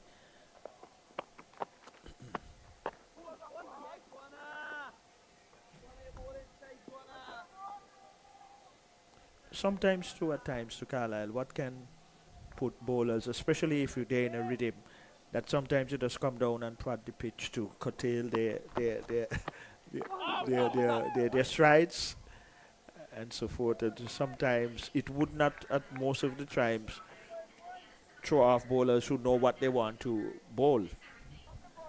So 76 the Leewards it is. They're batting a second time without loss, and they are both looking good. A loud appeal coming off the face of the bat. That one is a strange one to me. But Palmal is doing the appropriate thing, trying to get it struck the pad first. I was looking at it, so.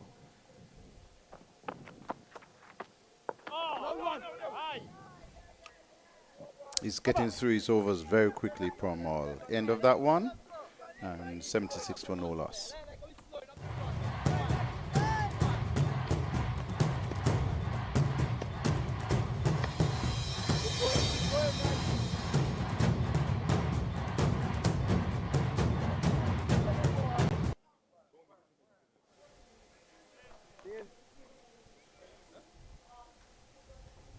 Guyana came out after lunch, Faced 1 ball, lost a wicket, and promptly declared, leaving the Leewards with 349 runs to win. Leewards require another 273 runs win the middle session of the day's play, and there's 76 for no loss. Ashmead Ned is bowling from the far end, the Lozak Road end.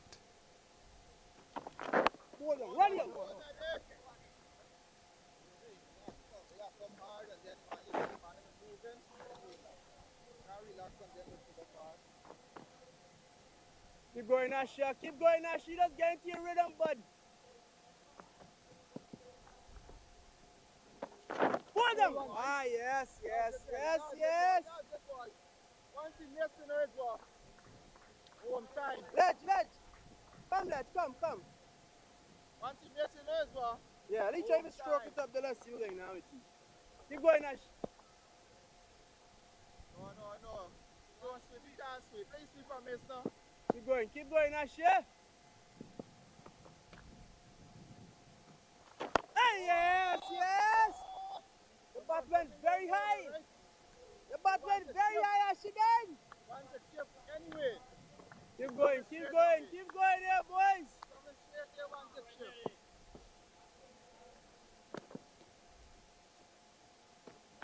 Hey! All right. Go.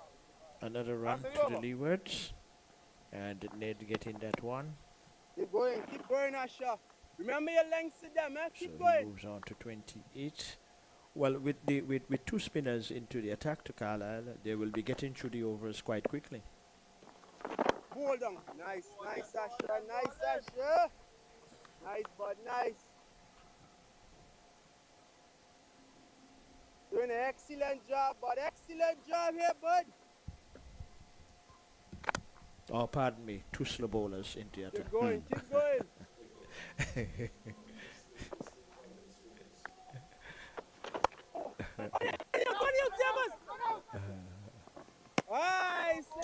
End of another over, 78 for no loss, the Leewards.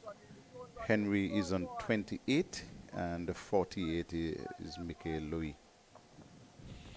Well, the 2 batsmen for the Leewards are no difficulty we have seen. A little 1 or 2 little indiscretions coming in from Michael Louis, but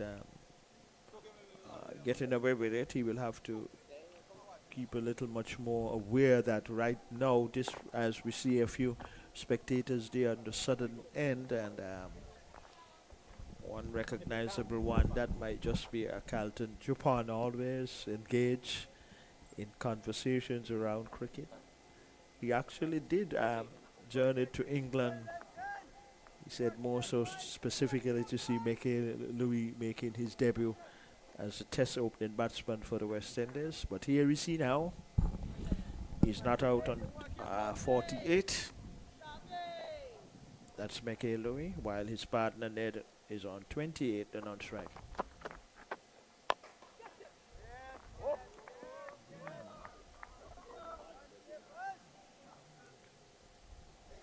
Good stop there at cover.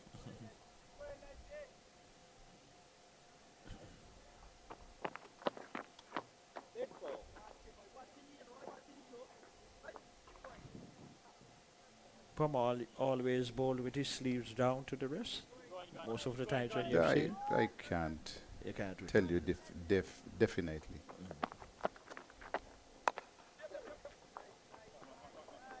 Single to Louis brings the fielder off the cover boundary. He'll get 1 to take him to 49. I'm sorry, Vic. I don't pay attention to who wears short sleeves and who wears sleeves down to the wrist. I pay attention to the quality of their performance.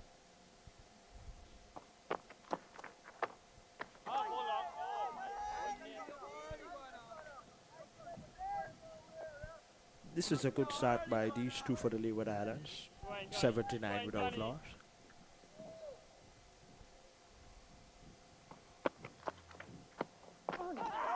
Start has not been the problem for the Leewards, Victor. because we remind you That is true. that at one stage in this game that they were that was not good. The recovery was good. Problem was in losing their last 6 wickets for 55 runs. Shot selection. Same thing in the game against Trinidad and Tobago when they were very well placed and got bundled out, losing the last 5 wickets for 55 runs. So the start for me has not been a problem, or the middle part of the inning has not been a problem either. It has been the way that the Leewards have lost so many wickets. You add the 2, and in those 2 games they lost 10 wickets. 11 wickets rather for 110. That's not good. Yeah, a very valuable point. I totally in agreement with you there, Carla. That is not good at all. And somebody should be in the ear of the players. Not just the batters, but the bowlers as well. I tell you something. I got a call last evening from a former Leewards bowler, fast bowler. And he said, manage, I used to coach when I played for the Leewards. Because I used to be telling the batsmen, I have done my part. Let me rest my legs, which means that you must bat. And bat for long periods of time. Because when you get bundled out like that, you're asking the bowlers to come back and to do their job again. And in this instance, you saw how long they stayed on the field. 160 overs. Oh, lovely. Done, And done, that done, also done, would bring some fatigue to the opening batsmen. They were out there for 160 overs, and then they have to now come in and bat. Tired. Keep going, Asher. Keep going. Hey, hey, hey, hey, hey. Yes, Louis has to be careful here. It seemed like he was looking to turn that one into the onside, and it went straight back down towards net. If that takes the leading edge, he could be in trouble. Just has to keep playing in front of him, playing with a nice high elbow. Nothing. Better. Nice, It's a lot better. Far better. Get into your work here, boys. Keep going. And now he's practicing, showing that high left elbow. Keep going, Asher. You're right. Played straight. Run you down. That's all right. Nice, boys. Keep going, man. Keep going there, boys. Long on has gone back on the boundary. Previously, he was inside off the boundary by about 15 yards. Keep going, Asher Dan.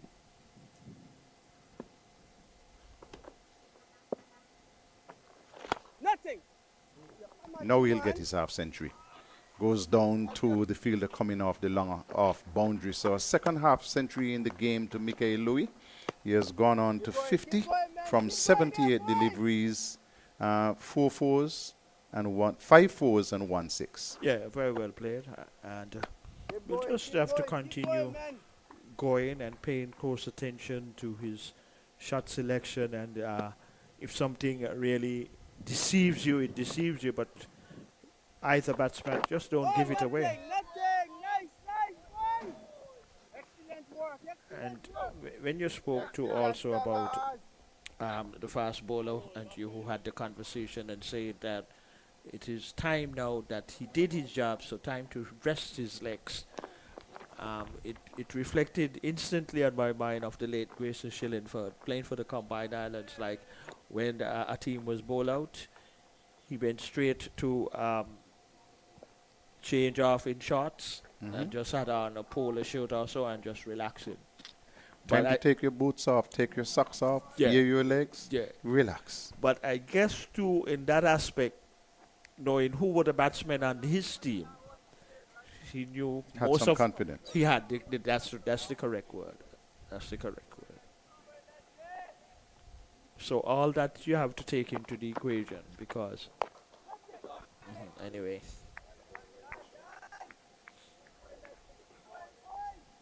And that had to be also too very consoling and good relief for fast bowlers who would have gone out there and done their hard work and knowing that they might have to bowl the next day especially if you bowl out a team before lunch, even to say like on the second day, well, you know, you might even that ball until the other. Yeah, well, different times in the sport. Driven firmly to the fielder down at mid-on. He had to move some distance to his right. And again, very good running. They picked up a single. Yes, and very good to look at. And once they can, in general, teams in general can carry that consistency of running quickly between the wickets, that always a good gesture.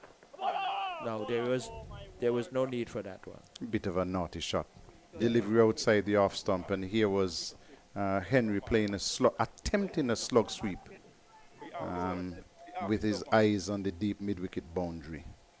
You're 8 minutes away from tea time. What about just playing it gently out to cover? Because it was even spinning a little. It had a little spin on that occasion, that particular delivery from Palmer. But luckily for Henry, he did not cause any indifferences. But what was more relevant to the time before the tea interval again, all those things you have to be aware of. You have also been playing percentages. What were the percentages of him getting that shot on? He missed it. You know, but what is the percentage of him getting out of that attempted slug sweep? Because you have to play the moment in the game. It's the end of the over, though. 27 overs completed. Leewards are 81 for no loss. And we're coming up on tea time on the final day of this 4-day game versus Guyana. Because the thing is about the game, as so many viewers know it and understand it, that as a batsman in particular, when you're getting runs, try and see how much you can accumulate, because when it's the other way around and you're not just clicking, it can be so demoralizing. So when you have the opportunity now, you're in, and especially in this particular situation where none of the two batsmen, opening batsmen Raquel and Kadim Henry, from a scoreboard point of view, they are not under any pressure. This might just be the final over before the tea interval. No, I think we'll get in another one. I said might. Keep going, boys. Don't move from there. Keep going, man, keep going.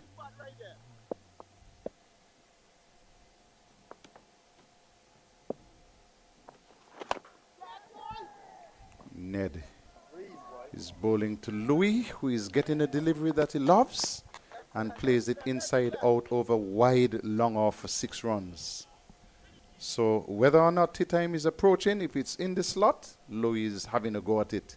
Well, that's where the shot selection come in. It was an appropriate shot because it was a delivery in his arc, and he was actually hitting not across the line, so that was even more appropriate in terms of his selection, and he earned himself 6 good-looking runs.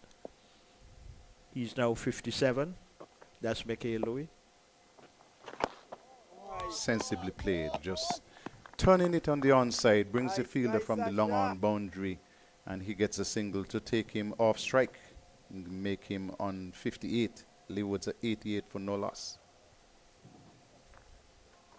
Keep going, man. Keep going there, boys. A lot of batsmen are making runs in the region, so Mikhail would understand or have in mind, he would hope that he will just bat until whenever the decision comes from the officiators, the umpires. Well, in this game, he has seen a member of the tour party that he toured with to Pakistan make 100. That's Imlak. And so he would be looking for his own big score in this inning. And why also that will serve him well, because there are so many other batsmen in the region that have been scoring heavily. And a not out to whatsoever you come with not out, that will be a very good incentive if it happens.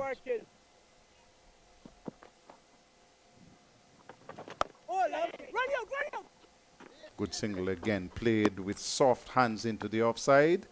And it brings up the end of the over. 89 for no loss, the Leewards. Remember, the Guyana team asked them to score 349 to win this game. And we're approaching tea on the final day. And we'll have just one more over before the tea break. And then after that, we'll have another 2 hours to go in this game. So a very productive opening partnership for the Leeward Islands, batting the second time between Mickey Louis and Kadeem Henry, with Mickey Louis not out on 58 off after receiving some 84 deliverers, and Kadeem Henry 29 off 84 deliverers.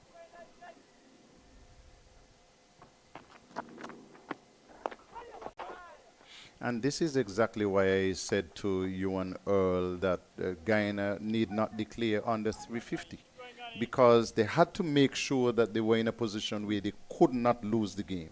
And so rightly said.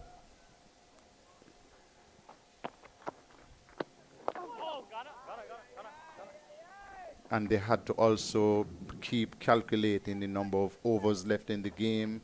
So it's time, overs, and the score. That's right. Totally in agreement there with you, Carla.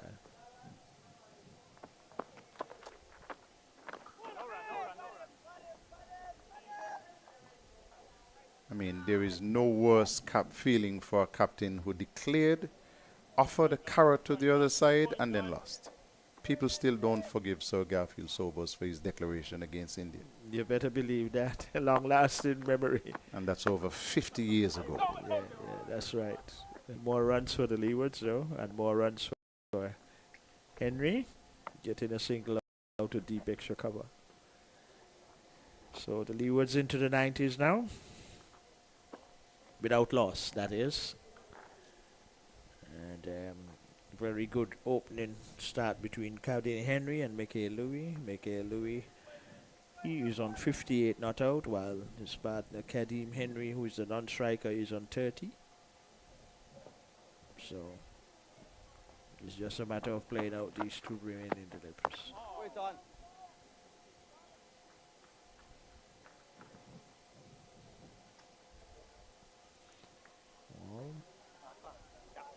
Both batsmen should really just adopt the same approach when they return after the tea interval. They should not try to go about their batsmanship in any different format. Quite a comfortable situation to be in, and it basically comes down now to a personal average. Yeah, Carla.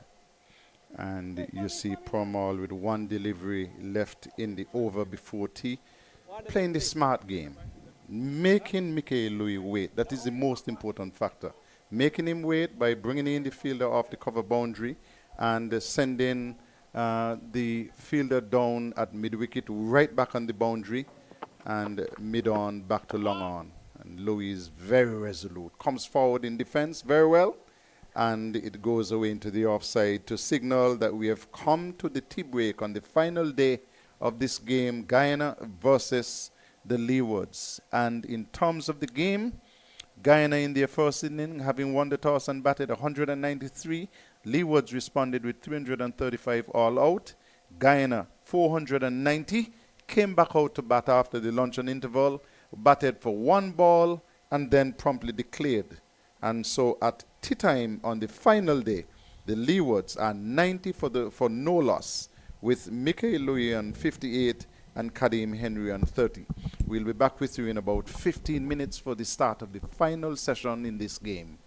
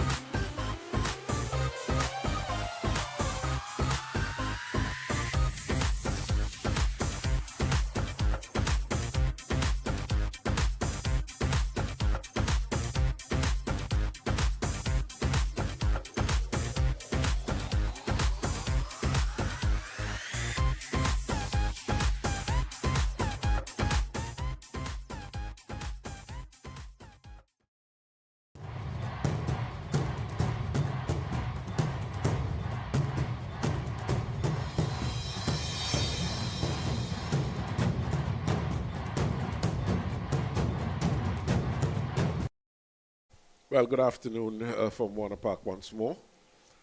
And we are moving into the final session of this match.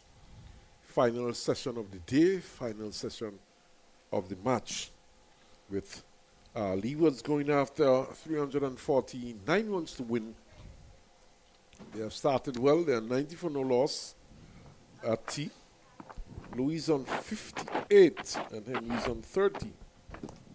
And we had 21 overs bowled. In fact, we have 21 overs left in the day's play plus the mandatory 15 overs in the last session. And Leeward so far, they would have batted for some 29 overs. And of course, that imposing target, 349, that seems to be immaterial at this point, unless Guyana pick up some quick wickets. Henry pushes into the offside. Good afternoon, Victor. Good afternoon to you, Earl, and to everyone viewing here. 349 runs to get. Do you think the Leewards are thinking in terms of getting these runs? This one, he seemed to be squared up a bit. Probably looking more towards long on, gets it into the offside and gets a single. So Henry's off the mark immediately after T. Well, both batsmen should be looking to score runs and to bat into the end, not really putting that out the equation now, that it's not about ever even thinking about getting close to that total, but just having a personal good innings now, both batsmen, whereby you don't get bogged down, just keep exchanging, no indiscretions, and just bat on. That is the bowler from the far end. This one is pushed into the onside.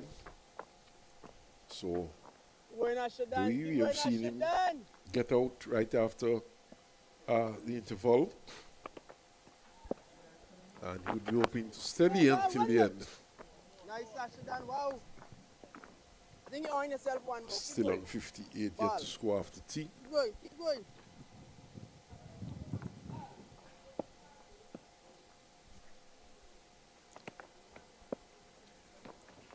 Oh, yes. Pushed into the offside, up to extra cover. And Savory's fielding the run.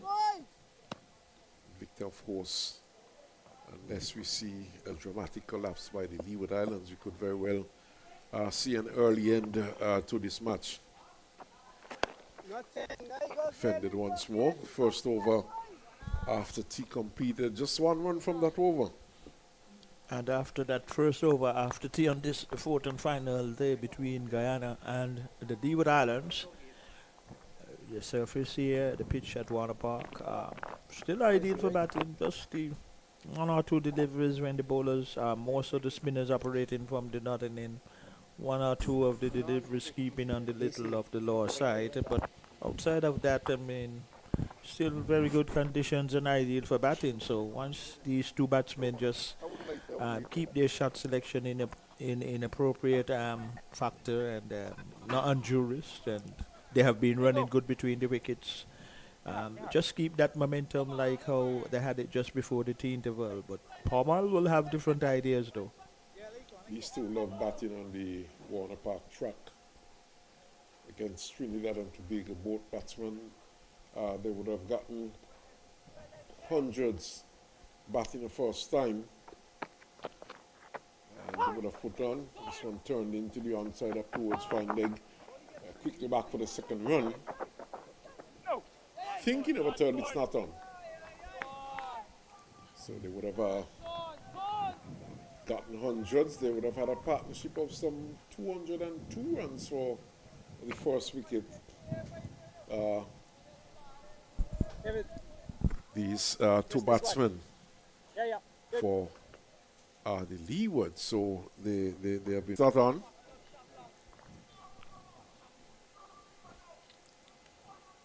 So once again, these two giving their team the start which is required. But ever so often, you've seen after good starts and good middle order partnerships, the Leeward Islands fold in.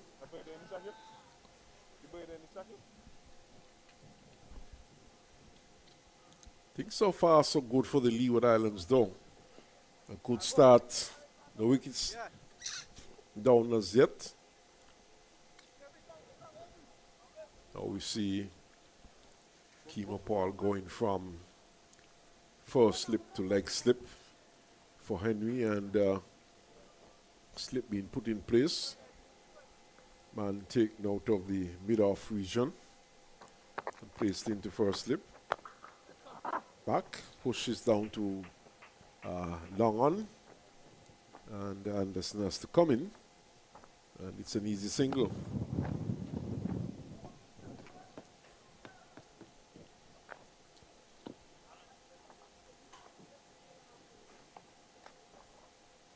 There we go.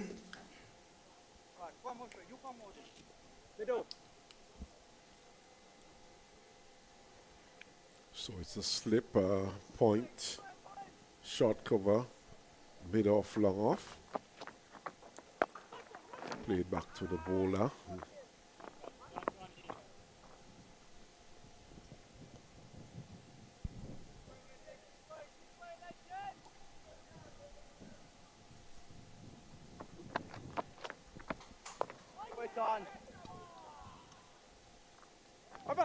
End of the over. 94 for no loss, Leewards.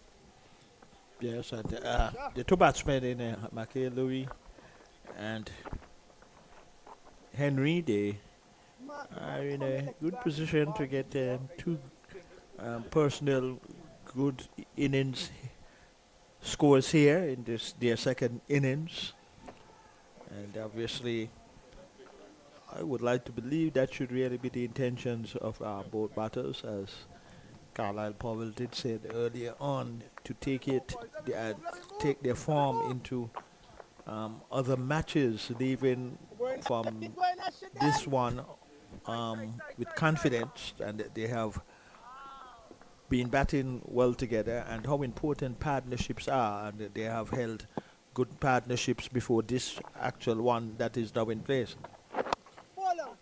That's what it whipped into the onside by Henry, but straight to mid wicket from off. No run. Keep going, bud. Keep going.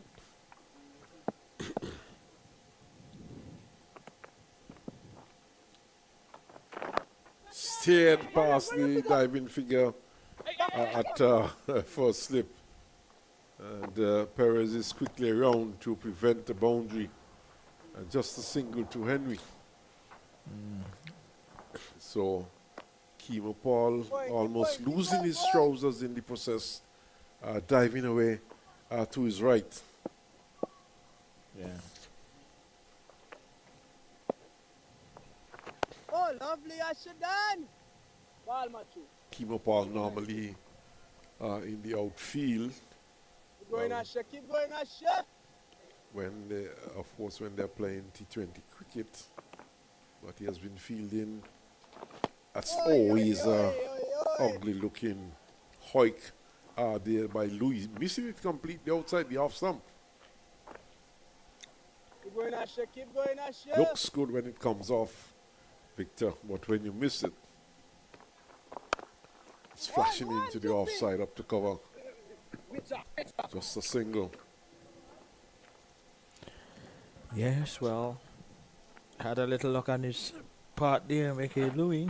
Well, still there, but you'll have to realize that how important it is to go deep into the second innings, and even if possible to the close of play. Close of play still a long way away. You have another 31 overs after this before the final hour, the final 15 overs. So we are talking somewhere in the region of some 46 overs, Victor. Yeah, so that is even ample reasons why they are both batsmen, Mickey Louis and Henry, should be thinking about just going to those particular overs, not in a defensive way. Well, they haven't been defensive. They've been turning over the strike well and executing boundaries. And if they can keep in that vein, that will be very good. Seems as though I've been reading it wrong. 32 overs in the inning so far. So another 18 before the mandatory. I know it didn't sound right. Another 18 before the mandatory 15. So effectively we are speaking of another 33 overs.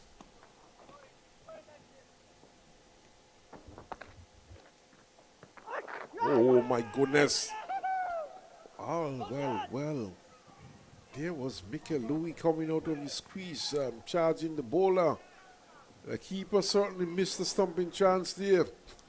He was a long way down. Let's look at it again. Beats the keeper. It spun a bit, and it could have been run out if Kemo Paul had struck the stumps. It looked like he came off of the pad too. Well, we'll have to look at that again. That certainly seemed as though it spun a bit to me. It spun. From Pamal, I'm not certain if he took the pad. But we'll have a look at it again, Victor. Yeah, to me it looked like it brushed the pad. Yes, it did. It did, and that is what probably saved him. That is what saved him. Yeah, that is what saved him. Could have been run out, though, if Kemo Paul had struck the stumps. After, yeah, he has to be careful.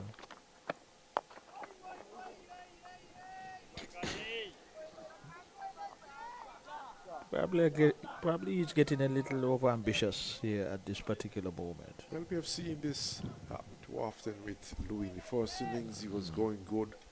He gave it away. Then attempted pull shot, a shot that has gotten him into trouble on a number of occasions. He's picking up runs here, though. Quickly through for the first run. And back quickly for the second. Good work there by the batsman. Yeah, excellent work. And really, you're right there, Earl. And we have seen one of or two indiscretions so far by Mikel Louis, and he has to realize too that a lot of other batsmen in the region have been scoring runs. Ships still in the harbour, of course, to the Saturday. They do come every day. They come on Sundays as well. So they come throughout the week.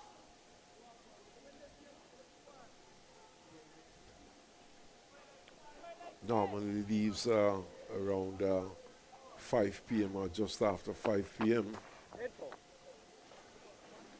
So after tea, Louis living a bit dangerously, almost gave it up. That's right.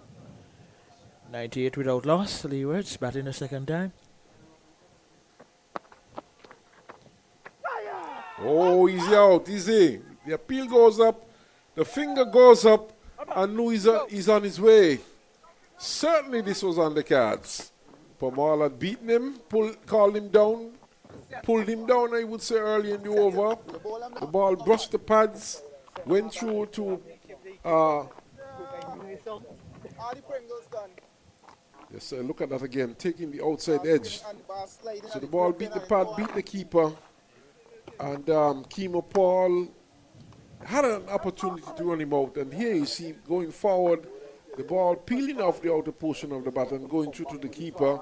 The appeal went up, and Louis is on his way. Yeah, and as we will see another replay of it again, it looks to me like his right foot still planted stiff, didn't come in across to the off stump. Yes, indeed, and he got the outside. Across, Victor. No, I said the right foot. The right foot. The right foot. Yeah, which is his back foot. It didn't come across to the off stump.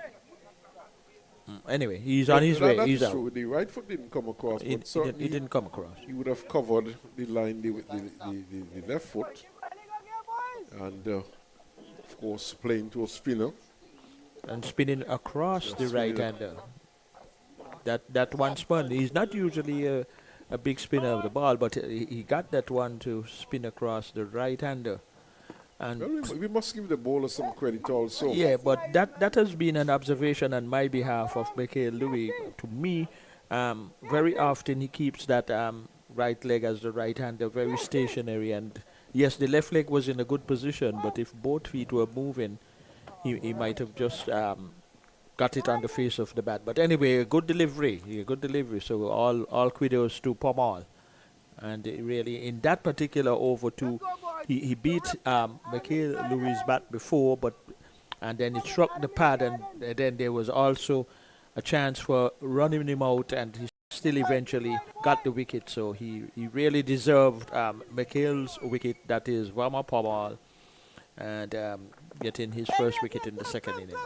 See what happened there to Victor. Louis thought for one moment that he was playing down the right line, but the ball seemed to have gripped him and turned away ever so slightly, enough to take the outside edge and going through to the keeper. So that was good bowling. Indeed, certainly.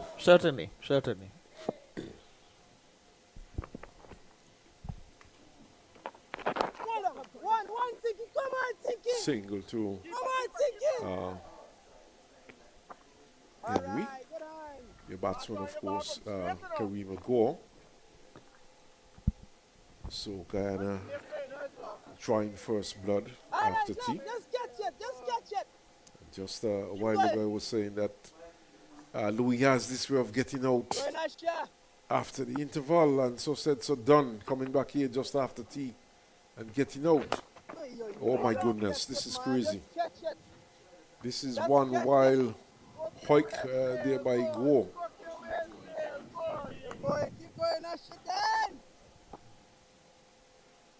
Look at it again. Swinging wildly across the line. On his back and looking to force. So they're going after the runs, Victor, by the way he's playing. Andrew has taken a wrong approach. Definitely a wrong approach. In fact, Andrew sorry. Yeah, Andrew. Andrew sorry. Totally wrong approach. Andrew sorry. I expected Kareem Gore to be in for Andrew, but Andrew has been sent ahead. So not good batting by the young man.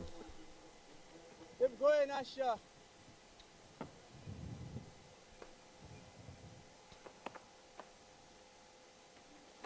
Swinging and swinging in the air. Fielder is getting back. Catch is taken. And Andrew is on his way. My goodness, this is crazy cricket. Are they looking to go after these runs? This approach by young Andrew, he was swinging at everything. I mean, I'm lost for words in this present moment. I'm just totally lost for words. What could he be in? Almost, not almost, going down to the final segment of the day's play on day 4. Michael Louis just went back into the pavilion, and he came in like the Leeward Islands just need 25 more runs or so for victory. I'll tell you something though. Leewards must be going after these runs. Jamal Hamilton comes in at number 4. So maybe we were wrong thinking that they had given up the chase. And so what has happened to Kareem Gore? What has happened to Justin Graves? Jamal Hamilton goes ahead. So we'll just have to wait and see what the approach would be like for the Leewards from here on in. They got a very good start and now losing another wicket. Young Andrew going for duck. And just gifting away a wicket. I'm puzzled. I wonder what's the reason for Andrew coming in and then batting that way. I could never read that one. I can't. I don't know if he was given instructions. I can't read that one.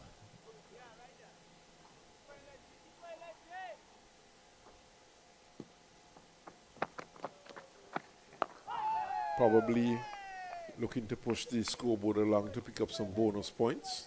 I don't know. I'm just trying to find a reason why he certainly batted like that. Not allowing himself time to settle in.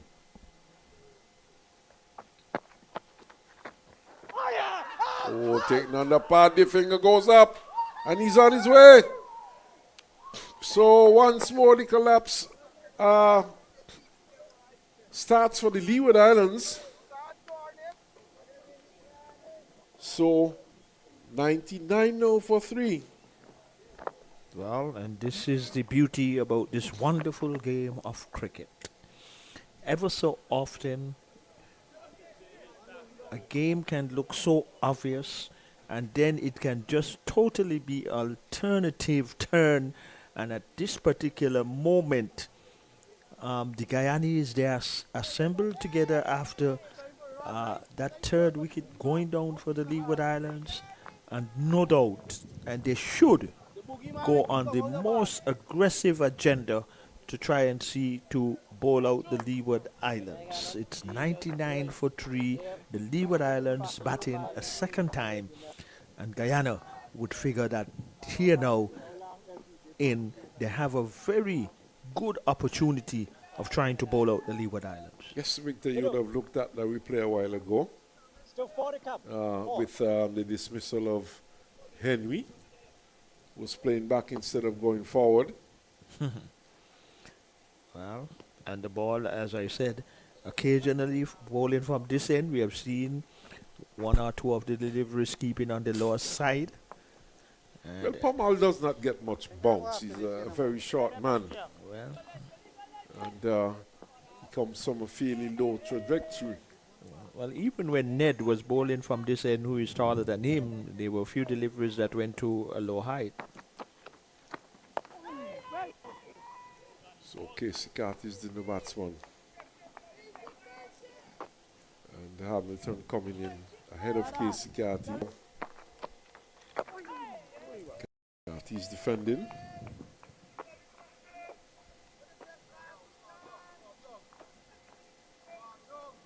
And you could easily see moments of craziness there by the Leeward Islands.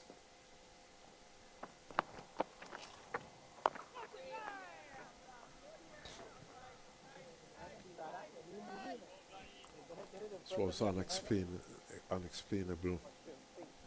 And one wonders if the Leeward suddenly decided to go after the runs. 349 the targets.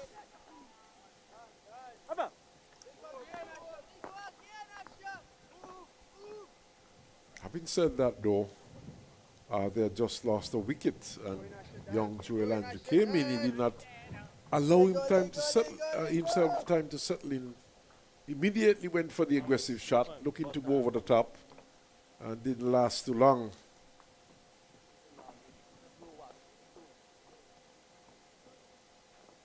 There we see him looking to go over the top, skying it down to mid-on, and a good catch taken there by Ali Mohammed. Very good catch indeed, positioned himself well and settled on it and took the catch quite nicely. We have seen him in the first innings, Victor, taking a low catch down at long leg early, well, in the Leeward Islands first innings, so seems to be a very good fielder. Change, and in fact, Ned continues from the far end. We like the plan there. You ready? Yeah, we ready, man. Go in. Go in, Asha. And Hamilton is the man on strike. Hey! Turns it quite into the onside for his first run. Justin Graves must be having some sort of injury. Well, certainly didn't in the first innings, and he came in at number 7. Come on, come. Graves has played Test cricket for the West Indies. And this, in the matches he has played, I don't think he batted at any time at number 7 in the Test matches. Oh, lovely, Asha. Lovely, Asha. Keep going, Asha, Dan. 100 for 3. And we're in over number 36. Richie, let's come out to the upper for my place.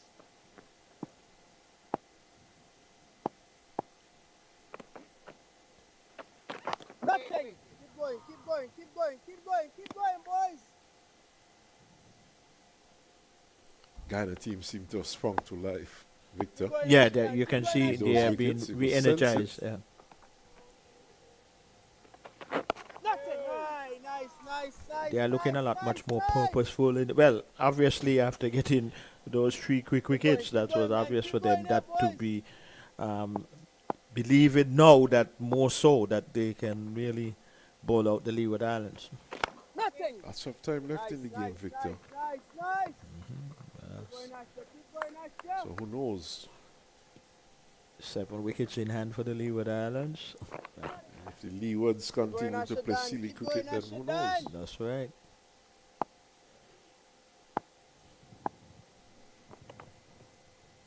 A few more spectators would have come in.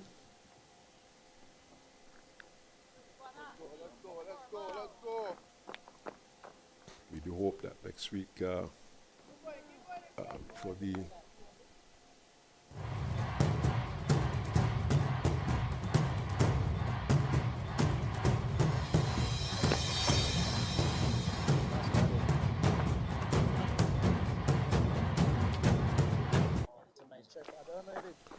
yes, so we do hope next week, Victor, for the day night matches that we'll see more people at these games. Yeah, a little more spectators will come in, especially more in the evening areas, anytime like most likely after 6 p.m. I would like to believe so, yeah. A few more will come into the ground once they know that cricket is at 1 o'clock. So Pamal, who did not pick up a wicket in the first innings, has bowled some 12 overs and has picked up 2 for 16 so far. This one is down the onside and played down to fine leg. Should run away for 4. Does so and the signal comes. So Carty gets up. In fact, Hamilton picks up his first boundary. And it's now 104 for 3. Yes, and that one strained down the leg side from Pommel. Most likely it might appear that he was trying for the arm ball, but not getting it in the right area, and Hamilton earning himself his first boundary. We're seeing a signal now for leg bye. Leg byes. Leg bye. Okay. So umpire now signaling leg byes. The belated signal.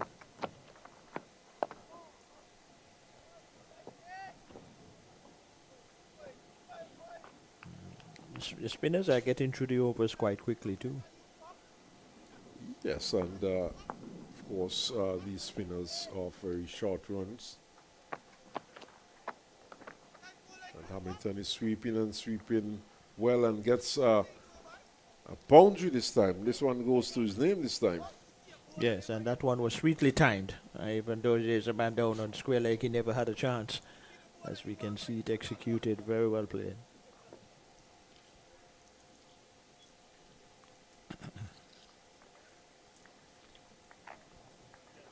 So Hamilton would have moved on to 5.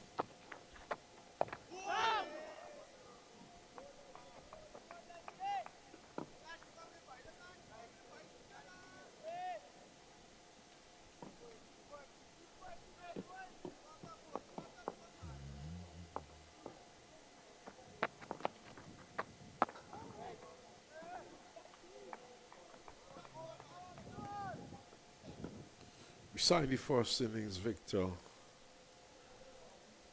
we had Guyana. They just more or less allowed the Leeward Islands batsmen to commit suicide. They came back after one session and came back with a plan. They attacked the Leewards outside the off stump, or in fact, just kept the ball outside the off stump. And they just waited patiently for the Leeward Island batsmen to create errors or make errors. And they didn't have to wait too long. They were able to pick up 6 wickets for 55 runs. Major collapse there by the Leeward Islands. Indeed, indeed. Spin will still be in continuation. I'm just trying to get the fielders in the appropriate positions. So Leewards have to be very careful here on in. But Guyana, on the other hand, will be looking for every area to keep getting wickets. Well, they are using their left arm spin bowlers. Cathy defending. Keep going, Asher, Dan. Keep going, Asher. Well, we have a manager as a co-commentator, so probably he might have a better understanding of what took place. Quick single. In the end, they decided against it. You know, I'm a bit bemused, baffled still at the approach of those batsmen there by the Leeward Islands right after tea. Yeah, certainly. But certainly. At the end of the over, Carlisle would replace Victor, so perhaps he would have a better explanation than I would have. Experienced manager, of course. Yes, indeed. Without a shadow of a doubt, Carlisle power. Now we see the batsman playing it quietly. They are not looking for anything rash.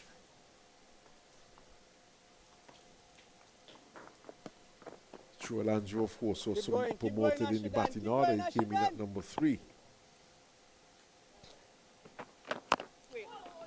Return is looking to force. Keep going, Eddie. Keep going, Eddie. Missed it completely through it. Went to the keeper, Imlak.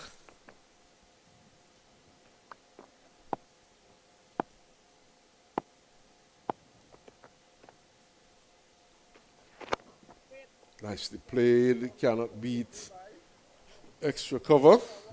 Perez. In fact, he beats him and goes across the boundary ropes for 4. Yeah, it was sweetly timed and well placed. It is. Placement very good. And he got it through the gap and earned himself 4 runs. For one moment that he, with that dive, he would have roped it in, but it beat him completely. Keep going, and ran away for 4. So Carty gets off the mark with that 4. Keep going, Asher. Keep going, Asher.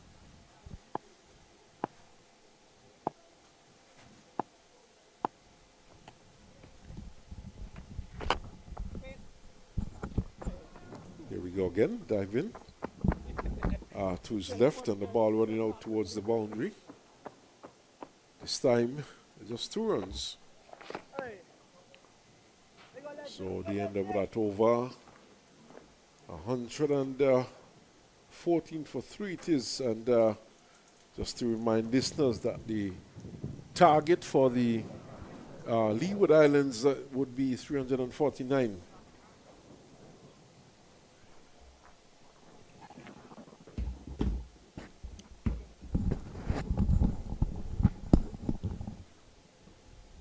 The overs completed. Good afternoon, Carlisle. It's a great afternoon, Earl. Hope that you're doing well.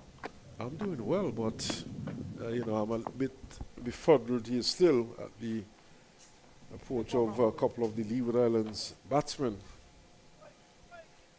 I'm sure you said exactly the same thing in the game against Trinidad and Tobago played here. And you said it in the first inning of this game, right here.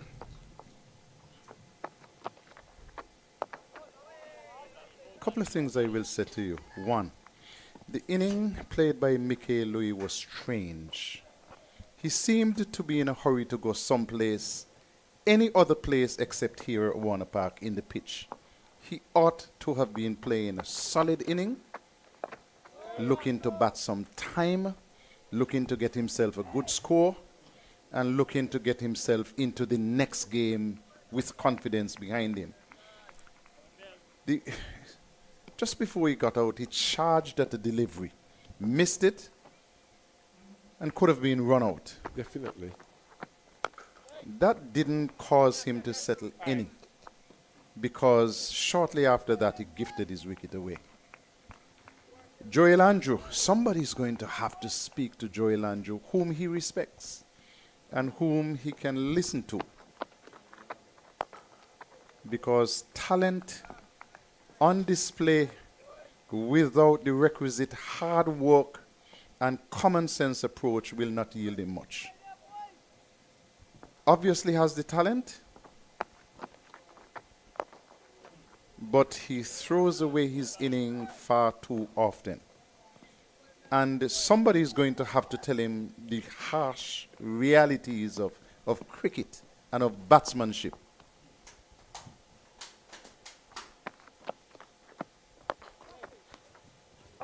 today he seemed to come out with one intention, to hit everything out of the park.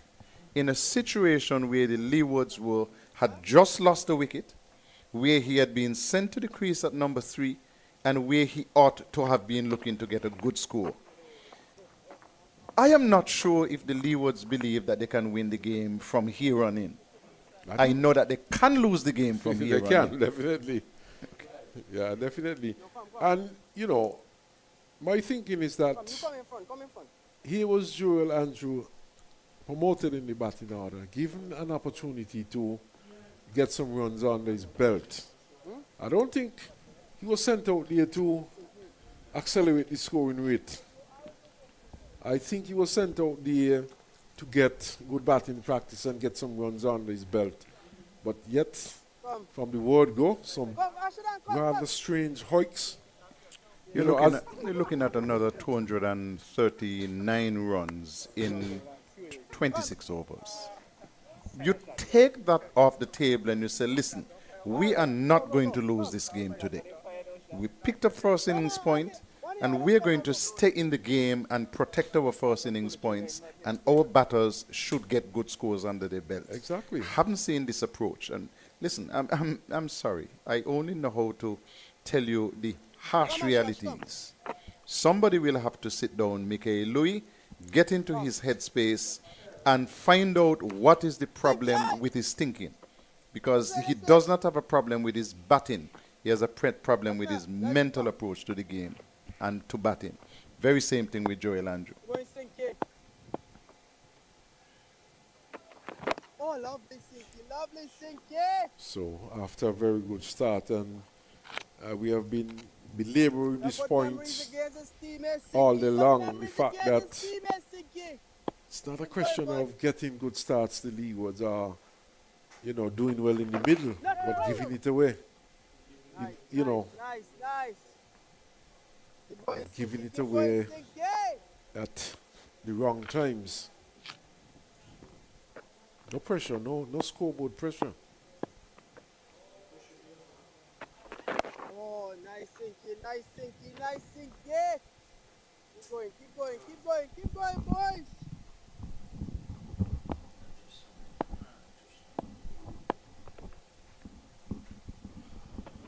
Oh, nice sinky, nice sinky. I mean, when you reflect that Louis batted for 10 minutes after tea, and in that 10 minutes he had already given a chance and he had already gone hoiking at a delivery which he missed. It says to me that he simply was not prepared to bat and bat out the rest of the afternoon. Excellent shot here by Casey Carty. Just came forward and drove it, just caressed it really, down to the wide long off boundary for 4 runs. He too can do with a good knock. Yes, certainly. And just before Louis got out, Carlisle, I was saying that he has a habit of coming back after tea break or lunch break and giving up his wicket. And so said, so done. That's the point at which he should be looking to restart his innings, settle back in, and build a good score. 118 for 3 at the end of the over. And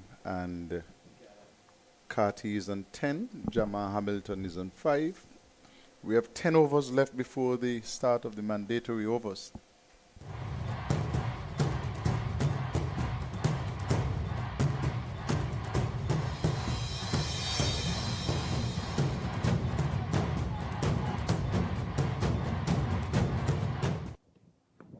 Not going to get in 10 overs in the next 20 minutes to take us up to 4 o'clock. So what it means is that we'll probably do some overtime this afternoon. Well, of course it depends. As is another good shot, going close to the extra cover boundary. And they were able to pick up 2.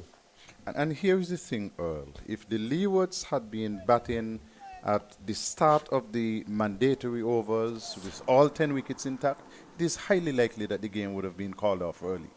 But if Guyana can sniff a chance, they would say, no, let's continue bowling because we feel we have an opportunity. Especially if they could pick up another wicket or 2 here before the mandatory 15. So now the pressure is on the Leeward Islands. And they certainly would have gotten themselves into that situation.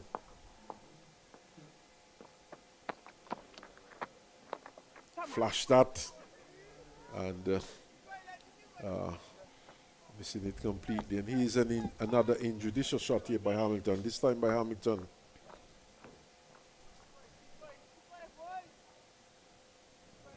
Played it. He actually got it on the inner edge and came back onto the pads. But you're right, absolutely no need for that shot. Could have defended it.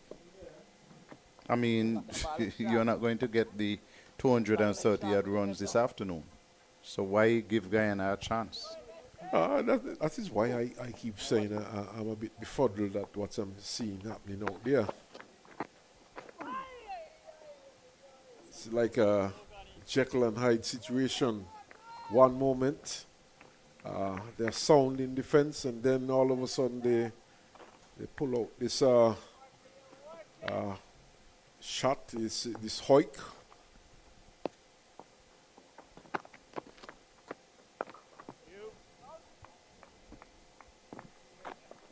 Here we go again, well defended there by Hamilton.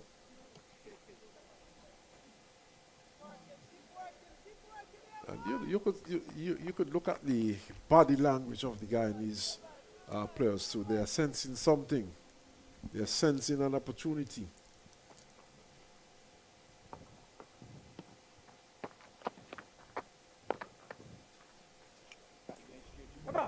Of course, a win here would consolidate their position.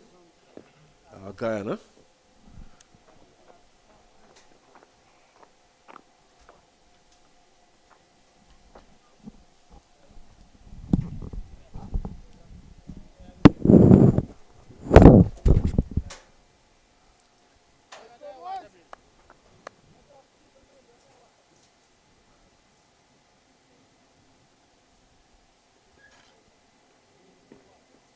Keep going, Sinky. Keep going, Sinky. Adam in the garden. Keep going, Wood. Nothing. Sinky. Single by Carty as it goes down to the fielder coming off the long on boundary. Keep going, Sinky. That takes him on to 11. Leewards at 90 for no loss with Louis on 58 and Henry on 30. Both of those batsmen along with Andrew are back in the pavilion. And the Leewards are 121 for 3. Run him. Keep going, boys. Keep going, Senko. Keep going, Sinky.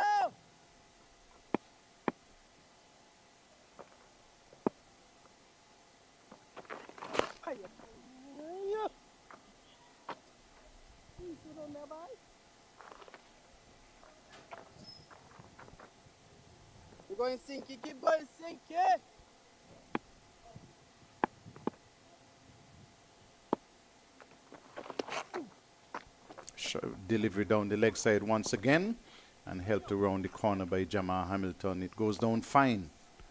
So they'll pick up 2 runs. 8 overs before the mandatory 15 overs after this one. Let's keep landing the spot there for me. Keep going, spot bowling.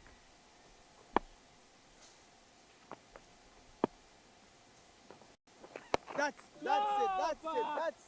it. Right. Keep going, Sinky.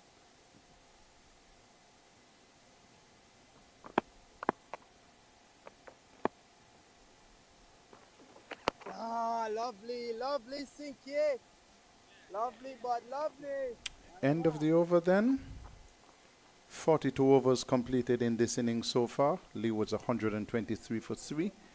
More importantly, there are 8 overs left before the start of the mandatory 15 overs. Leewards 123 for 3. Looking for 349 to win this game. That's looking more and more a distant hope.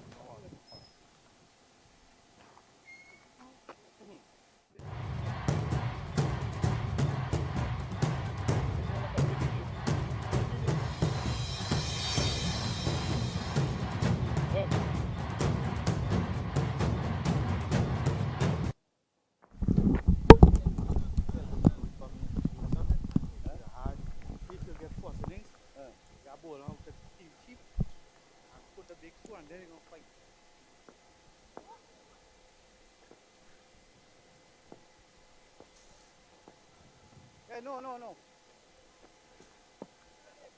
No, only late cut. Hey, come on. Come here, come on.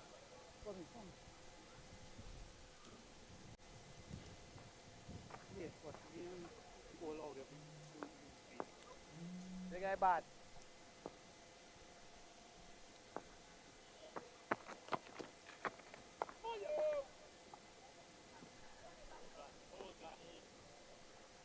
So, well, the scoreboard is the Jumbotron is interchanging 123 for 3, saying 7.5 overs remaining.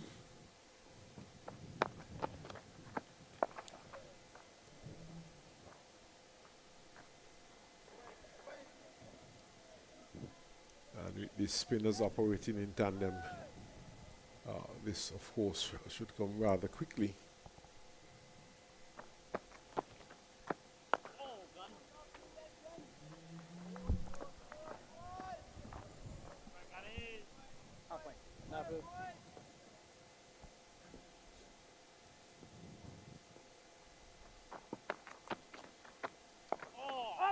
Wait. A drooping.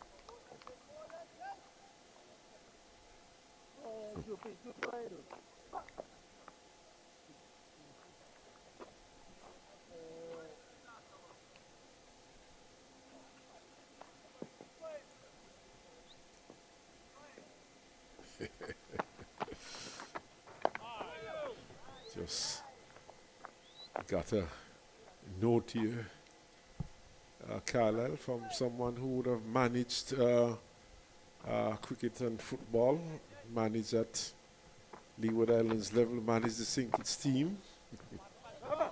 And what he's saying is that, I like the way he put it. You know, he has been saying it all the time that Louis has a serious after a break mental problem. There we go. He said he doesn't have the capacity to fix it, but we need a serious intervention to help him. But he got 100 this season, which meant that he batted after at least one break. He would have. He got back-to-back centuries last season, so he batted after more than one break. So I would not say that he has a problem after a break. I would say that he has a problem batting for long periods of time and concentrating for long periods of time. I guess he was saying that based on the fact that when he got the 100 this year, he got out right after a break. Maybe he's satisfied with 100. Well, he has not yet scored a double 100. I'm thinking that too. I'm thinking that, Carlisle, because I would have said earlier on that at this level, especially after you've played Test cricket, you should be looking for something real big. As this one is pushed into the onside, Sinclair is the bowler in operation. And we can look back at players like Atherton and Unaka, Morton and Stuart Williams. And I'm talking of Leeward Island players. Viv Richards, those players, Jim Allen. Stuart, Atherton, Ronako all have double centuries at this level. Exactly. And they would have scored heavily at regional level. So he needs to really, but as you say, it's more a question of batting long. And I tend to agree with you there. Listen, this is your job. This is what you do for a living. And if you're batting for a living, it means that you must be able to bat until the captain declares. Or until the game is over in this instance. That's right. End of the over, it's a maiden. Leewards 123 for 3. 6 overs left before the mandatory 15 overs. And remember, Leewards are looking for 349 to win. Don't think they're going to get there in this game, or even if we play late into tonight. But that is the reality of the situation. And Earl, here is the challenge. You're on commentary. You're supposed to be calling the game as you see it. But even if you give your opinion and talk about what you see, somebody is going to tell you you don't like Louis, or you don't like Andrew, or you don't like the Leewards. I've been told that. When you speak the facts as you see them in front of you. I've been told that, and and I wasn't saying anything derogatory about the young man. I would have said on my sports show that people were calling in and saying that Louis should open the batting for the Patriots in CPL.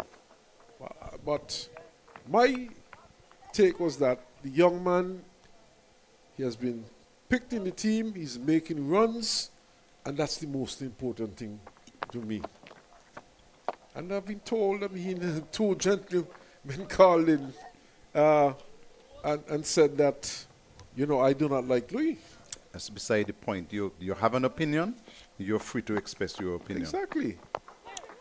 And single into the onside as Carty gets another run. The score moves to 124 for 4. He's on 12. I'm sure he wouldn't be bothered about the 12 runs or the time that it has taken him to make the 12 runs. What he'd be concerned about is ensuring that the Leewards does not lose this game. One of the things I do take from you, Carla, is I remember you made a statement some time ago. Nice shot, though, for 4. You said that whenever you open your mouth, before you open your mouth, you make sure that you're talking sense. And talking the truth. And talking the truth. Hamilton plays that shot very well. Once it's pitched on his legs or outside his legs, he has very good, strong wrists. And he just turns the bat on it and plays it down to fine leg and plays it very well. He picked up 4 good-looking runs on that occasion. He too has been batting well this season, has not converted to 100. He has one more game to correct that situation. End of the over, 128 for 3. 5 overs remaining before the mandatory 15 overs in the last hour. I'd still get through before, well, at least a call off before 5 o'clock, Carlisle. Yeah, I'm looking at 5:30. 5:30? Yeah, if the Leewards continue batting. Well, we'll just have to wait and see. Guess it's just a question of whether or not Guyana. And I don't know why he keeps thinking Trinidad. Dylan, of course, our producer is from Trinidad and Tobago. But if Guyana could pick up a couple more wickets, who knows? Carty has to be careful here. He's backing away and looking to play the ball into the offside and kind of opening the face of the bat. He has to be careful with that shot. There was a time that Hamilton played this shot quite regularly, and it got him in trouble. But what I've noticed in the recent past is that he has cut out that shot. And here he's given some width, Carty. And he didn't have to back away. He would just had to come forward, lean over it, and carry it down to the cover boundary for 4. Good shot, well played. He waited on that one. Didn't have to create any space at all. And they picked up 4 good-looking runs. Much overused expression, Carlisle, much awareness. And with a player of his ability, he doesn't have to be backing away at this stage of the game and attempting to play those shots. This is a situation where he needs to bat out the remaining overs and come not out. And runs are gonna come. Aye. Nice, ball.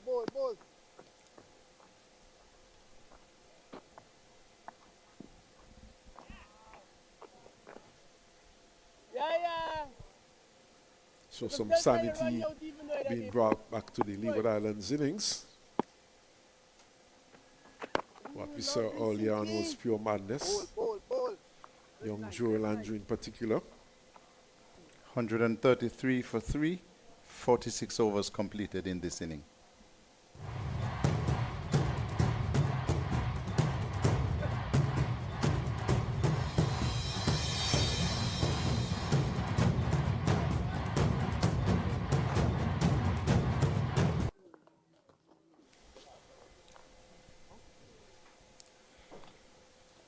Hamilton is on 11. Casey Carty is on 17. Runs required 216 to win. That's pure academic, I would say.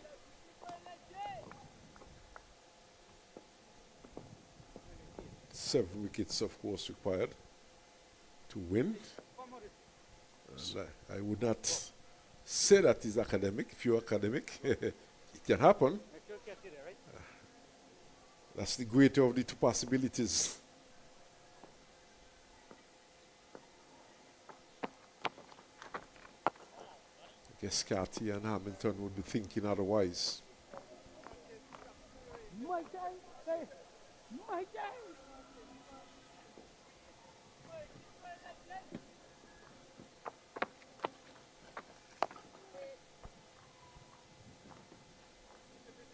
You know, Carlisle, at times, I think players, players would have to be, adopt a selfish attitude. And that, by that I mean, it's not that you are not playing for the team, but you have to think in terms of your personal well-being, your game, your record. Or records for that matter. Yep. And there are certain situations tailor-made for such as is today, as is the case today. So you don't give it away. I was having dinner with a certain outstanding former West Indian batsman one evening at a hotel. And I reminded him of an instance when he batted, to my mind, a little bit slowly. And West Indies didn't have enough time to win a game, but he got 100. And I asked him why. And he said to me, it's the end of the over, though. It's 133 for 3, 47 overs completed, 3 overs of the mandatory session left, 3 overs of the day's play left before we get into the mandatory overs. And that batsman said to me, he chuckled and he looked at me, he said, Powell, I was playing mortgage cricket. And I asked him, what do you mean? He said, if I had failed again, I might have been dropped. So I was playing an inning to save my career and to ensure that I could pay my mortgage. He said, additionally, I had a responsibility to help my parents. So I was playing mortgage cricket, which is what you might term as having to be selfish at points. But you would want to see a lot of that. So when it's played into the offside, it's going down to the boundary for 4 from Jamal Hamilton, given some width there, and he launched into that from Sinclair and picked up another boundary. Makes a lot of sense to me, though, Carlisle. Mm-hmm. I mean, if you get runs, the runs don't belong to you alone, they belong to the team. That's right. And if you fail, the team fails. That's right. So can help some of these players to understand that concept of batting.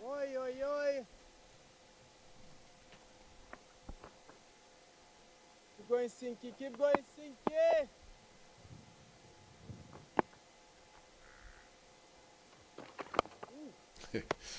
That's a good one, Carla. He was playing mortgage cricket. That is what he said to me. I'll remember that one. Cricket was his profession. That's right. And he was playing good shot again around the legs, and you bowl on the legs of Jamal Hamilton, you're looking for trouble. He was inside his wicket and just wristily placed that one down to the fine leg position and picked up a good looking 4. Plays that shot very well. And what Hamilton is doing here is putting the Leewards back into a better position. 141 it is now for 3.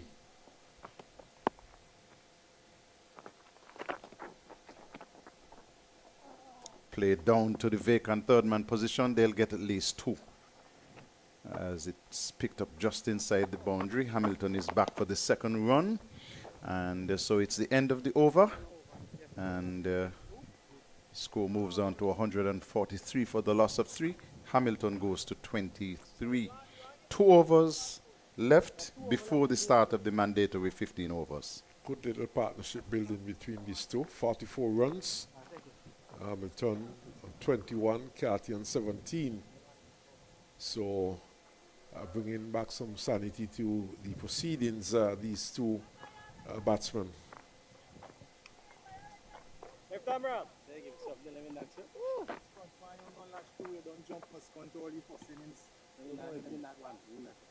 Hamilton is perhaps one of the most friendly cricketers on tour. He chats with everybody, opposing players, his own teammates, the umpires. Everyone. Match referee, you give him a chance and he'll engage you in conversation.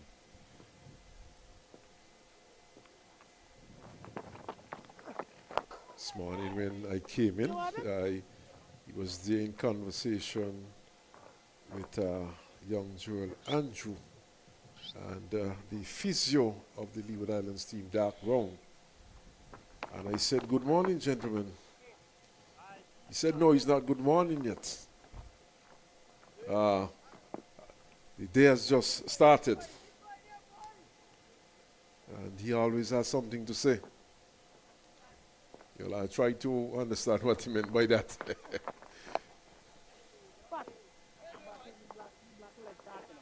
But like you said, very talkative, always has something to say, and chats with everyone.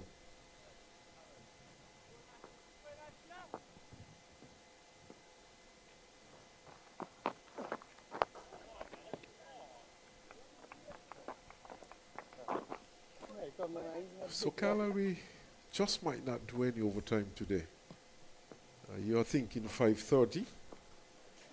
These two, they have brought back some sanity to the game. And unless Guyana pick up some quick wickets here, we might be in for an early finish. Well, at least I'm hoping. See Anderson warming up at short mid-wicket. Wonders if he would be given a trundle. So Ned bowling that delivery from 2 steps behind the stumps. You know, but Carty was equal to the measure, turned it around the corner, picked up a single.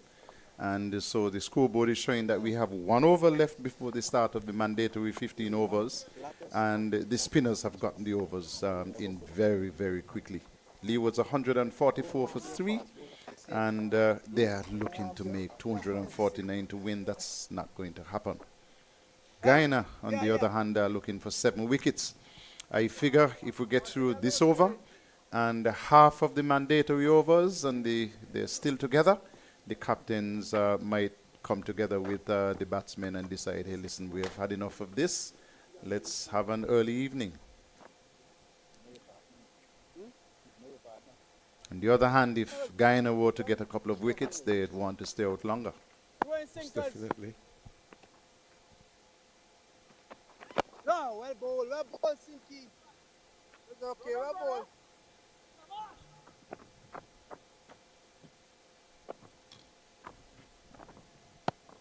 Keep going, Just to remind viewers, of course, next week, the Leeward Islands take on Barbados here at Warner Park. That's a day-night fixture. That starts next Wednesday. Runs here for Hamilton, 2. And that match, of course, Carla, starts just around 1 o'clock and goes into the evening. Of course, instead of the red ball, they'll be using a pink ball for that match. We've had a day-night fixture here before, a couple of years ago. Day-night for the match. Carla, I've been told that the West Indies board, they're thinking in terms of having a day-night match in Jamaica, but that depends on whether or not the Jamaican government and the Jamaican Cricket Board could, you know,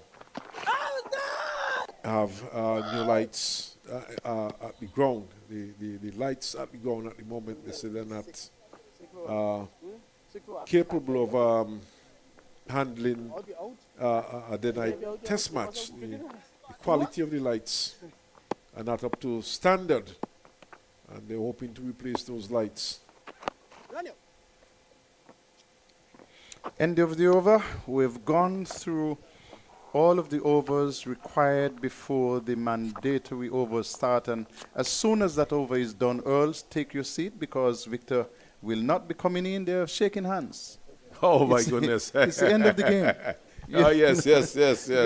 They completed all of those. It's already 5 o'clock. And so they're shaking hands. Guyana have said, listen, it's 4 o'clock. We're not going to get those 7 wickets, we think. And we're satisfied with our points haul from the game. Especially, they would know by now that Trinidad and Tobago, their closest competitor, lost the game. And so they're shaking hands. They have said, thank you very much. And so it's game over. Yes, so game over. Leewards coming off with first innings points. And as you rightly said, Jamaica beating Trinidad and Tobago, and thus giving an advantage to the Guyanese team, who are top of the board. They are, of course, defending champion and already leading on the points table. So the results of this round of matches, very much in favor of the Guyana team. Although they would have lost on first innings, they would be satisfied still with the situation.